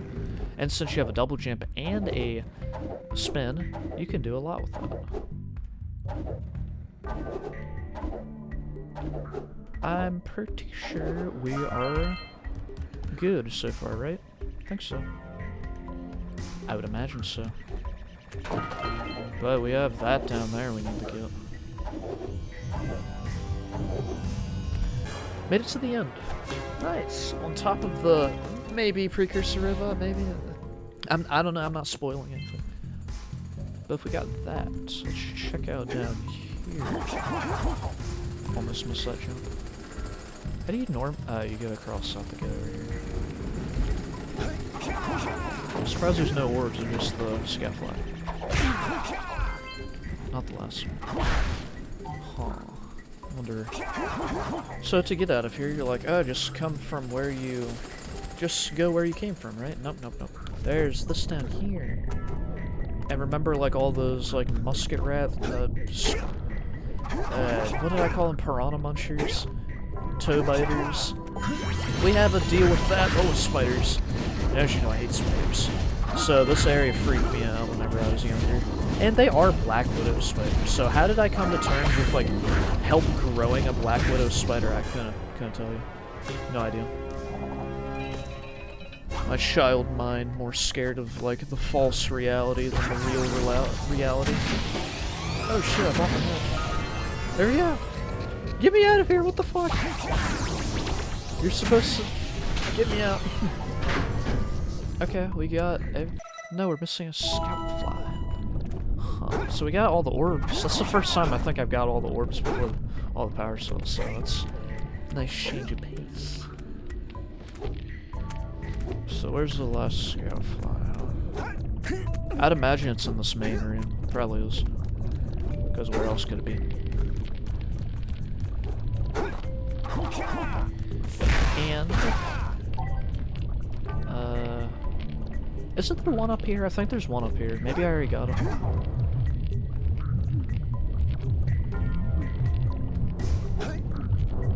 Yeah, I know, like, the render distance, or the draw distance, or whatever it's called, isn't the greatest on PS2 hardware, so it's like, I really gotta look around and find out where it is.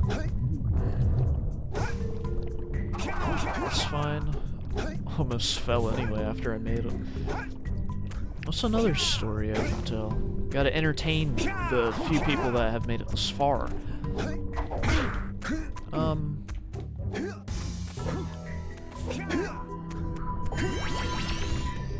I don't know. Oh, where I am in life right now, maybe. I work at Amazon, I think I already said that, but one thing I do want to work on with my life is I just want to... I still struggle a little bit whenever it comes to, like, motivating myself to do stuff, but one thing that I learned that I need to force my brain to... I think the scaffold's up there. Yes. But one thing I have to force my brain to actually learn is, like, motivation normally doesn't come before you actually do the test. It's after you've become started, because when I was not motivated to stream or do any sort of content until I started. And then I was like, oh, look at this. I can keep doing this. This is fun. Wow, wow, wow, wow. And that's a big thing a lot of people struggle with, is they like, oh yeah, but I don't want to, I just want to lay around and blah, blah. I have the same issue, but if you actually start pursuing the goal, things come in later. You're like, oh wow, you start making goals within the goals. Like, whenever I started streaming, I was like, okay, I started streaming, but one of my goals is I want to try to improve my stream every single time I stream. I want to be a little bit more talkative. I want to get a nightbot in my stream so people can do ! Discord and get in my public Discord server. Also, if anybody's interested in the Discord and they made this far, just go to my Twitch and do ! Discord. And if you like this, you'll love my stream for sure.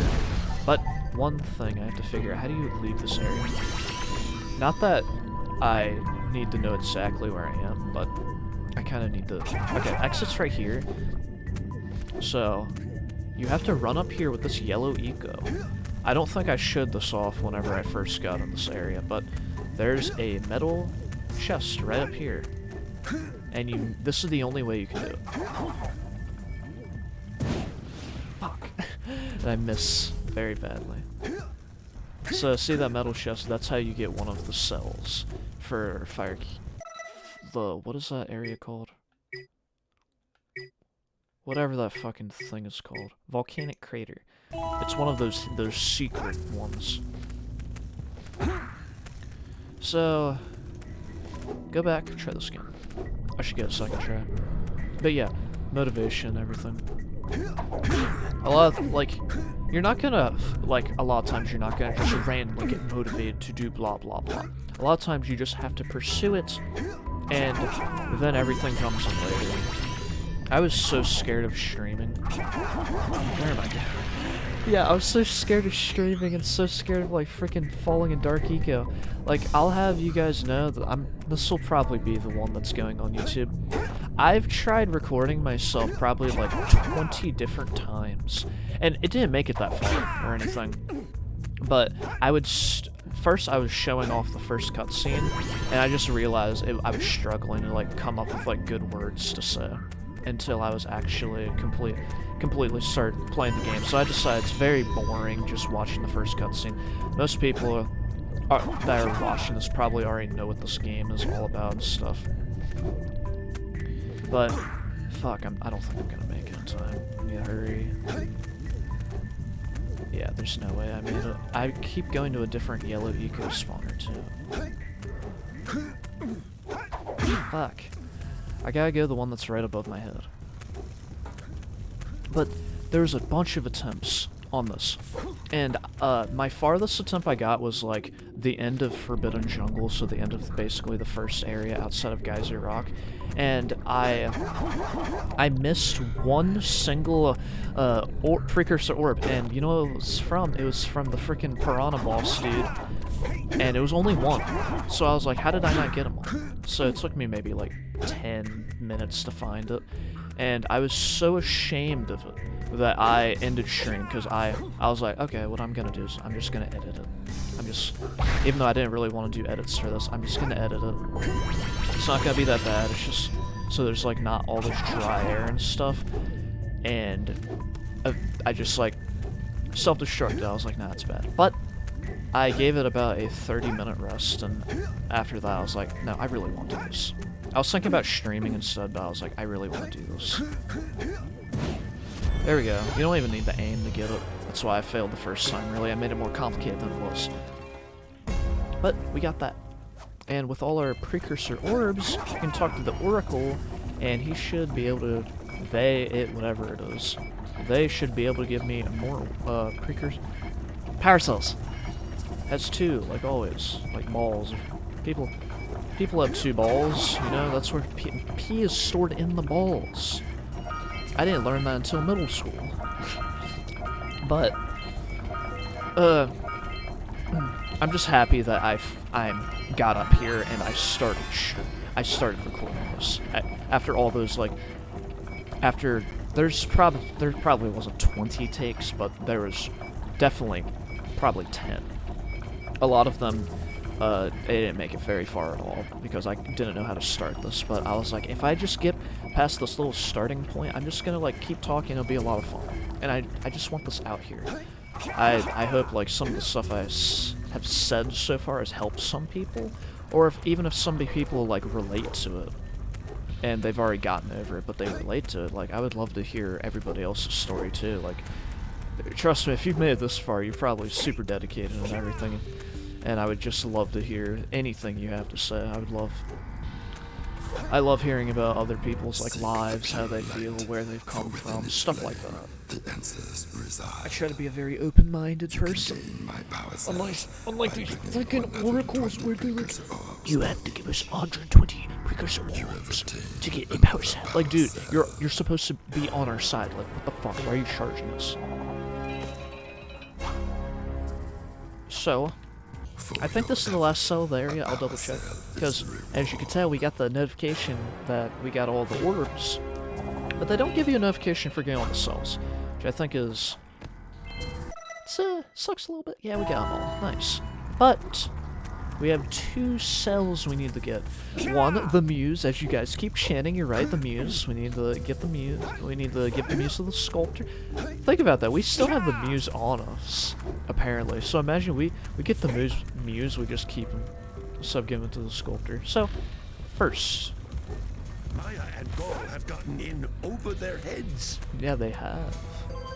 We're gonna go to Green City's hut, and then the other one, the one you actually have to frickin'...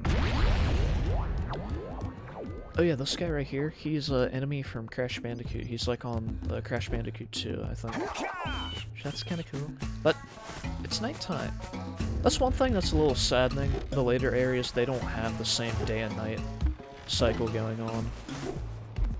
Like, you know, the Red Sage's hut, you're obviously surrounded by lava, but it'd be nice if it carried on in more levels, you know? Yeah, I have everything. I like how the cell you get from the sculptor, but it counts for Misty Island. It's weird. Oh, my muse! My muse! You saved her! Oh, you really are the best. Here, take this power cell. There we go, now he can sculpt. His inspiration's here. And you might be wondering, does he ever sculpt anything? No, the fuck he doesn't. Worthless bitch. We had to get that frickin' muse for nothing. We should have left the muse at frickin' Misty Island. Maybe the dude ran away for a reason. I have no idea what that is. Is that the sun? Can't be the sun. Strange. Anyways, let's go back to... Almost fell. Let's go back to the frickin'... The only area you have to backtrack to, which is Mountain Pass, I believe it's called. Let's go back up there. Oh, I've wanted to make this area in Minecraft before, but it's like way too much work. But yeah, if you come back to these areas, Samos is the one that follows you. I don't know what he says, it's not really important. But Kira just stays in like the current location. So Samos won't be... Kira's not there either. Crazy, never mind. Maybe they both follow you, I'm not sure. But, not this way, this is the wrong way. Where we came from. This is the only power cell, really, you have to backtrack. That you are required to backtrack through if you're not gonna, like, exploit the game and, like, glitch your way up there. And you have to backtrack because you have to undo the yellow eco valve from Snowy Mountain. So whenever you get in here, we head back, and probably nobody watching this, like if you've never played this game before, and you're this far, cool, that makes me happy, you must love me. But probably nobody did notice where this is. So if you drive backwards, you'll see it. It's more obvious. See, right up there, there's a cell. It's like, how do you get up there? You passed it. What the fuck are you doing, Mr. YouTube man? And my answer to that is, you'll see. I know everything. So if we go back into the outside world, we'll see, oh my god, Yellow Eco. This valve was here the whole time. Keen-eyed people probably already saw it, and we break this, and then there you go. We have a cell. So there we go. We are 100% done with everything up to this point. I really hope so. Oh god, I hope we haven't missed anything. I don't think we have. So we have 94 power cells, and you're like, oh snap, so you just have like you just have to go through the lava tube and then you have the final area, right? Yeah, you're absolutely correct. No trickery there. No surprises. I love the cowbell for Mountain Pass. Okay, now we can head on to Lava Tube.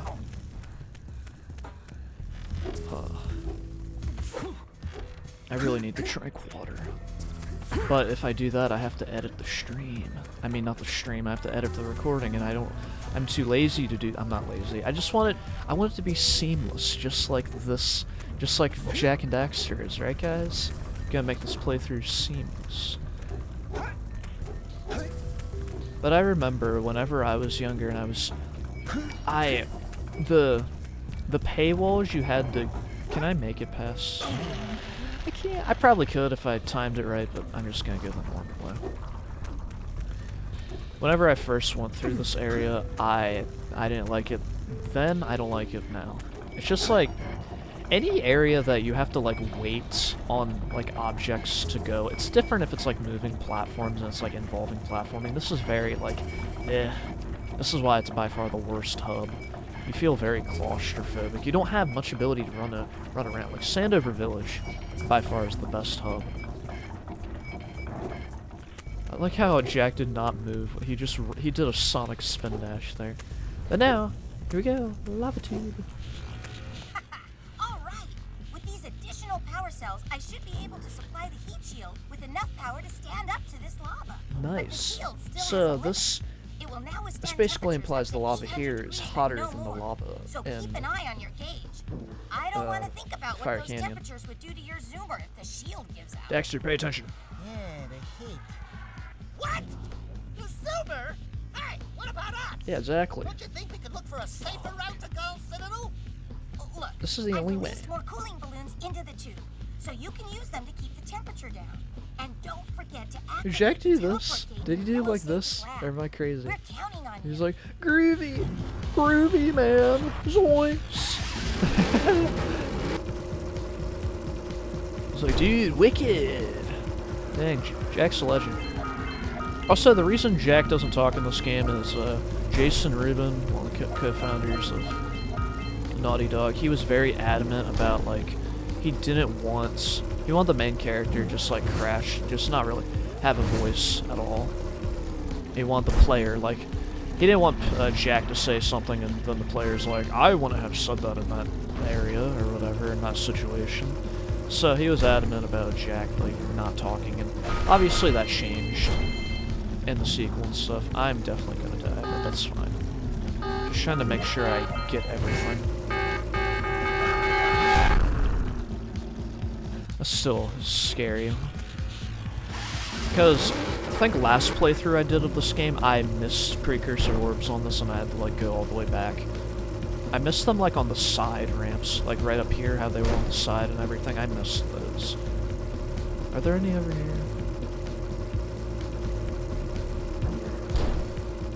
We're fine. Also, one thing I figured out like very late in like playing this game. If you saw that like little lava fall back there, you can actually jump through that. It's a shortcut, which is wild to me. Never knew that was there. I don't even know if I've ever been through there myself. Am I gonna die going back for these? Hopefully not, because there's like a checkpoint right up here. Am I fine? I hope I'm fine. Because right in here, there's a checkpoint. This should give us a checkpoint. So while we're not, this isn't like really lava, so you can see that our little fire meter, what the zoomer can handle, is going. It's not going. It's the meter is not escalating as much as it does whenever you're like right over lava. Same thing for these areas over here. Like these areas are pretty chill. To be honest, I don't remember which path I'm supposed to take for orbs. I think this one's the coolest though, going like this little roundabout. Any yes fans in the chat? Roundabout.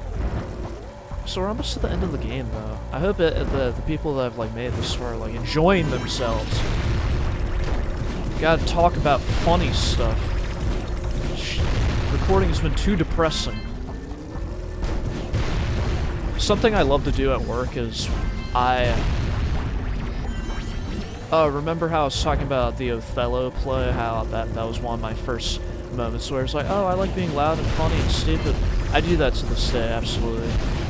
Whenever I go to work, I have no filter and I don't really care much, especially because I work at Amazon, like what the fuck. I would just scream in the aisles just so loudly, the most obnoxious stuff. Like, who shit in this bin?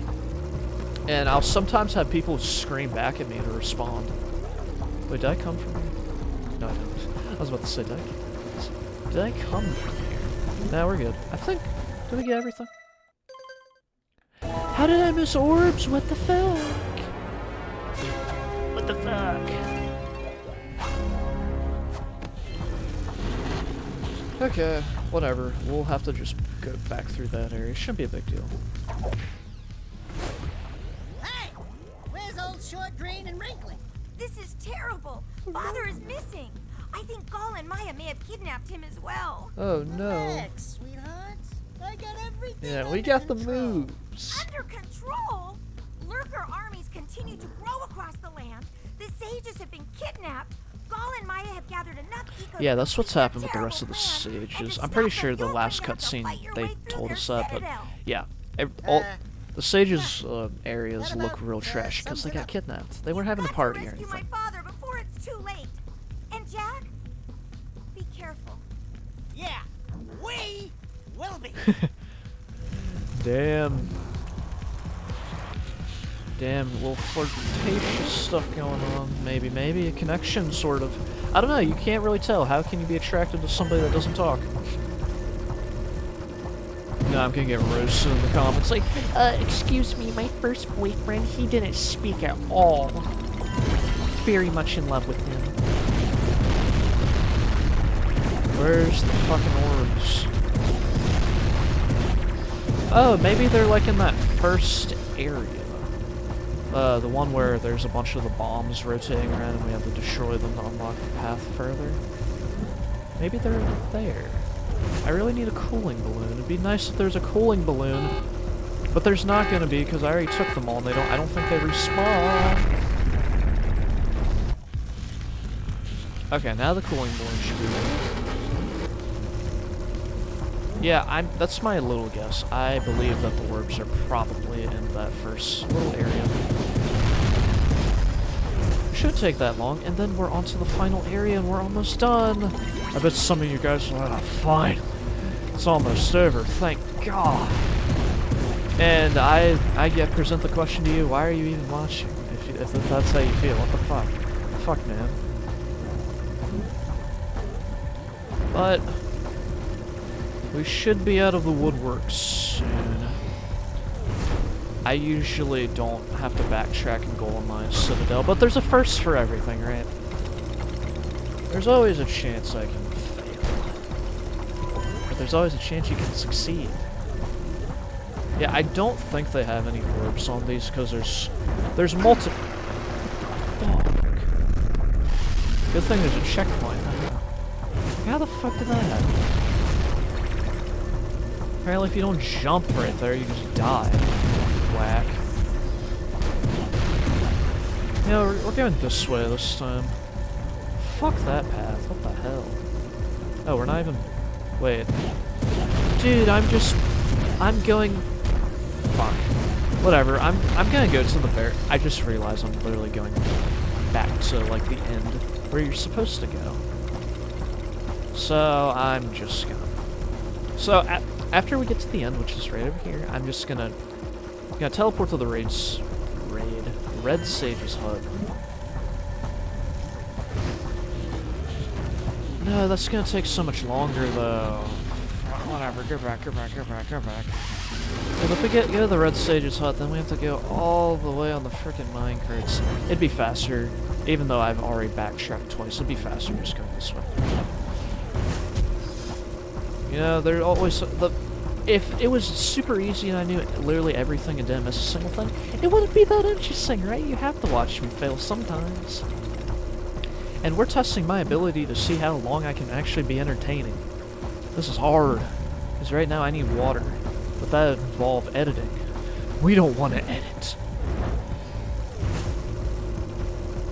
We want to get through here. I was originally going to... Oh, another thing I can talk about. I was originally going to put my YouTube shorts on TikTok and like Instagram and stuff, but my friend Cameron, he was telling me that like if you do that, you'll lose out of potential money with like on your YouTube. You won't make money off of your YouTube shorts once you're like partnered and everything. And I was thinking about, I was like, I'm not really doing them for money anyway. But I was thinking, like, I could probably make separate content, at least for TikTok. I feel like I could do something. I made it. Don't know how, but I made it.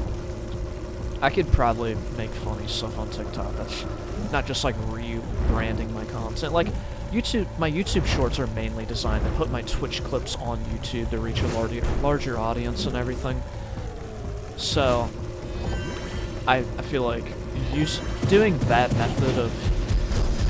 method where I'm just like reusing my content, it's kind of lazy, but it works, it's smart. I feel like that's all I need. I don't need to do it on another platform. I could, but just in case I somehow make future dinero, like I don't want to miss out on that. I need that money. Of course I'm gonna be the biggest streamer of all time one day. Like what the fuck? Where the fuck are the orbs?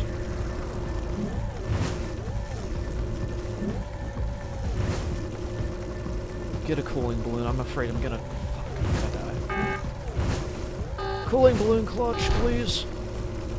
I honestly can't tell you where the hell the orbs are. I'll find them. They're probably in this beginning area. We're not so far back. It's fine. I'll try to go past I haven't taken before. It's probably gonna be right around here. Like, probably on one of these right here. It's gonna be like a ton of orbs that I missed. So I was like, oh, hey, there they are. Right? That's what I'm hoping. That's what we're gaming for. Maybe up here would be pretty cool. Or pretty not cool with me missing the cooling balloons. Aha, there they are. Done. Alright, cool. Huh. So I could travel all the way back, but I feel like in this case it'd be easier to just go back to the Red Sage's hut and then teleport to Maia. Citadel. Maybe not faster anymore, but yeah, those were the same orbs I missed the last time, which kind of sucks. I was hoping I would learn, but it's been over a year since I've 100% this, since I played this game. Every time I played this game, probably since I was 12, I would 100% the game. So I haven't done like any percent run in quite some time, because like this game's short as is, why make it shorter? Oh, I've almost fallen on the roundabout. There you go, yes fans, I gave you one more roundabout. Bet you guys are happy. Fuck, everybody else is pissed. Yeah, speaking of prog rock, I like prog rock, it's one of my favorite genres, but my favorite band, Dream Theater, they're prog metal, they're very good. If you want really cool music, very technical stuff, they're the band, but I tried getting into Genesis because I'm so surprised I didn't die there. I tried getting into Genesis, not the Smash Tournament, but the band. Phil Collins was the drummer and everything. I tried getting into Genesis because I liked Yes, and Genesis is also prog rock. I think Genesis is so, like, to me, they're very bland. I don't really like Peter Gabriel as a singer either. Who would have known going through Lava Tube the correct way is so much easier than going the wrong way? But it'd be funny if you could, like, go over it and I just die somehow. But we're all done everything so far. So I'm pretty sure there's no way we're missing anything. Here we go. It's about time you two decided to show up. Nice to see you, too. Do they have you mopping the floors now? There's no time for jokes, Daxter. Klaww and Maia kidnapped us to sap our energies to power their abominable machine. It appears they have combined the functional remains of a precursor robot with scavenged artifacts. Look, that's the precursor robot. Oh my god, guys, holy shit. They added a few diabolical the only thing I don't additions of like, their own. I mean, I guess they have to do this. If you go back to, like, the spider cave and stuff, that robot's still there. So even though they're clearly, like, breaking it open, or maybe it's a separate robot, who knows? Before they use it to destroy the world. I just don't like how they... I wish once you made it here, it wouldn't be back in Spider Cave, but whatever. Yeah. Just a little detail that would have been kind of... I'm not gonna go this way first, actually. There's this... I remember last time I played this is the scout fly I missed. I searched high and low for that, and that was the one I missed. So glad I found that. But we're gonna go this way. And since our playthrough is, like, kind of coming to an end, I would imagine it's not gonna be... It's probably gonna be like 30 minutes left, if even that. I hope everybody's enjoying their time. Or imagine me talking to myself and there's nobody else watching. That'd suck, right? Would suck. But we got these. We got you. And now we can go this way. Right over here.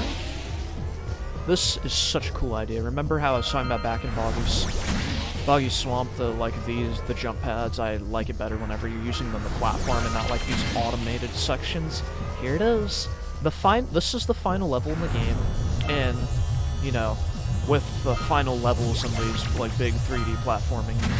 Fuck, I missed that. can't jump on these without zooming up.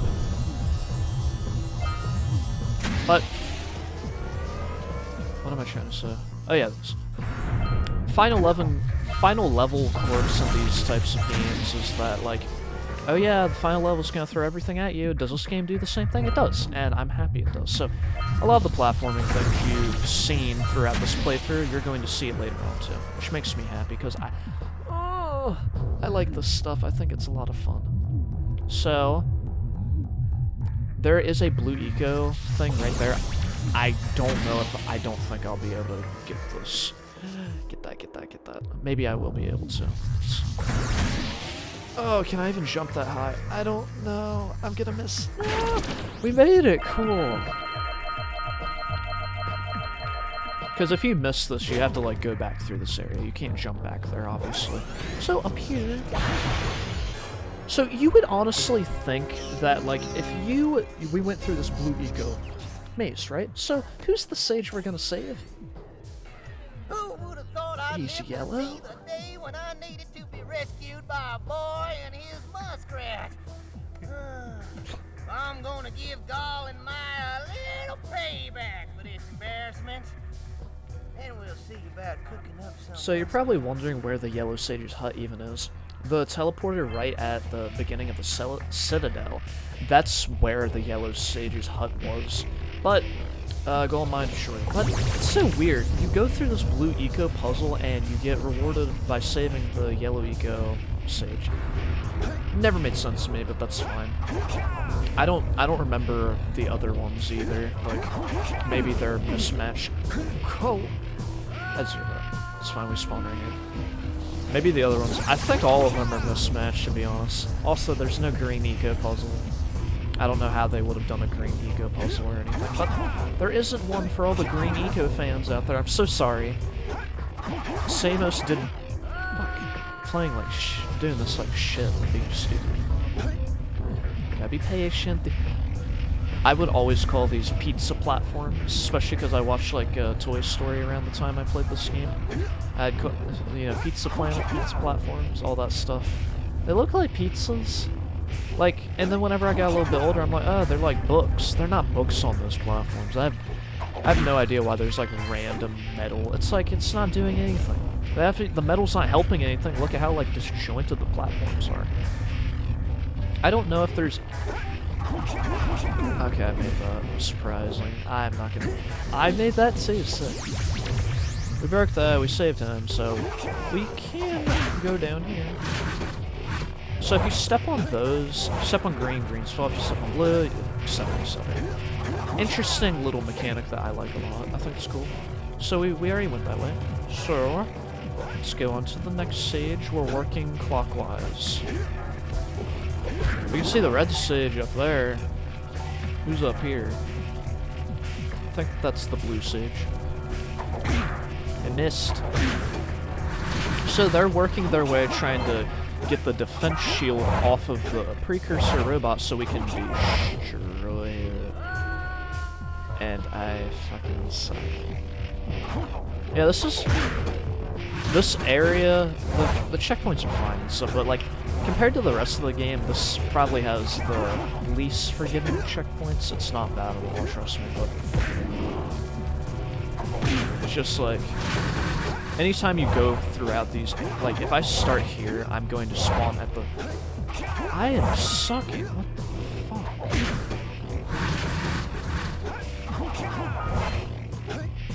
This way, there we go. But like right here, if I die, I'm gonna spawn right here. It's at the very beginning of these little challenges, which is good. It's not super easy like the rest of the game, so obviously everything pays out in the end. We see all of our abilities come as one. We have all the past obstacles that like came before us, but expanded. Like, we've never had stuff like this. What the fuck is that? So we gotta be careful where we stand. Just don't go in the middle and you won't get hit, it's easy. We have a donut platform. I want to say this is the only platform in this whole Citadel that looks like this, so enjoy it while it lasts. And eat a donut in its honor. I don't have a donut, but I'm gonna pretend. Can I make this? Yeah, barely. That was sick, right? Press 1 in the chat if you think I'm sick. Like I'm live streaming. Press 0 if you think I'm a fucking dumbass. Press 8 if you think I'm stupid as hell. One of my theories I had whenever I was super young was whenever I'd be platforming, and, you know, especially this area, because I died a lot in this area specifically. This is probably the most I died repeatedly. Whenever you die and you spawn, like, you still hear Jack screaming. So my little theory that I didn't think too heavily on was like, oh yeah, there's so many different versions of Jack. Jack dies and then another Jack clone comes in. Maybe I was on something. What do you guys think of? Okay, we got this stuff. And if you get the blue eco, it activates these things. I remember as I was going like super sonic speedy quick, I actually missed some of the orbs on my last playthrough down there. So make sure we got them all. Nice. Glad to see it. So, it looks like inevitable doom. How do you get... Wait a second. Go back. There's a blue eco bin, whatever you want to call those things, near the end. Obviously you need blue eco to activate it, so I'm gonna grab those. Yeah, this is the only time we see platforms like this. I wish this sort of mechanic got utilized more in this game, or even in later games. I don't exactly 100% like how the Jak 2 and Jak 3 turned out, but I think they're cool games.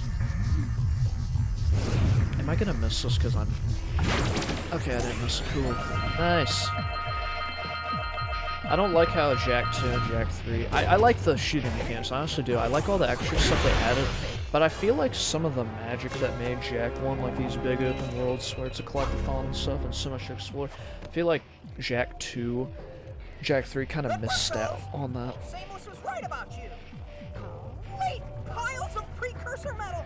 That insidious mechanical creation must not be allowed to wreak its terrible havoc. So, did you, like, not notice the precursor robot before we saved you? Between myself and the vast portal below. Yeah. You do that. We'll, just go find more help. Weirdo! You didn't hear anything, blue guy, but... That was kind of like a blue eco puzzle, and we kind of saved the blue eco stage, so we'll give Naughty Dog we'll give him a pat on the back for matching the colors this time. It was here, right? Yeah, yeah. So, continuing clockwise, we go this way. Gotta be cautious where you jump. Basically, if you just jump as far as you can, you shouldn't have any problems with those jumps. It only gets a little tricky when you're trying to get all the orbs. Other than that, it's fairly simple. Made it. Cool. Nice. Jump this way. Hey, if I can, like, record myself doing this for, like, this amount of time, I should be able to stream fairly easily this long of a time, especially with, like, chat interaction and stuff. I'm just imagining everybody's talking to me in my head, and I'm just continuing on from there, like, what's going on, Sebastian? How's it going? Shut the fuck up. He speaks back. So these orbs are a little tricky to get.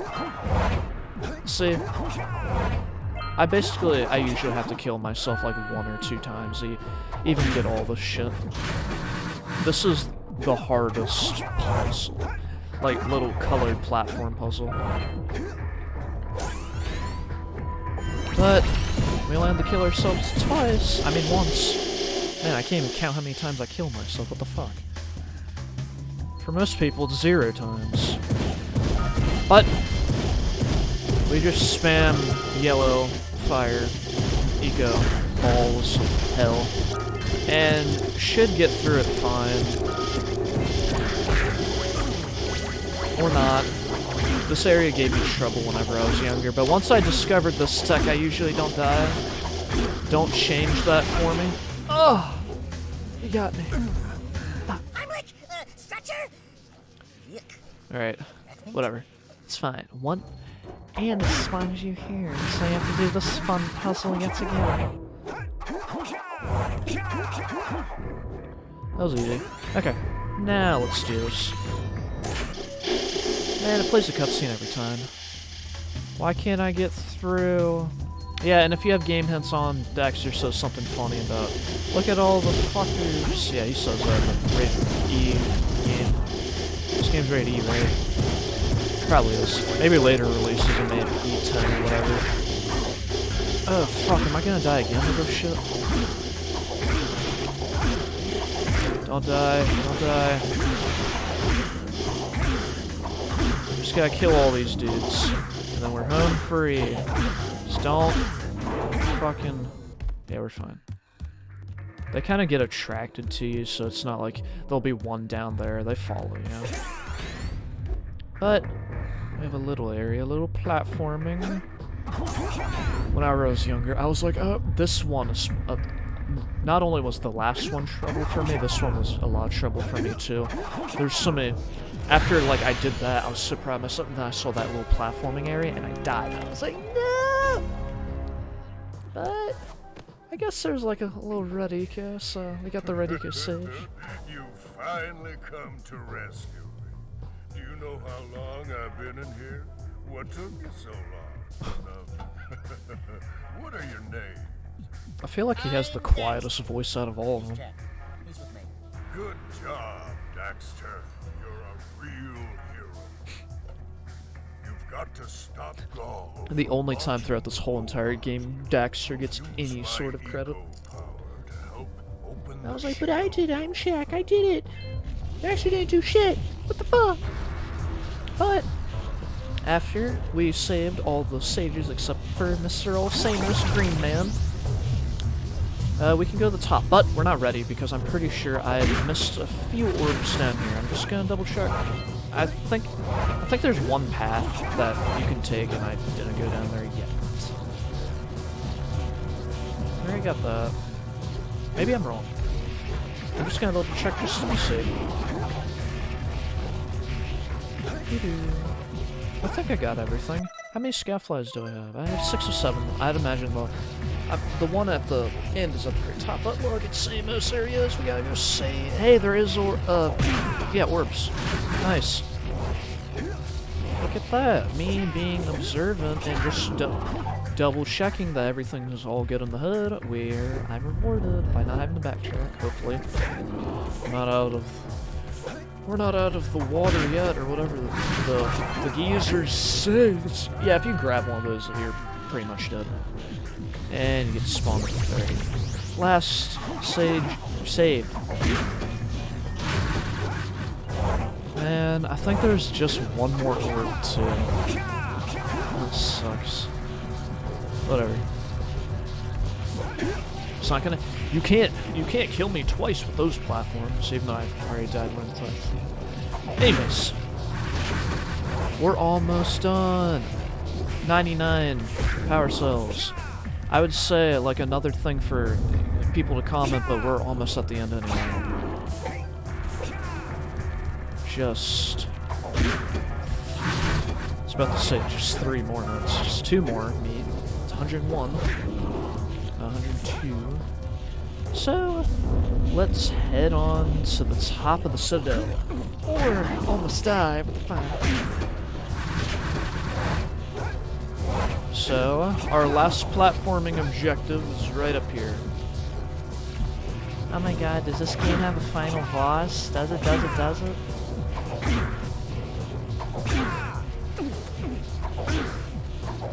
Whenever I always say whenever I was younger.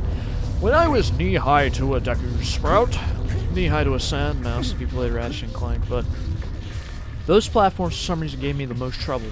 I could not get up them worth shit. This part up here, even though it's technically more difficult, this didn't give me that much issues. Not that much. It was still difficult. Definitely didn't get up here first try, but down there, I had a lot of problems. I kept bonking my head and everything. I was like, what the fuck? And I was like, and I saw the slanted platform here. I was like, can you even climb that? But the last amount of stuff should be here as long as I've got everything, so Second to last power cell. Nice. So, look at that. Triple digits! It's not like Mario 64 where you get triple digit, like, stars and it, like, gets rid of the X. Everything looks in place here.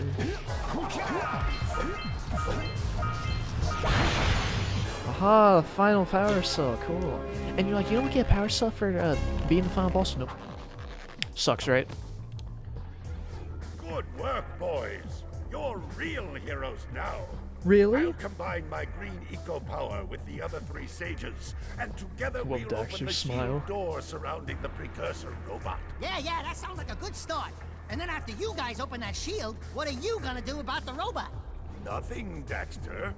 We have to keep the shield open.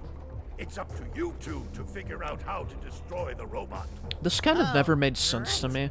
Why do they have to keep the shield, like, open whenever the frickin' robot's out there? I don't get it. Doesn't make sense. First, save the world.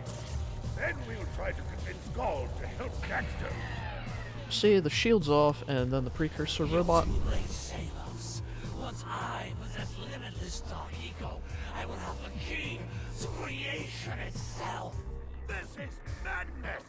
Releasing that much dark eco will destroy everything we Dude, know. you got even quieter. What the hell? Done to you. Dude, you're supposed to be yelling. Speak up. Anything you could understand. Beauty? Have you two looked in the mirror? Yeah, ugly as shit. Just wait until we open the silos, little one. Yeah, and this is like the default game's audio. I didn't change anything. It's just so quiet. And to think, you two traveled all It's supposed to be epic, triumphant. What the hell? fools. Enjoy your front row seats to the recreation of the world. Now if we have something to say about it. So they head in there and they fly up. Jack, take the elevator up. Gak! Stop that robot. Like, look, the sages are literally not doing anything to keep the shield open. It's just, like, fucking stupid.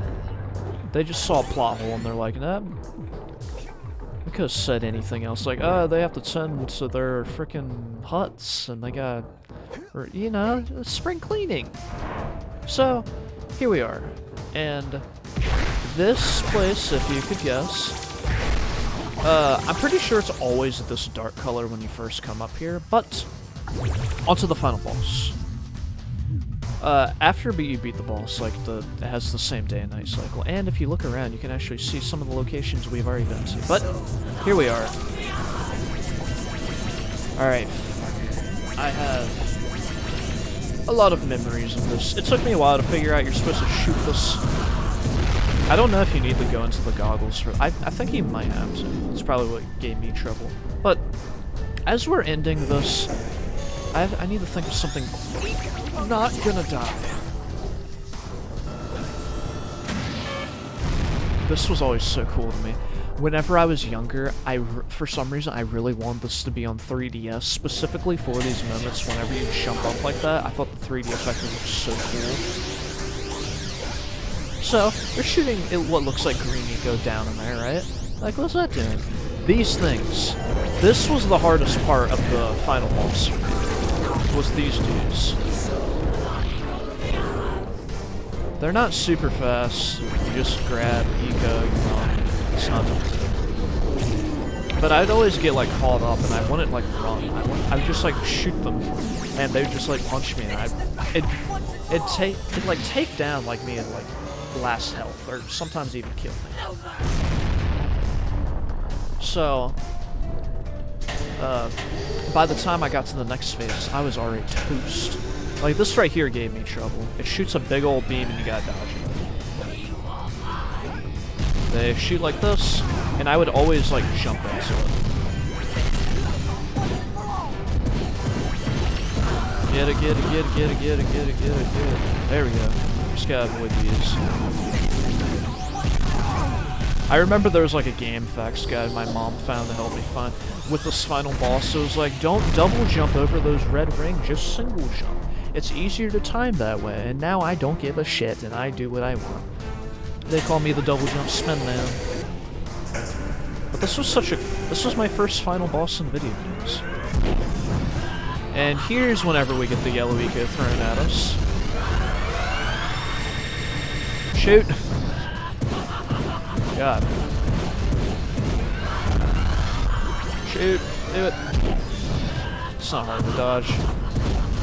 Shoot! There we go. Oh shit, you're not dead. There we go. I'm almost dying. Fuck.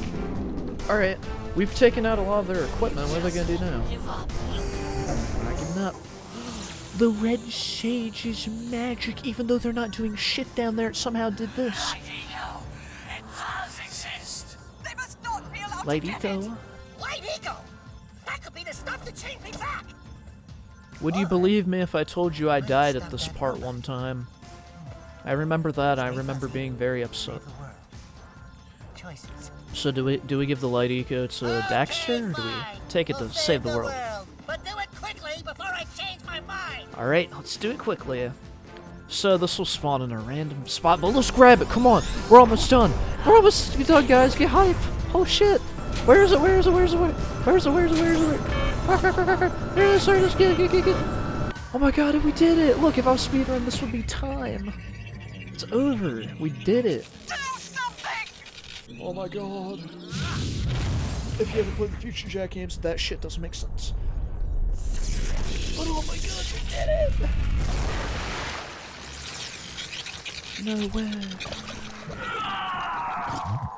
After this closed, I would always come back to this area because I wanted to figure out if you could like reopen it to fight them again. The answer's no, but I was ahead of my time. Rematching bosses. Also the booty wiggle. Oh shit. I can do that.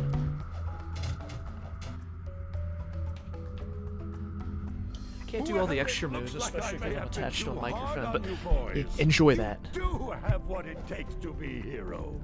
We do. But Daxter, now we can't change you back. Don't worry about me, baby. You know what they say. Big things come in small packages. He's talking about his dick. What the fuck? Jack, you have an incredible talent for channeling eco. What the hell? Samos, you may have been right about this one after all. And Kira, without your help and ingenuity, none of this would have been possible. Perhaps we've found another sage, now that Gall and Maia are lost. Yes, Gall and Maia. The Dark Eco probably destroyed them. Probably, huh? Probably. That would have been such a good setup, but they don't do anything. They never come back.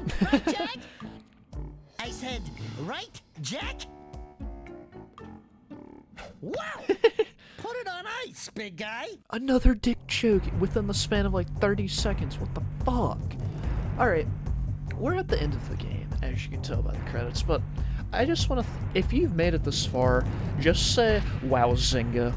And again, you can say whatever you want, but if you made it this far, thank you so much for just watching, and you probably subbed by then, but you know, subscribe, check out my Twitch, check out my Discord, all that stuff, but I just want to talk about like what this game really means for me. Like, I don't know how long I've been recording, but as you can tell, I don't have a number for how long I've recorded, but I can tell, whenever I was younger, this game took years, not just 100% but to beat, and it was just so crazy. So just to recap, this game, just first video game ever, it was blew expectations out of the water.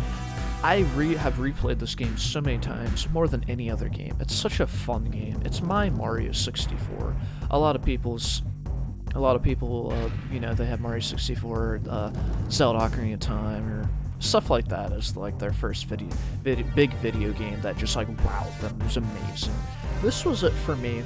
And how it still affects me to today, it's inspired me to make this video. I wanted to just share a part of me and my life, what I've been through, my upbringing, my family, where I've come through. I wanted to give it to other people. I want people to relate to it, and I wanted to, maybe some person could get like benefits out of it. So like, oh wow, like dude, I've never thought about life like that, and I'm a badass. Like, because you are a badass, especially if you watch this far, you're super mega badass.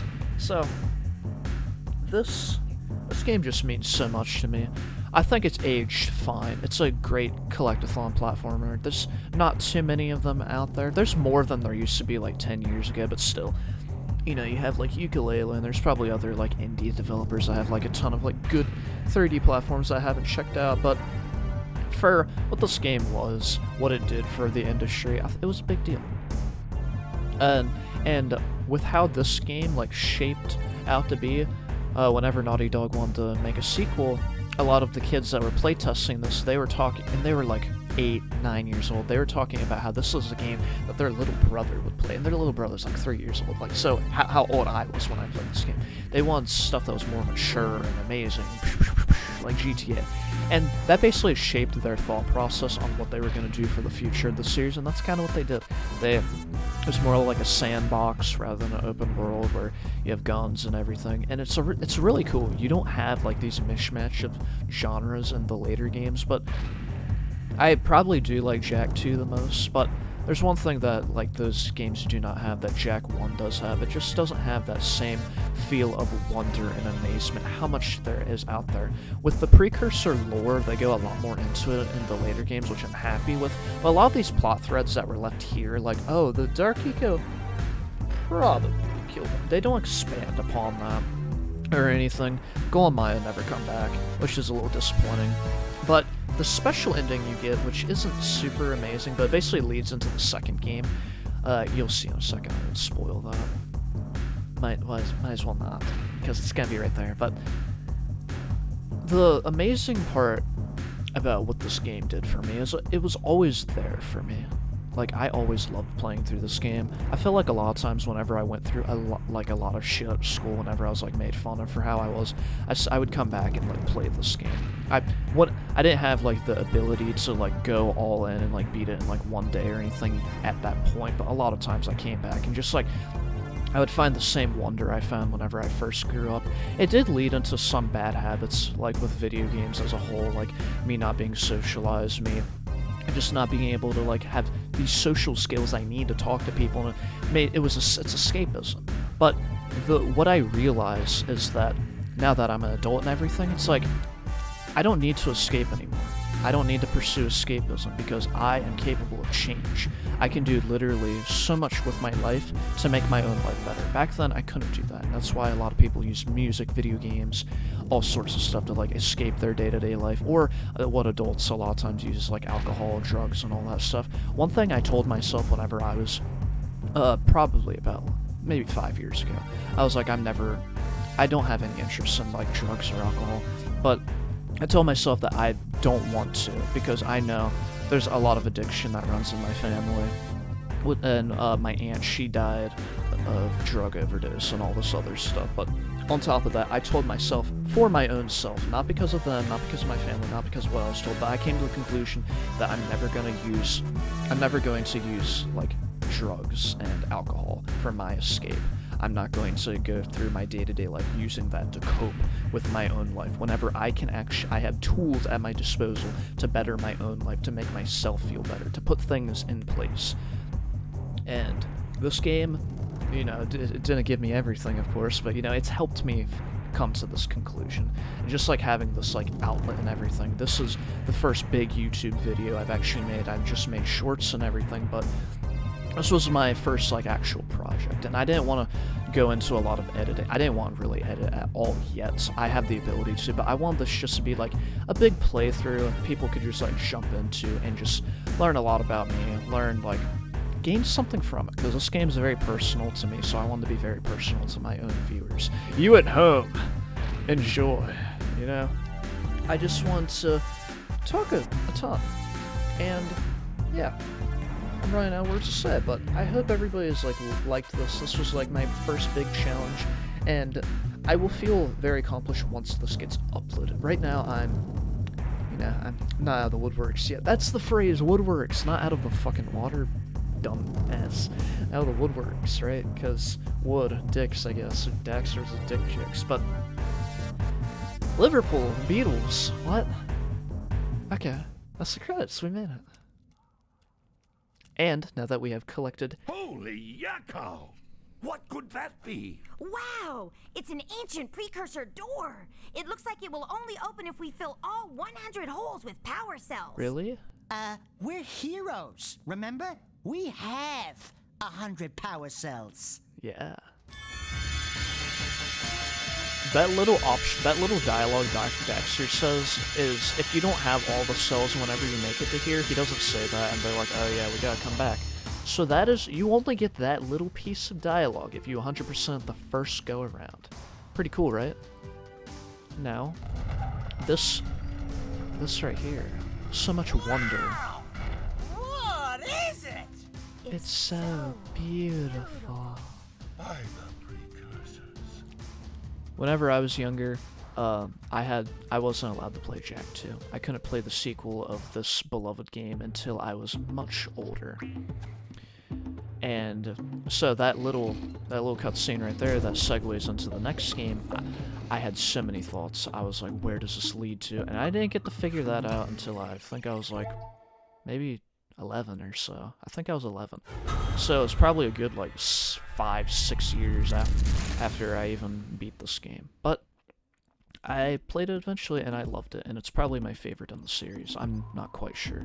These games mean a lot to me, especially this game, because it really shaped my upbringing in my childhood. But that's about it. I'm running out of words to say, so I hope everybody, the people that made it this far, I hope you enjoyed. I had a ton of fun with this. So, if you have any questions, you want to say anything, you want to talk about your own life experience, please let me know. I'm so curious. So, thanks for tuning in. I really appreciate it, and I hope all you guys have a wonderful day. Peace.